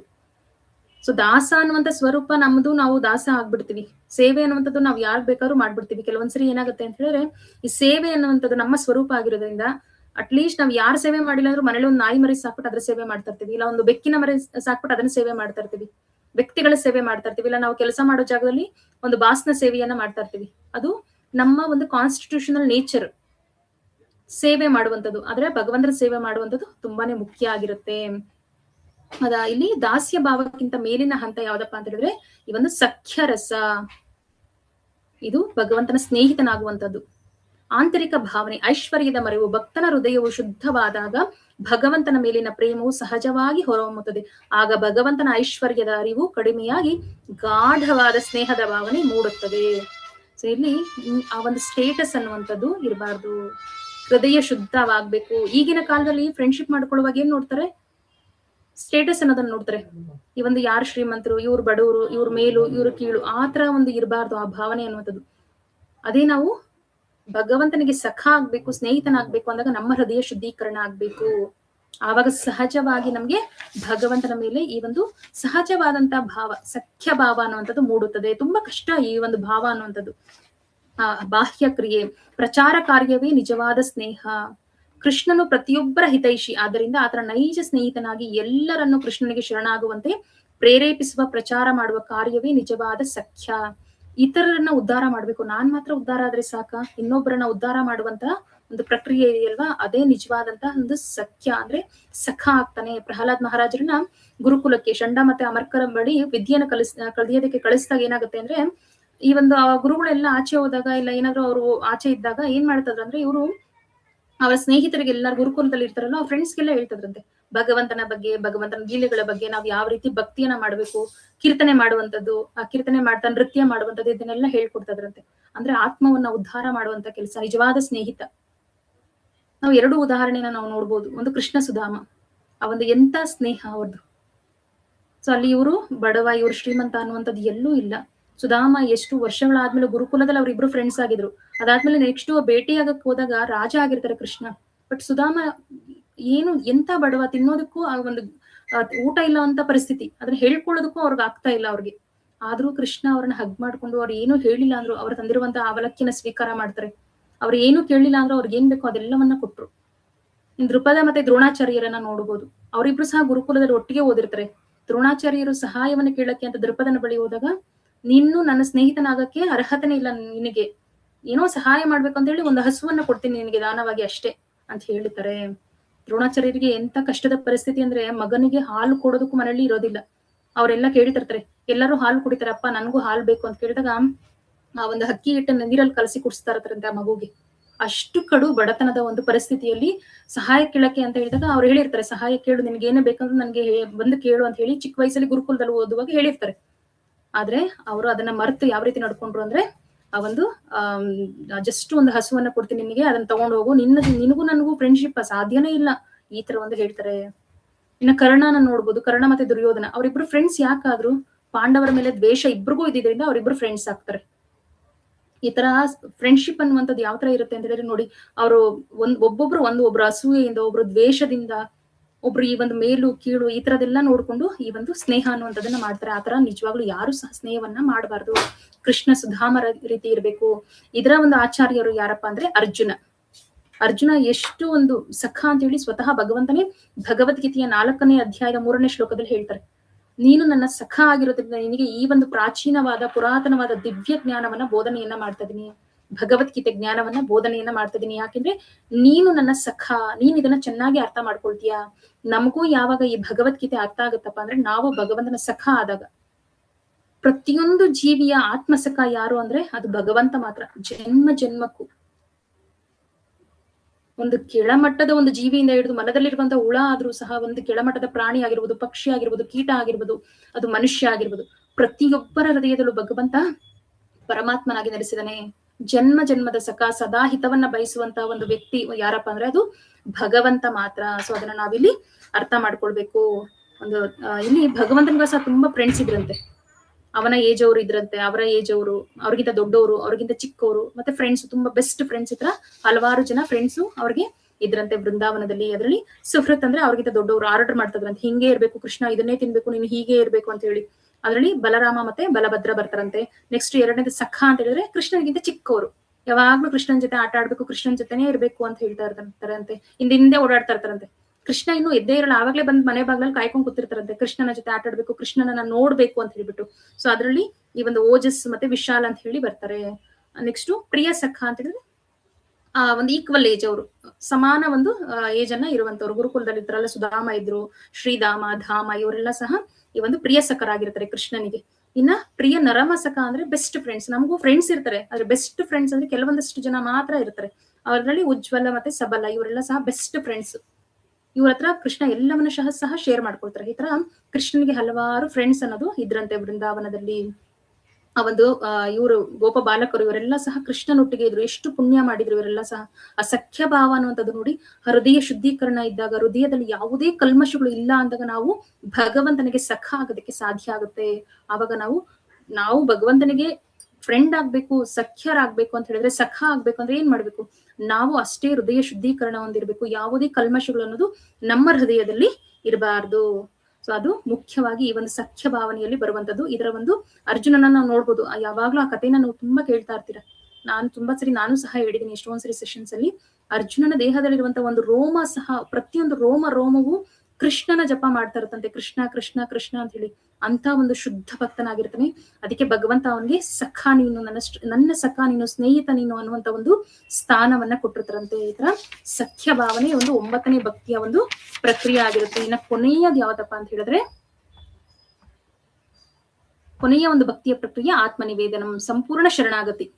ತನ್ನ ದೇಹ, ಮನಸ್ಸು, ಬುದ್ಧಿ ಮತ್ತು ತನಗಿರುವ ಎಲ್ಲವನ್ನು ಯಾವುದೇ ಸ್ವಾರ್ಥವಿಲ್ಲದೆ ಕೃಷ್ಣನ ಸೇವೆಗೆ ಅರ್ಪಿಸುವುದು. ಇದಕ್ಕೆ ಬೆಸ್ಟ್ ಎಕ್ಸಾಂಪಲ್ ಏನು ಪ್ರಭುಪಾದರು ಕಂಪೇರ್ ಮಾಡ್ತಿದ್ರೆ ಅಂದ್ರೆ, ಒಂದು ಗೋವಿನ ಉದಾಹರಣೆಯನ್ನ ಕೊಡ್ತಿದ್ರೆ. ತನ್ನ ಯಜಮಾನನ ಆಶ್ರಯದಲ್ಲಿರುವ ಹಸುವಿಗೆ ತನ್ನ ಪೋಷಣೆಯ ಬಗ್ಗೆ ಯಾವುದೇ ಚಿಂತೆ ಇರುವುದಿಲ್ಲ. ಅದು ಕೇವಲ ಯಜಮಾನನ ಸೇವೆಗಾಗಿ ಬದುಕುತ್ತದೆ. ಅದೇ ರೀತಿ ಭಕ್ತನು ತನ್ನೆಲ್ಲಾ ಚಿಂತೆಗಳನ್ನ ಭಗವಂತನಿಗೆ ಒಪ್ಪಿಸುತ್ತಾನೆ. ಒಂದು ಹಸು ಏನ್ ಮಾಡುತ್ತೆ, ತನ್ನ ಒಡೆಯನ ಆಶ್ರಯದಲ್ಲಿದ್ದಾಗ ಅದ್ರ ಪೋಷಣೆ ಬಗ್ಗೆ ಅದು ಯೋಚನೆ ಮಾಡಲ್ಲ. ಗೊತ್ತು ಅದಕ್ಕೆ ಎಲ್ಲವನ್ನೂ ನನ್ನ ಒಂದು ಆ ಯಜಮಾನ ನೋಡ್ಕೊಳ್ತಾನೆ. ನಿಷ್ಠೆಯಿಂದ ಅವನಿಗೋಸ್ಕರ ಕೆಲಸ ಮಾಡುತ್ತೆ. ಸ್ವತಂತ್ರವಾಗಿ ಅದೇನು ಕೆಲಸವನ್ನೇ ಮಾಡೋದಿಲ್ಲ. ಸೊ ಈ ಒಂದು ಆತ್ಮ ನಿವೇದನ ಅನ್ನೋ ಆ ಹಂತದಲ್ಲಿರುವಂತ ಭಕ್ತನು ಸಹ ಅದೇ ರೀತಿ ಇರ್ತಾನೆ ಅಂತ ಹೇಳಿ ಪ್ರಭುಪಾದರು ಹೇಳ್ತಾ ಇರ್ತಾರೆ. ಸ್ವತಂತ್ರ ಇಚ್ಛೆಯ ತ್ಯಾಗ, ಭಗವಂತನ ಇಚ್ಛೆಯ ವಿರುದ್ಧವಾಗಿ ಭಕ್ತನು ಎಂದಿಗೂ ಸ್ವತಂತ್ರವಾಗಿ ವರ್ತಿಸುವುದಿಲ್ಲ. ಸಂಪೂರ್ಣ ನಿರ್ಭಯತೆ, ಅವ್ರಿಗೆ ಯಾವುದೇ ಒಂದು ಭಯ ಅನ್ನೋದಿರೋದಿಲ್ಲ. ಈ ಹಂತವನ್ನು ತಲುಪಿದ ಭಕ್ತನು ಭೌತಿಕ ಪ್ರಪಂಚದ ಯಾವುದೇ ಕಷ್ಟಗಳಿಗೆ ಹೆದರುವುದಿಲ್ಲ. ಸೊ ನಾವು ನೋಡ್ಬೋದು ಜೀವನದಲ್ಲಿ ನಾವೆಲ್ಲ ಸಹ ಕಷ್ಟಗಳನ್ನ ಎದುರಿಸ್ತಾನೆ ಇರ್ತೀವಿ. ಯಾವುದೋ ಒಂದು ರೀತಿಯಲ್ಲಿ ಕಷ್ಟ ಅನ್ನೋದು ಬಂದೇ ಬರುತ್ತೆ. ಯಾಕಂದ್ರೆ ನಾವೆಲ್ಲರೂ ಇರುವಂತದ್ದು ಈ ಒಂದು ದುಃಖಾಲಯದಲ್ಲಿ, ಅಶಾಶ್ವತವಾದಂತಹ ಲೋಕದಲ್ಲಿ. ಇಲ್ಲಿ ಕಷ್ಟ ಇಲ್ಲ ಅನ್ನುವಂತ ಮನುಷ್ಯನೇ ಇಲ್ಲ.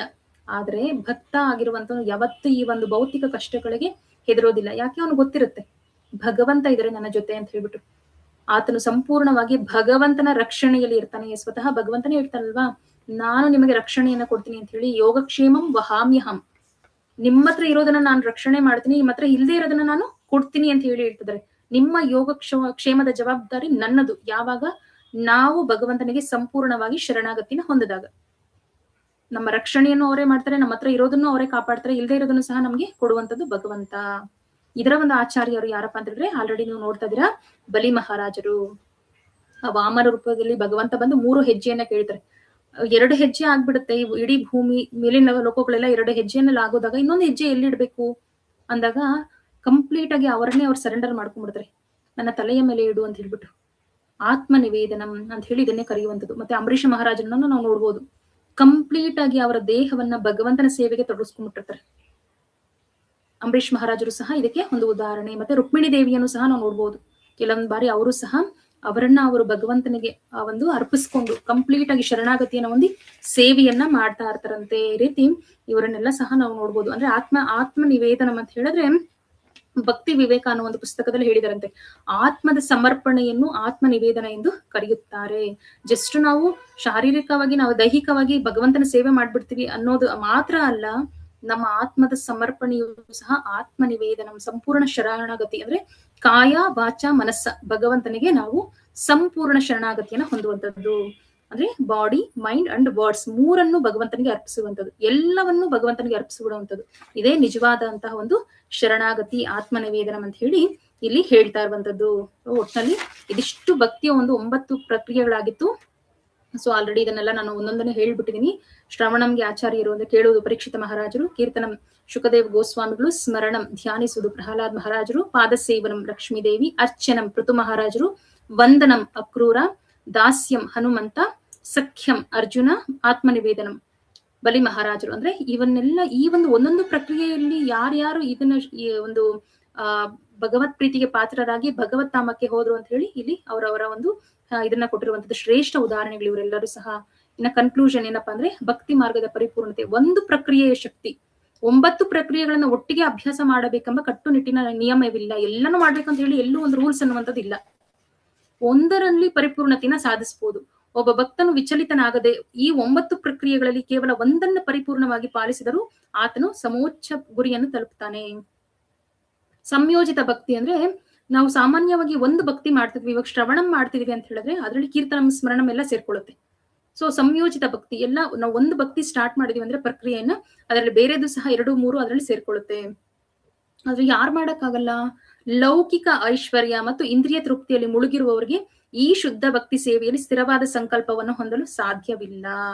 ಸೊ ಯಾರು ಈ ಒಂದು ಇಂದ್ರಿಯ ತೃಪ್ತಿಯಲ್ಲಿ ತುಂಬಾ ಮುಳುಗಿರ್ತಾರೆ ಅಂತವರು ಈ ಒಂದು ಭಕ್ತಿ ಸೇವೆಯನ್ನ ಯಾವ ಕಾರಣಕ್ಕೂ ಮಾಡೋದಕ್ಕೆ ಸಾಧ್ಯನೇ ಇಲ್ಲ. ಸೊ ಈ ಒಂದು ಶ್ಲೋಕದ ಅನುವಾದ ನಾನು ಹೇಳಿದ್ದೆ. ಪ್ರಹ್ಲಾದ ಮಹಾರಾಜರು ಹೇಳಿದನು, ಭಗವಾನ್ ವಿಷ್ಣುವಿನ ಲೋಕೋತ್ತರ ಪವಿತ್ರ ನಾಮ, ರೂಪ, ಗುಣಗಳು, ಪರಿಕರಗಳು, ಲೀಲೆಗಳು, ಶ್ರವಣ, ಕೀರ್ತನ, ಅವುಗಳ ಸ್ಮರಣ, ಭಗವಂತನ ಚರಣಾರವಿಂದಗಳ ಸೇವೆ, ಭಗವಂತನಿಗೆ ಷೋಡಶೋಪಚಾರ ಪೂರ್ವಕವಾಗಿ ಭಕ್ತಿಯಿಂದ ಪೂಜೆಯನ್ನ ಅರ್ಪಿಸುವುದು, ಭಗವಂತನಿಗೆ ವಂದನೆ ಪ್ರಾರ್ಥನೆಯನ್ನು ಸಲ್ಲಿಸುವುದು, ಅವನ ದಾಸನಾಗುವುದು, ಭಗವಂತನನ್ನೇ ಶ್ರೇಷ್ಠ ಸಖನನ್ನಾಗಿ ತಿಳಿದುಕೊಳ್ಳುವುದು, ಸರ್ವಸ್ವವನ್ನು ಭಗವಂತನಿಗೆ ನಿವೇದಿಸುವುದು, ಬೇರೆಯ ಮಾತಿನಲ್ಲಿ ಹೇಳುವುದಾದ್ರೆ ಭಗವಂತನಿಗೆ ಕಾಯೇನ ವಾಚ ಮನಸ ಸೇವೆಯನ್ನು ಸಲ್ಲಿಸುವುದು. ಈ 9 ಪ್ರಕ್ರಿಯೆಗಳು ಪರಿಶುದ್ಧ ಭಕ್ತಿ ಸೇವೆ ಎಂದು ಅಂಗೀಕೃತವಾಗಿದೆ. ಈ 9 ರೀತಿಗಳಲ್ಲಿ ಕೃಷ್ಣನ ಸೇವೆಯನ್ನು ಮಾಡಲು ತನ್ನ ಜೀವನವನ್ನು ಮುಡಿಪಾಗಿಟ್ಟಿರುವವನು ಅತಿ ಶ್ರೇಷ್ಠ ವಿದ್ವಾಂಸನೆಂದು ತಿಳಿಯಬೇಕು. ಏಕೆಂದ್ರೆ ಅವನು ಸಂಪೂರ್ಣ ಜ್ಞಾನವನ್ನು ಪಡೆದುಕೊಂಡಿರುತ್ತಾನೆ. ಇದು ನಾನು ಫಸ್ಟ್ ಸ್ಟಾರ್ಟಿಂಗ್ ಅಲ್ಲಿ ಓದಿದಂತ ಶ್ಲೋಕದ ಒಂದು ಅನುವಾದ ಆಗಿತ್ತು. ಸೊ ಇವಾಗ ಈ ಒಂದು ಶ್ಲೋಕದ ಅನುವಾದ ತುಂಬಾನೇ ಒಂದು ಚೆನ್ನಾಗಿ ಅರ್ಥ ಆಯ್ತು. ಹರೇ ಕೃಷ್ಣ. ಈ 9 ವಿಧಾನಗಳ ಮೂಲಕ ಯಾರು ತಮ್ಮ ಜೀವನವನ್ನ ಶ್ರೀ ಕೃಷ್ಣನ ಸೇವೆಗಾಗಿ ಮುಡುಪಾಗಿಡುತ್ತಾರೋ ಅವರೇ ಸಂಪೂರ್ಣ ಜ್ಞಾನವನ್ನ ಪಡೆದ ಅತ್ಯಂತ ಶ್ರೇಷ್ಠ ವಿದ್ವಾಂಸರು. ಇದು ಎಲ್ಲಿ ಹೇಳಿದಾರಪ್ಪ ಅಂದ್ರೆ ಶ್ರೀಮದ್ ಭಾಗವತಂನ 7ನೇ, ಇವಾಗ ನಾನು ಹೇಳದ್ನಲ್ಲ 7ನೇ ಸ್ಕಂದದ 5ನೇ ಒಂದು ಅಧ್ಯಾಯದ 24ನೇ ಶ್ಲೋಕದ ಅನುವಾದ. ಸೊ ಅವರು ಶ್ರೇಷ್ಠ ವಿದ್ವಾಂಸರಾಗಿರ್ತಾರೆ. ಸೊ ಅದನ್ನೇ ನಾನು ಅನುವಾದ ಇವಾಗ ಓದಿದಂಥದ್ದು. ಹರೇ ಕೃಷ್ಣ ಕೃಷ್ಣ ಕೃಷ್ಣ ಹರೇ ಹರೇ, ಹರೇ ರಾಮ ರಾಮ ರಾಮ ಹರೇ ಹರೇ ಅಂತ ಹೇಳಿ ಸದಾ ನಾವೆಲ್ಲರೂ ಸಹ ಭಗವಂತನ ನಾಮಸ್ಮರಣೆಯನ್ನ ಮಾಡ್ತಾರಣ. ಎಷ್ಟು ಸಾಧ್ಯ ಆಗುತ್ತೋ ಅಷ್ಟು ನಾವು ಈ ಒಂದು ಭಕ್ತಿಯಲ್ಲಿ ನಮ್ಮನ್ನು ನಾವು ತೊಡಗಿಸ್ಕೊಳ್ಳುವಂತ ಒಂದು ಪ್ರಯತ್ನವನ್ನ ಮಾಡೋಣ. ಈ ಒಂದು 9 ಪ್ರಕ್ರಿಯೆಗಳ ಬಗ್ಗೆ ತಿಳಿದುಕೊಂಡು, ಯಾಕಂತ ಹೇಳಿದ್ರೆ ನರ ಜನ್ಮ ಬಂದಾಗ ನಾಲಿಗೆ ಇರುವಾಗ ಕೃಷ್ಣ ಎನ್ನಬಾರದೆ. ಸೊ ಅದನ್ನ ನಾವು ಸದಾ ನೆನೆಸ್ಕೊಳ್ತಾರಣ. ಇವತ್ತು ನರಸಿಂಹ ಭಗವಾನ್ ಕಿ ಜೈ. ಇವತ್ತು ನರಸಿಂಹ ಅಭಿಷೇಕ ಅನ್ನುವಂತಿದೆ. ಸೊ ಎಲ್ಲರೂ ಸಹ ಅದರಲ್ಲಿ ಹೋಗುವಂತ ಒಂದು ಪ್ಲಾನ್ ಅನ್ನ ಮಾಡ್ಕೊಳ್ಳಿ. ಎಲ್ಲರೂ ಸೇವೆ, ಈ ಒಂದು ನವವಿಧ ಭಕ್ತಿಯಲ್ಲಿ ಹಲವಾರು ಸೇವೆಗಳನ್ನ ನಾವು ಅಲ್ಲಿ ಮಾಡ್ಬೋದು. ಸೊ ಆವಾಗ ನಮ್ಮ ಒಂದು ಭಕ್ತಿ ಜೀವನದಲ್ಲಿ ಪ್ರಗತಿ ಅನ್ನುವಂಥದ್ದು ಸಾಧ್ಯ ಆಗುತ್ತೆ. ಗಾಂಧರ್ವಿಕ ಗಿರಿಧಾರಿ ರಾಧಾರಾಣಿ, ನಮ್ಮ HPR ಲೆವೆಟ್ ಇಸ್ಕಾನ್. ಸೊ ಇದು ಇಷ್ಟು ಇವತ್ತಿನ ಒಂದು ಸೆಷನ್ ಆಗಿತ್ತು. ಸೊ ನಾನು 22 ನಿಮಿಷ ಸಮಯ ಜಾಸ್ತಿ ತಗೊಂಡ್ಬಿಟ್ಟಿದ್ದೀನಿ, ಕ್ಷಮೆ ಇರಲಿ. ಯಾಕಂದ್ರೆ ಇದು ಎಷ್ಟೊಂದು ಏನಂದ್ರೆ ಆಳವಾದ ವಿಷಯ ಆಗಿತ್ತು. ಆದ್ರಿಂದ ಸ್ವಲ್ಪ ಸಮಯ ಜಾಸ್ತಿ ಆಯ್ತು, ದಯವಿಟ್ಟು ಕ್ಷಮೆ ಇರಲಿ. ಸೊ ಒಂದು ಬಾರಿ ಹರೇ ಕೃಷ್ಣ ಮಹಾಮಂತ್ರನ ಹೇಳೋಣ. ಹರೇ ಕೃಷ್ಣ ಕೃಷ್ಣ ಕೃಷ್ಣ ಹರೇ ಹರೇ, ಹರೇ ರಾಮ ರಾಮ ರಾಮ ಹರೇ ಹರೇ. ಶ್ರೀಲ ಪ್ರಭುಪಾದಿಕಿ ಜೈ. ಹಾಗೆ ನನ್ನ ಶಿಕ್ಷಾ ಗುರುಗಳಿಗೆ ವಂದಿಸುತ್ತಾ ನನಗೆ ಈ ಒಂದು ಅವಕಾಶವನ್ನ ಮಾಡಿಕೊಟ್ಟಂತ ಎಲ್ಲರಿಗೂ ಸಹ ಧನ್ಯವಾದಗಳನ್ನ ಅರ್ಪಿಸುತ್ತಾ, ಹಾಗೆ ಇಷ್ಟು ಸಮಯ ತಾಳ್ಮೆಯಿಂದ ಕುಳಿತುಕೊಂಡು ನೀವೆಲ್ಲರೂ ಕೇಳಿದಿರಾ. ಸೊ ನಿಮಗೂ ಸಹ ಧನ್ಯವಾದಗಳು. ನನ್ನಿಂದ ಏನಾದ್ರೂ ತಪ್ಪಾಗಿದೆ ಅದು ನನ್ನ ಅಜ್ಞಾನದಿಂದ. ಏನೇ ನಾನು ಹೇಳಿದ್ರು ಅದೆಲ್ಲ ಸಹ ನನ್ನ ಆಚಾರ್ಯರಿಗೆ ಸೇರ್ಬೇಕು. ಸೊ ಅವರಿಗೆ ಎಲ್ಲವನ್ನ ಅವರ ಪಾದಕ್ಕೆ ಅರ್ಪಿಸ್ತಾ ಇದ್ದೀನಿ. ಹಾಗೆ ನಮ್ಮ ಒಂದು ಜಗನ್ನಾಥ ಚಕ್ರದ ಹೆಡ್ ಆಗಿರುವಂತಹ ಪ್ರಮೋದ್ ಪ್ರಭುಗಳಿಗೂ ಹಾಗೂ ನಮ್ಮ ಅನಂತ ಸರ್ಕಲ್ ನ ಹೆಡ್ ಆಗಿರುವಂತಹ ಗಿರೀಶ್ ಪ್ರಭುಗಳಿಗೂ ಧನ್ಯವಾದಗಳನ್ನ ತಿಳಿಸ್ತೀನಿ. ಎಲ್ಲ ಭಕ್ತರಿಗೂ ಅನಂತ ಕೋಟಿ ಕೋಟಿ ಪ್ರಣಾಮಗಳು, ಹಾಗೆ ಧನ್ಯವಾದಗಳು. ಹರೇ ಕೃಷ್ಣ. ಹರೇ ಕೃಷ್ಣ ಪ್ರಭು. ಹರೇ ಕೃಷ್ಣ. ಹರೇ ಕೃಷ್ಣ. ಸೊ ತುಂಬಾ ಧನ್ಯವಾದಗಳು ಮಾತಾಜಿ. ಸೊ ತುಂಬಾ ವಿವರಣಾತ್ಮಕವಾಗಿ, ವಿಶ್ಲೇಷಣಾತ್ಮಕವಾಗಿ ಒಂದು ನವವಿಧ ಭಕ್ತಿಯ ಬಗ್ಗೆ ತಿಳಿಸ್ಕೊಟ್ಟಿದ್ದೀರಾ. ಜೊತೆಗೆ ಒಂದು ಪ್ರತಿಯೊಂದು ಭಕ್ತಿಗೂ ಕೂಡ ಯಾರು ಆ ಒಂದು ಆಚಾರ್ಯರು ಅನ್ನೋದನ್ನು ಕೂಡ ತಿಳಿಸ್ಕೊಟ್ಟಿದ್ದೀರಾ. ತುಂಬಾ ಧನ್ಯವಾದಗಳು ಮಾತಾಜಿ. ಸಾಕಷ್ಟು ವಿಚಾರಗಳನ್ನ ಇವತ್ತು ನಾವೆಲ್ಲರೂ ಕೂಡ ತಿಳ್ಕೊಂಡಿದ್ದೀವಿ ಅಂತ ನಾನು ಭಾವಿಸ್ತೀನಿ. ಸೊ ಮಾತಾಜಿ ಅವರು ಇದೇ ರೀತಿ ಇನ್ನೂ ಹೆಚ್ಚು ಭಾಗವತನ ವಿಚಾರಗಳನ್ನ, ಭಗವಂತನ ಲೀಲೆಗಳನ್ನ, ಭಗವಂತನ ಭಕ್ತರ ಲೀಲೆಗಳನ್ನ ನಮ್ಗೆ ಒಂದು ಹೇಳೋ ರೀತಿಯಾಗ್ಲಿ, ಹೆಚ್ಚಿನ ಕ್ಲಾಸ್ಗಳನ್ನ ತಗೊಳ್ಳೋ ರೀತಿಯಾಗ್ಲಿ, ಗುರು ಕೃಷ್ಣರ ಸೇವೆಯನ್ನು ಹೆಚ್ಚು ಮಾಡೋ ರೀತಿಯಾಗ್ಲಿ ಅಂತ ಕೇಳ್ಕೊಂಡು ನಾವು ಒಂದು ಬಾರಿ ಹರೇ ಕೃಷ್ಣ ಮಹಾಮಂತ್ರವನ್ನ ಹೇಳಿ. ಹರೇ ಕೃಷ್ಣ ಕೃಷ್ಣ ಕೃಷ್ಣ ಹರೇ ಹರೇ, ಹರೇ ರಾಮ ರಾಮ ರಾಮ ಹರೇ ಹರೇ. ಧನ್ಯವಾದಗಳು ಮಾತಾಜಿ. ಹರೇ ಕೃಷ್ಣ. ಸೊ ಈ ಒಂದು ಅಧಿವೇಶನಕ್ಕೆ ಸಂಬಂಧಪಟ್ಟಂತೆ ನಾವು ಪ್ರಶ್ನೆಗಳನ್ನ ತಗೊಳ್ಳೋಣ. ಅದಕ್ಕಿಂತ ಮುಂಚೆ ಕೆಲವೊಂದು ಅನೌನ್ಸ್ಮೆಂಟ್ಗಳಿದೆ. ಅನೌನ್ಸ್ಮೆಂಟ್ಗಳಾದ ಮೇಲೆ ನಾವು ಒಂದು ಕ್ವಶನ್ಗಳನ್ನ ತಗೊಳ್ಳೋಣ. ಸೊ ಮೊದಲನೇದಾಗಿ ಈ ಒಂದು ಪುರುಷೋತ್ತಮ ಮಾಸ ಅನ್ನೋದು ನಡೀತಾ ಇದೆ, ನಮ್ಮೆಲ್ಲರಿಗೂ ಗೊತ್ತೇ ಇದೆ. ಈ ಒಂದು ಮೇ 17ನೇ ತಾರೀಕಿನಿಂದ ಪುರುಷೋತ್ತಮ ಮಾಸ ಅನ್ನೋದು ನಡೀತಾ ಇದೆ. ಸೊ ಈಗ ಬರುವ ಸೋಮವಾರಕ್ಕೆ ಅದು ಕೊನೆಗೊಳ್ಳುತ್ತೆ, 15 ಜೂನ್ಗೆ. ಸೊ ಹಲವಾರು ವಿಶೇಷತೆಗಳನ್ನ ನಾವು ಮಾಡ್ತಾ ಇದ್ವಿ. ಅಂದ್ರೆ ಈಗ ಪ್ರತಿದಿನ 15ನೇ ಅಧ್ಯಾಯ, ಒಂದು ಭಗವದ್ಗೀತೆಯ 15ನೇ ಅಧ್ಯಾಯವನ್ನು ಓದೋದಾಗಿರ್ಬೋದು, ಶ್ಲೋಕಗಳನ್ನ, ಮತ್ತೆ ಒಂದು ಹಲವಾರು ಭಗವಂತನ ಕೀರ್ತನೆಗಳು, ಚೌರಾಷ್ಟಕಂ ಆಗಿರ್ಬೋದು, ಜಗನ್ನಾಥಾಷ್ಟಕಂ ಆಗಿರ್ಬೋದು, ನಂದನಂದಾಷ್ಟಕಂ ಆಗಿರ್ಬೋದು, ಈ ರೀತಿಯಾಗಿ ಹಲವಾರು ಕೀರ್ತನೆಗಳನ್ನ ಕೂಡ ನಾವು ಹಾಡ್ತಾ ಇದ್ವಿ. ಇನ್ನು ಹಲವಾರು, ಮತ್ತೆ ಇನ್ನು ಜಪ ಆಗಿರ್ಬೋದು, ಜಪ ಅಷ್ಟೇ ಪ್ರತಿ ಒಂದು ದಿನ ಏನ್ ಮಾಡ್ತಾ ಇದ್ವಿ ಅದಕ್ಕಿಂತಲೂ ಹೆಚ್ಚಿನ ಒಂದು ಜಪವನ್ನ ಈ ಒಂದು ತಿಂಗಳಿನಲ್ಲಿ ನಾವು ಮಾಡ್ತಾ ಬರ್ತಾ ಇದೀವಿ. ಸೊ ಅದೇ ರೀತಿ ಇನ್ನೊಂದು ಕೂಡ ವಿಶೇಷತೆ ಇತ್ತು. ಸಾಧನಾ ವರದಿಯಲ್ಲಿ ಒಂದು ವಿಶೇಷತೆಯನ್ನ ನಾವು ನೋಡಿದ್ವಿ. ಸೊ ಅದು ನಿಮ್ಗಿಲ್ಲ, ಎಲ್ಲಾ ಭಕ್ತರಿಗಾಗ್ಲೇ ಗೊತ್ತಿದೆ. ಸೊ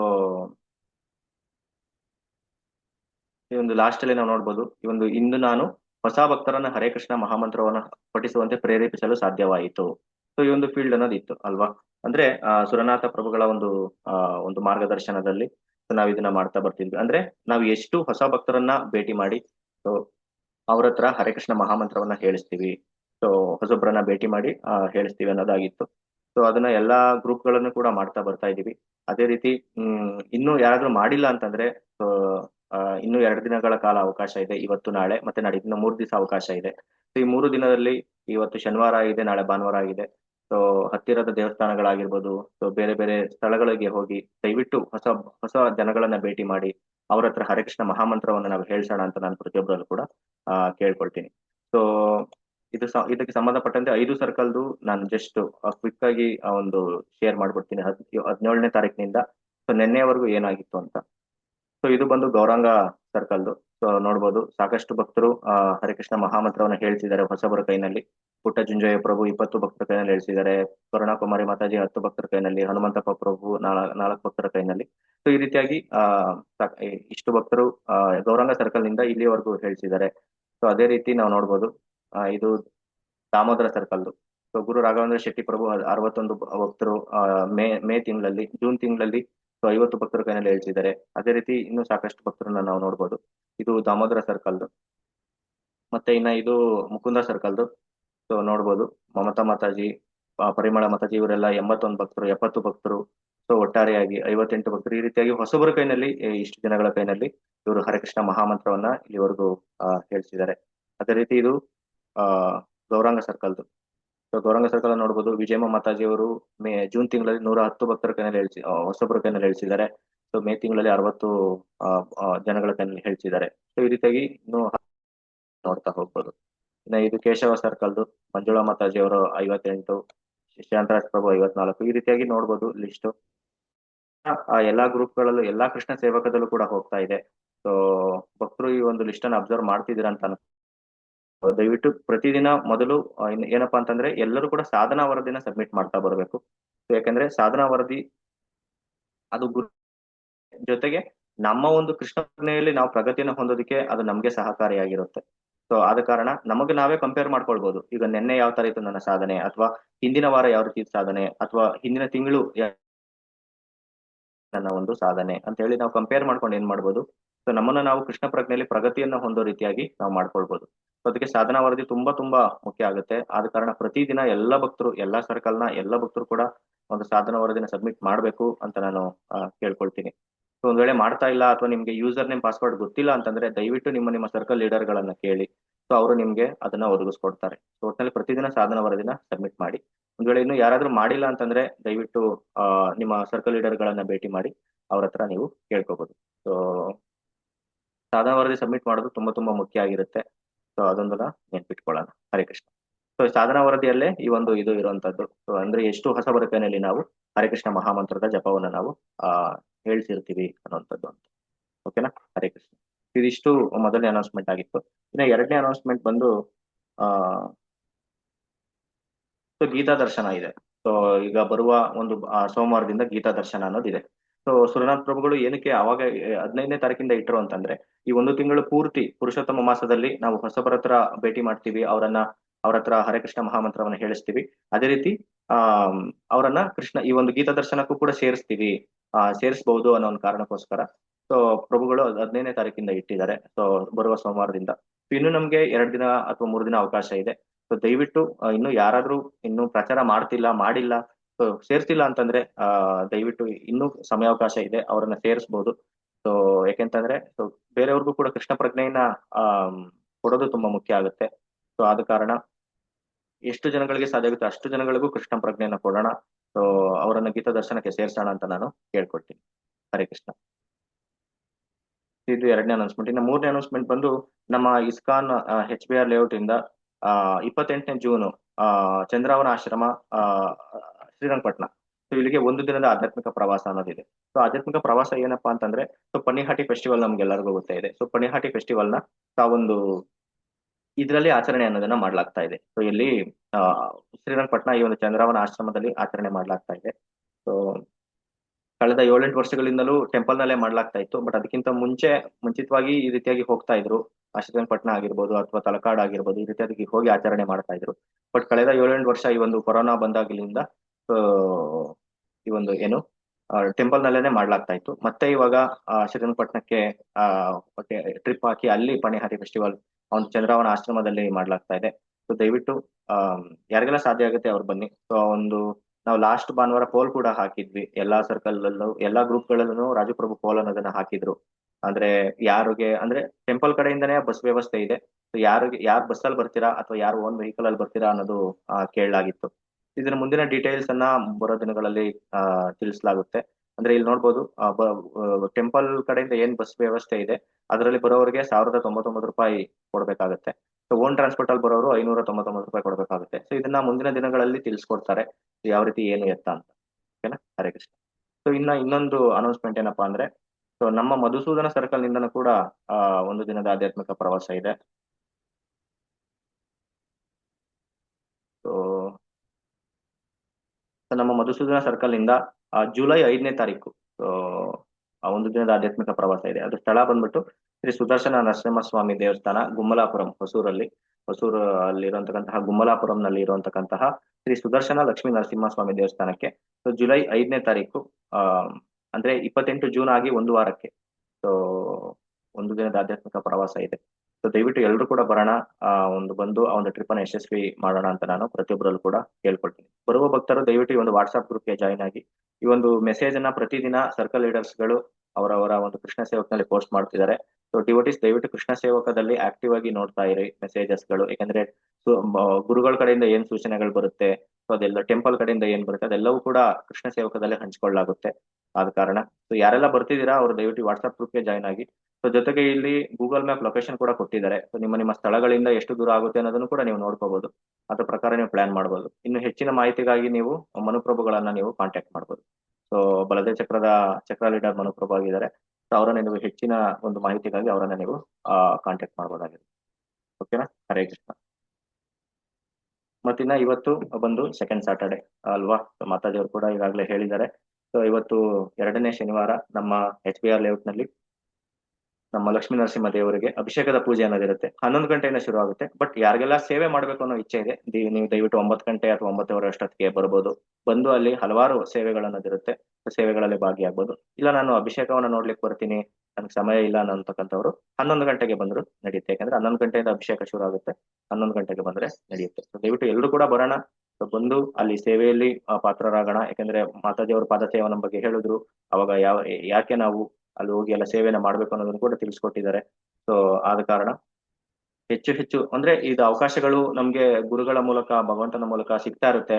ಭಕ್ತರ ಸಾಂಗತ್ಯ ಪಡಿಲಿಕ್ಕೆ, ಭಗವಂತನ ಒಂದು ದರ್ಶನವನ್ನ ಪಡಿಲಿಕ್ಕೆ. ಸೊ ಪ್ರತಿ ತಿಂಗಳು ಈ ರೀತಿ ನೋಡ್ಬೋದು. 2ನೇ ಶನಿವಾರ ಆಗಿರ್ಬೋದು, ಮತ್ತೆ 1 ದಿನದ ಆಧ್ಯಾತ್ಮಿಕ ಪ್ರವಾಸದಲ್ಲಾಗಿರ್ಬೋದು. ಇದೆಲ್ಲವನ್ನ ನಾವು ಪ್ರತಿ ತಿಂಗಳು ಕೂಡ ಸಂಪೂರ್ಣವಾಗಿ ಸದುಪಯೋಗ ಪಡಿಸ್ಕೊಂಡು ಭಕ್ತರ ಸಾಂಗತ್ಯದಲ್ಲಿ ಭಾಗಿಯಾಗಬೇಕು.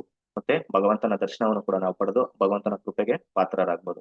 ಆಗ ಮಾತ್ರ ನಾವು ಕೃಷ್ಣ ಪ್ರಜ್ಞೆಯಲ್ಲಿ ಉಳ್ಕೊಳ್ಳೋದಕ್ಕೆ ಸಾಧ್ಯ, ಜೊತೆಗೆ ಪ್ರಗತಿಯನ್ನು ಹೊಂದೋದಕ್ಕೂ ಕೂಡ ನಾವು ಸಾಧ್ಯ ಆಗುತ್ತೆ. ಓಕೆನಾ? ಎಲ್ಲರೂ ಕೂಡ ಬರೋಣ. ಬಂದು ಭಗವಂತನ ಒಂದು ಸೇವೆಯಲ್ಲಿ ಒಂದು ಭಾಗಿಯಾಗಿ ಭಗವಂತನ ಕೃಪೆಗೆ, ಗುರುಗಳ ಒಂದು ಕೃಪೆಗೆ ಪಾತ್ರರಾಗೋಣ ಅಂತ ನಾನು ಕೇಳ್ಕೊಳ್ತೀನಿ. ಹರೇ ಕೃಷ್ಣ. ಇನ್ನು ನೆಕ್ಸ್ಟ್ ಅನೌನ್ಸ್ಮೆಂಟ್, ಇದು Subhadra summer camp. Summer camp actually ಮುಗಿದಿದೆ, ಬಟ್ ಸ್ಟಿಲ್ ಈಗ ಪ್ರತಿ ಭಾನುವಾರ ಅದನ್ನು ಕಂಟಿನ್ಯೂ ಆಗ್ತಿದೆ. ಸೊ ಇನ್ನು ಯಾರೆಲ್ಲ ಮಕ್ಳುಗಳನ್ನ ಸೇರಿಸ್ಬೇಕು ಅಂತ ಇದ್ರೆ ನೀವು ಸೇರಿಸಬಹುದು ಈಗಲೂ ಕೂಡ. ಸೊ ಪ್ರತಿ ಭಾನುವಾರ ಅನ್ನೋದು ನಡೀತಾ ಇದೆ. ಅಂದ್ರೆ ಏನ್ ಪ್ಯಾಟರ್ನ್ ನಾವು ಫಾಲೋ ಮಾಡ್ತಿದ್ವಿ ಸಮ್ಮರ್ ಕ್ಯಾಂಪ್ ಟೈಮಲ್ಲಿ, ಅದನ್ನೇ ಪ್ರತಿ ಭಾನುವಾರನೂ ನಾವು ಫಾಲೋ ಮಾಡ್ತಿದ್ವಿ. ಸೊ ಅದಕ್ಕೂ ಕೂಡ ನೀವು ಸೇರಿಸ್ಬೋದು ಮಕ್ಕಳನ್ನು. ಹರೇ ಕೃಷ್ಣ. ಇದಿಷ್ಟು ಅನೌನ್ಸ್ಮೆಂಟ್ ಆಗಿತ್ತು. ಇನ್ನು ಬರ್ತ್ಡೇ ಅನೌನ್ಸ್ಮೆಂಟ್ ಒಂದಿದೆ. ಸಂಜನಾ ಶೆಟ್ಟಿ ಮಾತಾಜಿ ಅವರ ಒಂದು ಬರ್ತ್ಡೇ ಇದೆ, ಸಂಗೀತಾ ಮಾತಾಜಿ ಅವರ ಮಗಳು.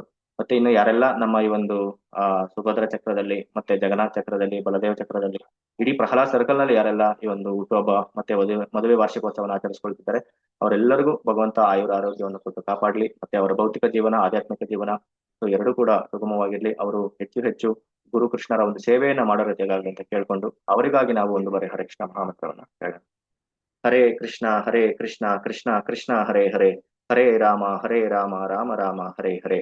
ಸೊ ನಂತರ ನಮ್ಮ ಶಿಕ್ಷಾ ಗುರುಗಳು ಮತ್ತೆ ನಮ್ಮ ಆಧ್ಯಾತ್ಮಿಕ ಗುರುಗಳಾದ ಜಯಪ್ರಕಾಶ್ ಸ್ವಾಮಿ ಮಹಾರಾಜ್, ಸೊ ಅವರ ಒಂದು ಆರೋಗ್ಯ ಇನ್ನೂ ಚೇತರಿಕೆಗೊಳ್ಳಿ. ಯಾಕೆಂದ್ರೆ ಈಗ ಬರುವ ಸೋಮವಾರದಿಂದ 18 ದಿನಗಳ ಅಧಿವೇಶನ ಇದೆ. ಪ್ರಭುಗಳಿಗೆ ಬ್ಯಾಕ್ ಪೇನ್ ಇದೆ, ನಮ್ಮೆಲ್ಲರಿಗೂ ಗೊತ್ತೇ ಇದೆ. ಸೊ ಪ್ರಭುಗಳು ಆಲ್ಮೋಸ್ಟ್ 2.5 3 ಗಂಟೆಗಳ ಕಾಲ ಕೂರ್ಬೇಕಾಗುತ್ತೆ ನೆಕ್ಸ್ಟ್ 20 ದಿನಗಳು. ಆದ ಕಾರಣ ಅವರಿಗೆ ಒಂದು ಬೆನ್ನು ನೋವು ಕಡಿಮೆ ಆಗ್ಲಿ, ಭಗವಂತ ಒಂದು ಶಕ್ತಿಯನ್ನು ಕೊಡ್ಲಿ ಅವ್ರಿಗೆ ಅಂತ ಕೇಳ್ಕೊಂಡು, ನಮ್ಮ ಜಯಪ್ರಕಾಶ್ ಸ್ವಾಮಿ ಮಹಾರಾಜ್ ಕೂಡ ಅಷ್ಟೇ, ಅವರು ಆ ಸ್ಥಿತಿಯಲ್ಲಿ ಇದ್ರು ಇವತ್ತು ಕೂಡ ವರ್ಲ್ಡ್ ಟೂರ್ ಮಾಡ್ತಾ, ಸೊ ಹೆಚ್ಚು ಜನಗಳನ್ನ ಪ್ರೇರೇಪಿಸ್ತಾ ಕೃಷ್ಣ ಪ್ರಜ್ಞೆಗೆ ಬರ್ಲಿಕ್ಕೆ ಅವರ ಒಂದು ಶಿಷ್ಯರಿಗೆ ಮಾರ್ಗದರ್ಶನವನ್ನು ಮಾಡ್ತಿದ್ದಾರೆ. ಸೊ ಅವರಿಬ್ಬರಿಗೂ ಕೂಡ ಇನ್ನೂ ಹೆಚ್ಚಿನ ರೀತಿಯಲ್ಲಿ ಭಗವಂತ ಆಶೀರ್ವಾದವನ್ನು ಮಾಡ್ಲಿ, ಇನ್ನು ಹೆಚ್ಚು ಹೆಚ್ಚು ಅವರು ಭಗವಂತನ ಸೇವೆಯನ್ನು ಮಾಡುತ್ತೇಗಾಗಲಿ ಅಂತ ಕೇಳ್ಕೊಳ್ಳೋಣ. ಒಂದು ಬಾರಿ ಹರೇ ಕೃಷ್ಣ ಮಹಾಮಂತ್ರವನ್ನ ಹರೇ ಕೃಷ್ಣ ಕೃಷ್ಣ ಕೃಷ್ಣ ಹರೇ ಹರೇ, ಹರೇ ರಾಮ ರಾಮ ರಾಮ ಹರೇ ಹರೇ. ಸೊ ನಂತರ ಇಡೀ ನಮ್ಮ ಪ್ರಹ್ಲಾದ್ ಸರ್ಕಲ್ ನಲ್ಲಿ ಯಾರಿಗೆಲ್ಲ ಹುಷಾರಿಲ್ಲ, ಸೊ ಅವರೆಲ್ಲರೂ ಆದಷ್ಟು ಬೇಗ ಗುಣಮುಖರಾಗಿ ಮತ್ತೆ ಅವರು ಗುರುಕೃಷ್ಣರ ಸೇವೆಯಲ್ಲಿ ಯಥಾ ಪ್ರಕಾರ ತೊಡಗೋ ರೀತಿಯಾಗಲಿ ಅಂತ ಕೇಳ್ಕೊಂಡು, ಸೊ ಅವರಿಗಾಗಿ ಒಂದು ಬಾರಿ ಹರೇ ಕೃಷ್ಣ ಮಹಾಮಂತ್ರವನ್ನ ಹರೇ ಕೃಷ್ಣ ಕೃಷ್ಣ ಕೃಷ್ಣ ಹರೇ ಹರೇ, ಹರೇ ರಾಮ ರಾಮ ರಾಮ ಹರೇ ಹರೇ. ಹರೇ ಕೃಷ್ಣ. ಸೊ ಇಲ್ಲಿಗೆ ಅನೌನ್ಸ್ಮೆಂಟ್ ಮುಗಿಯುತ್ತೆ. ಸೊ ಈಗ ಇದೊಂದು ಅಧಿವೇಶನಕ್ಕೆ ಸಂಬಂಧಪಟ್ಟಂತೆ ಏನಾದರೂ ಪ್ರಶ್ನೆಗಳಿದ್ರೆ ನಾವು ತಗೊಳ್ಳೋಣ. ಸೆಲ್ವಿಮಣಿ ಮಾತಾಜಿ, ಹರೇ ಕೃಷ್ಣ. ಹರೇ ಕೃಷ್ಣ ಪ್ರಭುಜಿ.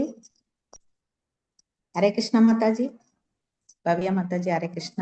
ಕೇಳಿಸ್ತದ ನಾನ್ ಮಾತಾಡೋದು ಪ್ರಭುಜಿ? ಕೇಳತ್ತಾ? ಹಾ ಕೇಳಿಸ್ತದೆ ಮಾತಾಜಿ. ಹರೇ ಕೃಷ್ಣ. ಹರೇ ಕೃಷ್ಣ ಮಾತಾಜಿ. ಹರೇ ಕೃಷ್ಣ ಮಾತಾಜಿ. ಇವತ್ತಿನ ಭಾಗವತಂ ತುಂಬಾ ಚೆನ್ನಾಗಿತ್ತು ಮಾತಾಜಿ. ನವವಿಧ ಭಕ್ತಿ ಯಾವಾಗ್ಲೂ ನಿಜವಾಗಿ ಎಲ್ಲರಿಗೂ ನವವಿಧ ಭಕ್ತಿ ಖಂಡಿತ ಇರ್ಲೇಬೇಕು. ಈ ನವವಿಧ ಭಕ್ತಿಯಲ್ಲಿ ಯಾವ ರೀತಿ ಒಬ್ಬರೊಬ್ಬರು ಇದನ್ನ ಮುಂದರ್ಸ್ಕೊಂಡ್ ಬಂದಿದ್ದಾರೆ ಅಂತೇಳಿ, ಯಾಕೊತ್ತ ಸಮಯ ಇಲ್ಲ, ಎಲ್ಲನೂ ನಾ ಬರ್ಸ್ಕೊಂಡಿದ್ದೀನಿ. ಯಾವುದು ಹೇಳಿದ್ರೆ ಅದು ಲೇಟ್ ಆಗತ್ತು. ಹೀಗೆ ಎಲ್ಲರೂ ಒಂದೊಂದು ಸರವಣ ಕೀರ್ತನ ಅದರಲ್ಲಿ ಒಬ್ಬರೊಬ್ರು ಏನೆಲ್ಲ ಮಾಡಿದಾರೆ ಅಂತೇಳಿ ತುಂಬಾ ತುಂಬಾ ಚೆನ್ನಾಗಿ ತಿಳಿಸ್ಕೊಟ್ಟಿದ್ರು. ಮತ್ತೆ ನಾವು ಕನ್ನಡಿ ಮೇಲೆ ಇರುವ ಧೂಳು ತರ, ಹೌದು, ನಮ್ಮ ಕಲ್ಮಿಸವನ್ನ ನಾವು ಯಾವ ರೀತಿ ಅದನ್ನ ನಾವು ನಮ್ಮನ್ನ ಶುದ್ಧೀಕರಣ ಮಾಡ್ಲಿಕ್ಕೆ ನಾವು ಯಾವ ರೀತಿ ಭಕ್ತನ ಆಗ್ಬೇಕು, ಇನ್ನು 4 ಭಕ್ತರನ್ನ ಸೇರಿಸಬೇಕು ಅಂತೇಳಿ ನಾವು ನಿಜವಾಗಿ ನಿಮ್ಮ ಮೂಲಕ ತಿಳ್ಕೊಂಡಿದ್ದೀವಿ. ಭಗವಂತನ ನಾಮ ರೂಪ ಮಹಿಮೆಯನ್ನ ತಿಳ್ಕೊಳ್ಳಿಕ್ಕೆ ನಮಗೊಂದು ಅವಕಾಶವನ್ನ ನೀವು ತುಂಬಾ ತುಂಬಾ ಒಳ್ಳೆ ರೀತಿಯಲ್ಲಿ ನಮ್ಗೆ ಹೇಳಿದ್ರು. ತುಂಬಾ ಒಂದು ಅಳವಡಿಸಿಕೊಳ್ಳಿಕ್ಕೆ ನಮ್ ಕಿವಿಗೆ ಎಟ್ಟಿದನ್ನ, ನಾವು ಮನಸ್ಸಿಗೆ ಎಟ್ಟಿದನ್ನ ತಕೊಂಡು ಈ ಸ್ಟೋರೇಜ್ ಮಾಡ್ಕೊಳ್ತೀವಿ. ಇನ್ನೂ ಹೆಚ್ಚೆಚ್ಚು ವಿಷಯಗಳನ್ನ ನಾವು ಬರ್ಸ್ಕೊಂಡಿದೀವಿ. ಇನ್ನು ಮತ್ತು ಪುನಃ ಇನ್ನೊಮ್ಮೆ ಈ ಭಾಗವದನ್ನ ಓದುವಾಗ ಖಂಡಿತ ನಮ್ಗೆ ಸಿಕ್ತ. ಯಾಕೊತ್ತಾ, ನಾನು ಯಾವಾಗಲೂ ಈ ನವವಿಧ ಭಕ್ತಿಯನ್ನ ನಾವು ನಿಜವಾಗಿ ಫುಲ್ ಪ್ರಾಕ್ಟೀಸ್ ಮಾಡ್ಕೋಬೇಕಂತೇಳಿ ನನ್ಗೆ ತುಂಬಾ ಆಸೆ ಮಾತಾಜಿ. ಅದನ್ನ ನಾನು ಖಂಡಿತ ಈಗ ಇವತ್ತಿಂದ ನಾನು ಅದನ್ನ ಸ್ವಲ್ಪ ಪ್ರಯತ್ನ ಮಾಡಿ ಪ್ರಾಕ್ಟೀಸ್ ಮಾಡ್ಕೊಳ್ಬೇಕು ಅಂತೇಳಿ ನಾನು ನನಗಾಗಿ ಒಂದು ಸಂಕಲ್ಪ ಇಟ್ಕೊಂಡಿದ್ದೀನಿ. ಇದರಲ್ಲಿ ಇನ್ನೊಂದು, ಈಗ ನಾವು ಈಗ ಏನ್ ಗೊತ್ತುಂಟ ಮಾತಾಜಿ, ಭಗವಂತನ ಯಾವ ರೀತಿ ನಾವು ಅವನ ಲೀಲೆಗಳನ್ನ ನೀವ್ ಹೇಳಿದಿರಲ್ಲ, ಇದು ಮುಂದೆನೆ ನೀವು ಒಂದು ಕ್ಲಾಸಲ್ಲಿ ಹೇಳಿದಿರಿ, ನಾನು ಅದನ್ನ ತಕೊಂಡಿದ್ದೀನಿ. ಯಾಕಂತ ಮಾನಸಿಕ ಭಕ್ತಿ ಅಂತ ಹೇಳಿದ್ರು. ನಿಜವಾಗಿ ನಮ್ಗೆ ಗೊತ್ತಾಗುದಿಲ್ಲ ಮಾತಾಜಿ. ನಾವು ನಿದ್ರೆ ಮಾಡುವಾಗ ಇರ್ಲಿ, ನಾವು ಏನಾದ್ರು ಒಂದು ಕೆಲಸ ಮಾಡುವಾಗ ಇರ್ಲಿ, ನಾವು ಭಗವಂತನಿಗೆ ಸೇವೆ ಮಾಡ್ತಾ ಇರ್ತೀವಿ. 24 ಗಂಟೆನೂ ನಾವು ಮಾಡ್ತಾ ಇರ್ತೀವಿ. ಇನ್ನೊಬ್ಬರ ಕೈಯಲ್ಲಿ ಮಾತಾಡೋವಾಗ ಕೂಡ ಇದನ್ನೇ ಮಾತಾಡ್ತಾ ಇರ್ತೀವಿ. ಇನ್ನು ನಾವು ಯಾವ ರೀತಿ ನಿಮ್ ತರ ಬರ್ಲಿಕ್ಕೆಲ್ಲ ನಮ್ಗೆ ಅಷ್ಟು ಸಾಧ್ಯ ಇಲ್ಲ. ನನ್ಗೆ ಬರ್ತೇನೆ ಏನೋ ನಂಗೆ ಗೊತ್ತಿಲ್ಲ, ಅದು ಭಗವಂತನ ಇಚ್ಛೆ. ಖಂಡಿತ ಬರ್ಬೇಕಂತೇಳಿ ನನಗೂ ಕೂಡ ಆಸೆ ಉಂಟು. ನನಗೆ ನಾನೇ ಫಸ್ಟಿಗೆ ಹೇಳಿದ್ದೀನಿ, ನನ್ನ ಬುದ್ಧಿಗೆ ನನ್ನ ಮನಸ್ಸಿಗೆ ಎಷ್ಟು ಸ್ಟೋರೇಜ್ ಉಂಟು ಅದನ್ನ ನಾನು ತಕೊಂಡು ಭಗವಂತನ ಮುಂದೆ, ನಮ್ಮ ಗುರುಗಳ ಮುಂದೆನೆ ನಾನು ಶರಣಾಗತಿ ಆಗಿದ್ದೇನೆ. ನನ್ಗೆ ಒಂದು 2-3 ಕ್ವಶನ್ ಉಂಟು, ಅದನ್ನ ನಾನು ಕೇಳ್ಕೊಳ್ತೀನಿ. ಯಾಕಂದ್ರೆ ನನ್ಗೆ ಬರ್ಲಿಕ್ಕೆ ಸ್ವಲ್ಪ ಒಂಚೂರು ಕಷ್ಟ ಆಯ್ತು ನೀವು ಹೇಳಿದಾಗೆ. ಈಗ ಷೋಡಶೋಪಚಾರದಲ್ಲಿ ಹೇಳಿದ್ದೀರಾ, ಅದು ಒಂಚೂರು ಹೇಳ್ಬೇಕು. ಮತ್ತೆ ವಿಗ್ರಹ ಆರಾಧನೆಗಳ ಅದು ಹೇಳ್ಬೇಕು. ಅಕ್ರೂರ ಏನೆಲ್ಲ ನೋಡಿದ್ದಾರೆ ಭಗವಂತನ, ಅದು ಒಂದು ಹೇಳ್ಬೇಕು ಮಾತಾಜಿ. ಹರೇ ಕೃಷ್ಣ ಮಾತಾಜಿ. ಸೊ ಷೋಡಶೋಪಚಾರ ಪೂಜೆ, ಸೊ ಆಲ್ರೆಡಿ ನಾನು ಹೇಳಿದೆ 16 ಹಂತಗಳಿರುತ್ತೆ. ಅಂದ್ರೆ ಒಂದೊಂದು ತರದಲ್ಲಿ ಭಗವಂತನ ಪೂಜೆಯನ್ನ ಮಾಡುವಂಥದ್ದು. ಫಸ್ಟ್ ಒನ್ ಅದರಲ್ಲಿ ಧ್ಯಾನ, ಅಂದ್ರೆ ಆಹ್ವಾನ ಮಾಡುವಂಥದ್ದು. ಧ್ಯಾನ ಅಂತ ಹೇಳಿದ್ರೆ ಭಗವಂತನನ್ನ ಫಸ್ಟ್ ಇನ್ವೈಟ್ ಮಾಡುವಂಥದ್ದು, ಆವಾಹನೆ ಅಂತ ಹೇಳ್ಬಿಟ್ಟು ಕರಿತೀವಿ. ಅದಾದ್ಮೇಲೆ ಆಸನ, ಭಗವಂತನಿಗೆ ಒಂದು ಆಸನ ಅಂದ್ರೆ ಕುಳಿತುಕೊಳ್ಳುವಂತ ಮಂತ್ರದಲ್ಲಿ, ಇವೆಲ್ಲ ಮಂತ್ರದಲ್ಲಿ ಮಾಡುವಂಥದ್ದು. ಮೂರನೇದು ಪಾದ್ಯ, ಅಂದ್ರೆ ಪಾದವನ್ನ ತೊಳೆಯೋದಕ್ಕೆ ನೀರನ್ನ ಕೊಡುವಂಥದ್ದು. ಅರ್ಘ್ಯ ಅಂದ್ರೆ ಕೈ ತೊಳೆಯೋದಕ್ಕೆ, ಕೈ ಶುದ್ಧೀಕರಣಕ್ಕೆ. ಈ ರೀತಿ ಧ್ಯಾನ, ಆಸನ, ಪಾದ್ಯ, ಅರ್ಘ್ಯ, ಆಚಮನ, ಸ್ನಾನ ಅಂದ್ರೆ ವಿಗ್ರಹಕ್ಕೆ ಒಂದು ಅಭಿಷೇಕ ಅನ್ನುವಂಥದ್ದು ಮಾಡುವಂಥದ್ದು. ಅದಾದ್ಮೇಲೆ ವಸ್ತ್ರ, ಅದಾದ್ಮೇಲೆ ಯಜ್ಞೋಪವೀತ, ಗಂಧ, ಪುಷ್ಪ, ಧೂಪ, ದೀಪ, ನೈವೇದ್ಯ, ತಾಂಬೂಲ, ನೀರಾಜನ ಅಥವಾ ಆರತಿಯನ್ನ ಮಾಡುವಂಥದ್ದು. 16ನೇದು ಪ್ರದಕ್ಷಿಣೆ ಮತ್ತು ಮಂತ್ರ ಪುಷ್ಪಾಂಜಲಿ, ಅಂದ್ರೆ ಕೊನೆಯದಾಗಿ ನಾವು ಆರತಿ ಎಲ್ಲ ಆದ್ಮೇಲೆ ಪ್ರದಕ್ಷಿಣೆ ಹಾಕಿ ಆ ಒಂದು ಪುಷ್ಪಗಳನ್ನ ಸಮರ್ಪಿಸುವಂಥದ್ದು ಭಗವಂತನ ಪಾದಗಳಿಗೆ. ಈ ಒಂದು 16 ರೀತಿಯಲ್ಲಿ ಎಲ್ಲವನ್ನು ಮಾಡಿದ್ಮೇಲೆ ನೀಟಾಗಿ ಪೂಜೆ ಎಲ್ಲ ಸಮರ್ಪಣೆ ಆಯ್ತು ಅಂತ ಹೇಳಿದಾಗ ನಾವು ಭಗವಂತನಲ್ಲಿ ನಮ್ಮಿಂದ, ಯಾಕಂದ್ರೆ ನಾವು ಅಷ್ಟು ಕರೆಕ್ಟ್ ಆಗಿ ಮಾಡೋದಿಲ್ಲ, ಕ್ಷಮೆಯನ್ನ ಯಾಚಿಸ್ಬೇಕು. ನನ್ನಿಂದ ಈ ಒಂದು ಪೂಜೆಯಲ್ಲಿ ಏನಾದ್ರು ತಪ್ಪುಗಳಾಗಿದ್ರೆ ಸೊ ಅದಕ್ಕೆ ದಯವಿಟ್ಟು ಕ್ಷಮೆ ಇರ್ಲಿ ಭಗವಂತ ಅಂತ ಹೇಳಿ ಕ್ಷಮೆಯನ್ನ ಯಾಚಿಸ್ಬೇಕು. ಕ್ಷಮೆಯನ್ನ ಕೇಳಿ ಅದಾದ್ಮೇಲೆ ಆಶೀರ್ವಾದವನ್ನ ಕೋರ್ಕೊಳ್ಬೇಕು. ಭಗವಂತನ ಬಳಿ ಆಶೀರ್ವಾದವನ್ನ ಕೋರ್ಕೊಳ್ಬೇಕು. ನಾನು ಇದೇ ರೀತಿ ಭಕ್ತಿಯನ್ನ ಮಾಡೋ ರೀತಿ, ನಿನ್ನ ಒಂದು ಪೂಜೆಯನ್ನ ಮಾಡೋ ರೀತಿ ದಯವಿಟ್ಟು ನನಗೆ ಆಶೀರ್ವಾದವನ್ನ ಕೊಡು ಅಂತ ಹೇಳಿ ಭಗವಂತನಲ್ಲಿ ಪ್ರಾರ್ಥನೆಯನ್ನ ಮಾಡ್ಕೊಳ್ಬೇಕು. ಇದು ಈ ಒಂದು ಷೋಡಶೋಪಚಾರ ಪೂಜೆ. ವಿಗ್ರಹಾರಾಧನೆ ಪ್ರತಿಯೊಬ್ಬ ಗೃಹಸ್ಥನಿಗೆ ಇದು ಮುಖ್ಯವಾಗಿ ಇರ್ಲೇಬೇಕಾದಂತಹದ್ದು. ಅಟ್ಲೀಸ್ಟ್ ಅವನಿಗೆ ಮಾಡಕ್ ಆಗ್ಲಿಲ್ಲ ಅಂದ್ರೂ ಗೃಹಸ್ಥರು ಬೇರೆಯವ್ರು ಯಾರು ಮಾಡ್ತಾ ಇದ್ರೆ ಅದನ್ನ ನೋಡ್ಬೇಕಂತೆ. ನೋಡಿದಾಗ್ಲೂ ಅವನು ಆ ಫಲವನ್ನ ಪಡ್ಕೊಳ್ತಾನಂತೆ. ಸೊ ಇದು ಅರ್ಚನಂ ಅಂದ್ರೆ ವಿಗ್ರಹಾರಾಧನೆ. ಇನ್ನೊಂದು ಕ್ವಶನ್ ಕೇಳಿದ್ರೆ ಮಾತಾಜಿ, ಅಕ್ರೂರ ಯಾವ ರೀತಿ ವಂದನೆಯನ್ನ ಸಲ್ಲಿಸಿದ ಹೇಳಿ. ವಿಗ್ರಹ ಆರಾಧನೆಯಲ್ಲಿ ಮಾತಾಜಿ, ವಿಗ್ರಹ ಆರಾಧನೆಯಲ್ಲಿ ಒಂದು ವಿಗ್ರಹಗಳು 8 ವಿಗ್ರಹಗಳು ಹೇಳಿದಿರು ಮಾತಾಜಿ, ನೀವು ಅದು ಒಂಚೂರು ಹೇಳಿ ಮಾತಾಜಿ. ಮೊದಲನೇದು ಮಾತಾಜಿ ಶಿಲೆ ಅಥವಾ ಕಲ್ಲು. ಶಿಲೆ ಅಂತ ಹೇಳಿದ್ರೆ ನಾವೆಲ್ಲ ದೇವಸ್ಥಾನದಲ್ಲಿ ನೋಡುವಂತದ್ದು ಅದೇ ಕಲ್ಲು, ಕಲ್ಲಿನಿಂದ ಮಾಡಿರುವಂತಹ ವಿಗ್ರಹಗಳು. ಎರಡನೇದು ದಾರು ಅಂದ್ರೆ ಮರ ಅಂತ. ಇವಾಗ ಜಗನ್ನಾಥ ಪುರಿ ಜಗನ್ನಾಥನ ನಾವು ನೋಡ್ಬೋದು, ಮರದಿಂದ ಮಾಡಿರುವಂತದ್ದು ದಾರು. ಮೂರನೇದು ಧಾತು ಅಂದ್ರೆ ಲೋಹಗಳಿಂದ. ನಾವ್ ಇಷ್ಟೊಂದ್ಸರಿ ಲೋಹಗಳಿಂದ ಮಾಡಿರುವಂತ ಒಂದು ಸ್ಟ್ಯಾಚ್ಯೂಸ್ ನ ಮನೇಲಿ ಇಟ್ಕೊಂಡಿರ್ತೀವಿ ಭಗವಂತನದು, ಲೋಹ. 4ನೇದು ಬಂದ್ಬಿಟ್ಟು ಮಾನಸಿಕ ಪೂಜೆ ಅಂತ ಹೇಳ್ತೀವಿ. ಇವಾಗ ನಾನು ಹೇಳದ್ನಲ್ವಾ ಮಾನಸಿಕ ಪೂಜೆ, ಅದು ಸಹ ಇನ್ಕ್ಲೂಡ್ ಆಗುತ್ತೆ. ಈ ಒಂದು 8 ರೀತಿಯ ವಿಗ್ರಹಗಳ ಪೂಜೆಯಲ್ಲಿ ಇದು ಸಹ ಇನ್ಕ್ಲೂಡ್ ಆಗುತ್ತೆ. 4ನೇದು ಮಾನಸಿಕ ಪೂಜೆ. 5ನೇದು ಮಣಿಮಯ ಅಂದ್ರೆ ರತ್ನಗಳ ಒಂದು ವಿಗ್ರಹ, ರತ್ನಗಳಿಂದ ಮಾಡಿರುವಂತಹ ಒಂದು ವಿಗ್ರಹಗಳು, ಅದನ್ನ ಮಣಿಮಯ ಅಂತ ಹೇಳಿ ಕರಿತೇವೆ. ನೆಕ್ಸ್ಟ್ 6ನೇದು ಚಿತ್ರಪಟಗಳು ಅಥವಾ ಫೋಟೋಗಳು. ಸೊ ಆಲ್ಮೋಸ್ಟ್ ನಾವೆಲ್ಲ ಸಹ ಫೋಟೋಗಳನ್ನ ಇಟ್ಕೊಂಡಿರ್ತೀವಿ ದೇವ್ರ ಮನೆಯಲ್ಲಿ ಫೋಟೋ. 7ನೇದು ಮರಳಿನಿಂದ ಮಾಡಿರುವಂತಹ ಒಂದು ವಿಗ್ರಹಗಳು. 4ನೇದು ಜೇಡಿ ಮಣ್ಣು ಅಥವಾ ಕ್ಲೇ ಅಂತ ಹೇಳ್ಬಿಟ್ಟು ಕರಿತೀವಿ, ಅದರಿಂದ ಮಾಡಿರುವಂತಹ ಒಂದು ವಿಗ್ರಹಗಳು. ಇದಿಷ್ಟು ಒಂದು 9 ರೀತಿಯ ಒಂದು 8 ಪ್ರಕಾರಗಳ 8 ಪ್ರಕಾರಗಳ ವಿಗ್ರಹಗಳಾಗಿರುತ್ತೆ. 8. ಸರಿ ಮಾತಾಜಿ, ಹರೇ ಕೃಷ್ಣ ಮಾತಾಜಿ. ಇನ್ನು ಒಂದು ಅಕ್ರೂರ ಏನನ್ನ ಅವರು ಭಗವಂತನನ್ನ ಯಾವ ರೀತಿ ಒಂದು ನೋಡಿದಾರಲ್ಲ, ಅದು ಭಗವಂತನ ಕಣ್ಣಿಂದ ಪಾದದಿಂದ ನೋಡಿದಾರಲ್ಲ, ಅದು ಒಂಚೂರು ಹೇಳಿ ಮಾತಾಜಿ. ಎಸ್ ಮಾತಾಜಿ. ಸೊ ಅವರು ಫಸ್ಟ್ ಟೈಮ್ ನೋಡ್ತಾರೆ ಮಥುರಾಯಿಂದ. ಅವರು ಕಂಸ ಹೇಳ್ತಾರೆ ಕರ್ಕೊಂಬನ್ನಿ ಹೋಗಿ ಕೃಷ್ಣನನ್ನ ಅಂತ ಹೇಳಿ. ಅಕ್ರೂರ ಬಂದು ಅಲ್ಲಿ ದ್ವಾರಕೆಗೆ ಬಂದಿದ ತಕ್ಷಣ ಕೃಷ್ಣನನ್ನ ನೋಡ್ತಾರೆ. ಅವ್ರಿಗೆ ಆ ಒಂದು ಫೀಲ್ ಆಗುತ್ತೆ, ಆ ಒಂದು ಪಾದ ಸ್ಪರ್ಶ ಅಲ್ಲಾಗಿದೆ ಅಂದಿದ ತಕ್ಷಣ ದ್ವಾರಕೆಗೆ ಏನೋ ಒಂಥರ ಹೃದಯದಲ್ಲಿ ಸಂತೋಷ. ಸೊ ಅವಾಗ ಫಸ್ಟ್ ಅವರು ಕೃಷ್ಣನನ್ನ ಭೇಟಿ ಆಗ್ತಾರೆ. ಕೃಷ್ಣನನ್ನ ಪಾದದಿಂದ ಅವರು ನೋಡ್ತಾರೆ.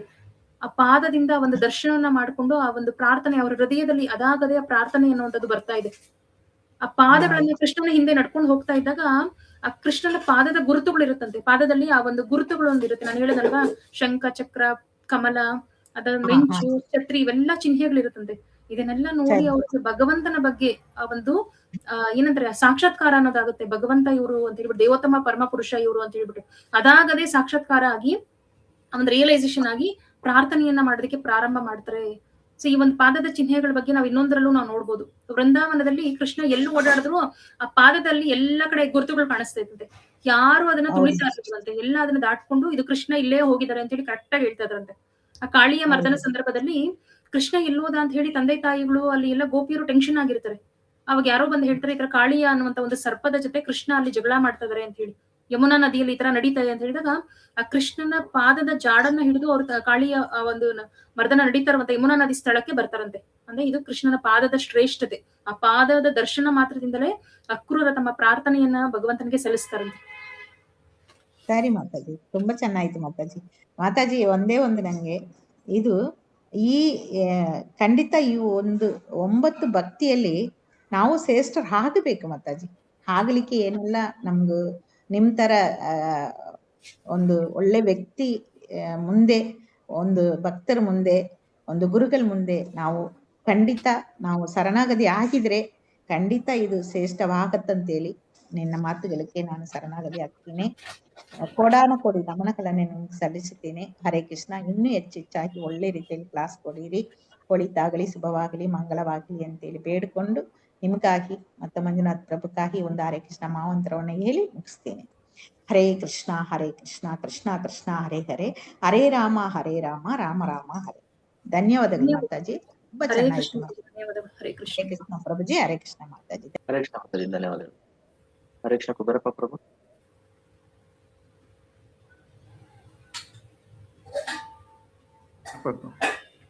ಹರೇ ಕೃಷ್ಣ ಮಾತಾಜಿ ಅವರು ನವವಿಧ ಭಕ್ತಿಗಳನ್ನು ತುಂಬಾ ಮನಮುಟ್ಟುವಂತೆ ಅದ್ಭುತವಾಗಿ ವರ್ಣಿಸಿದರು.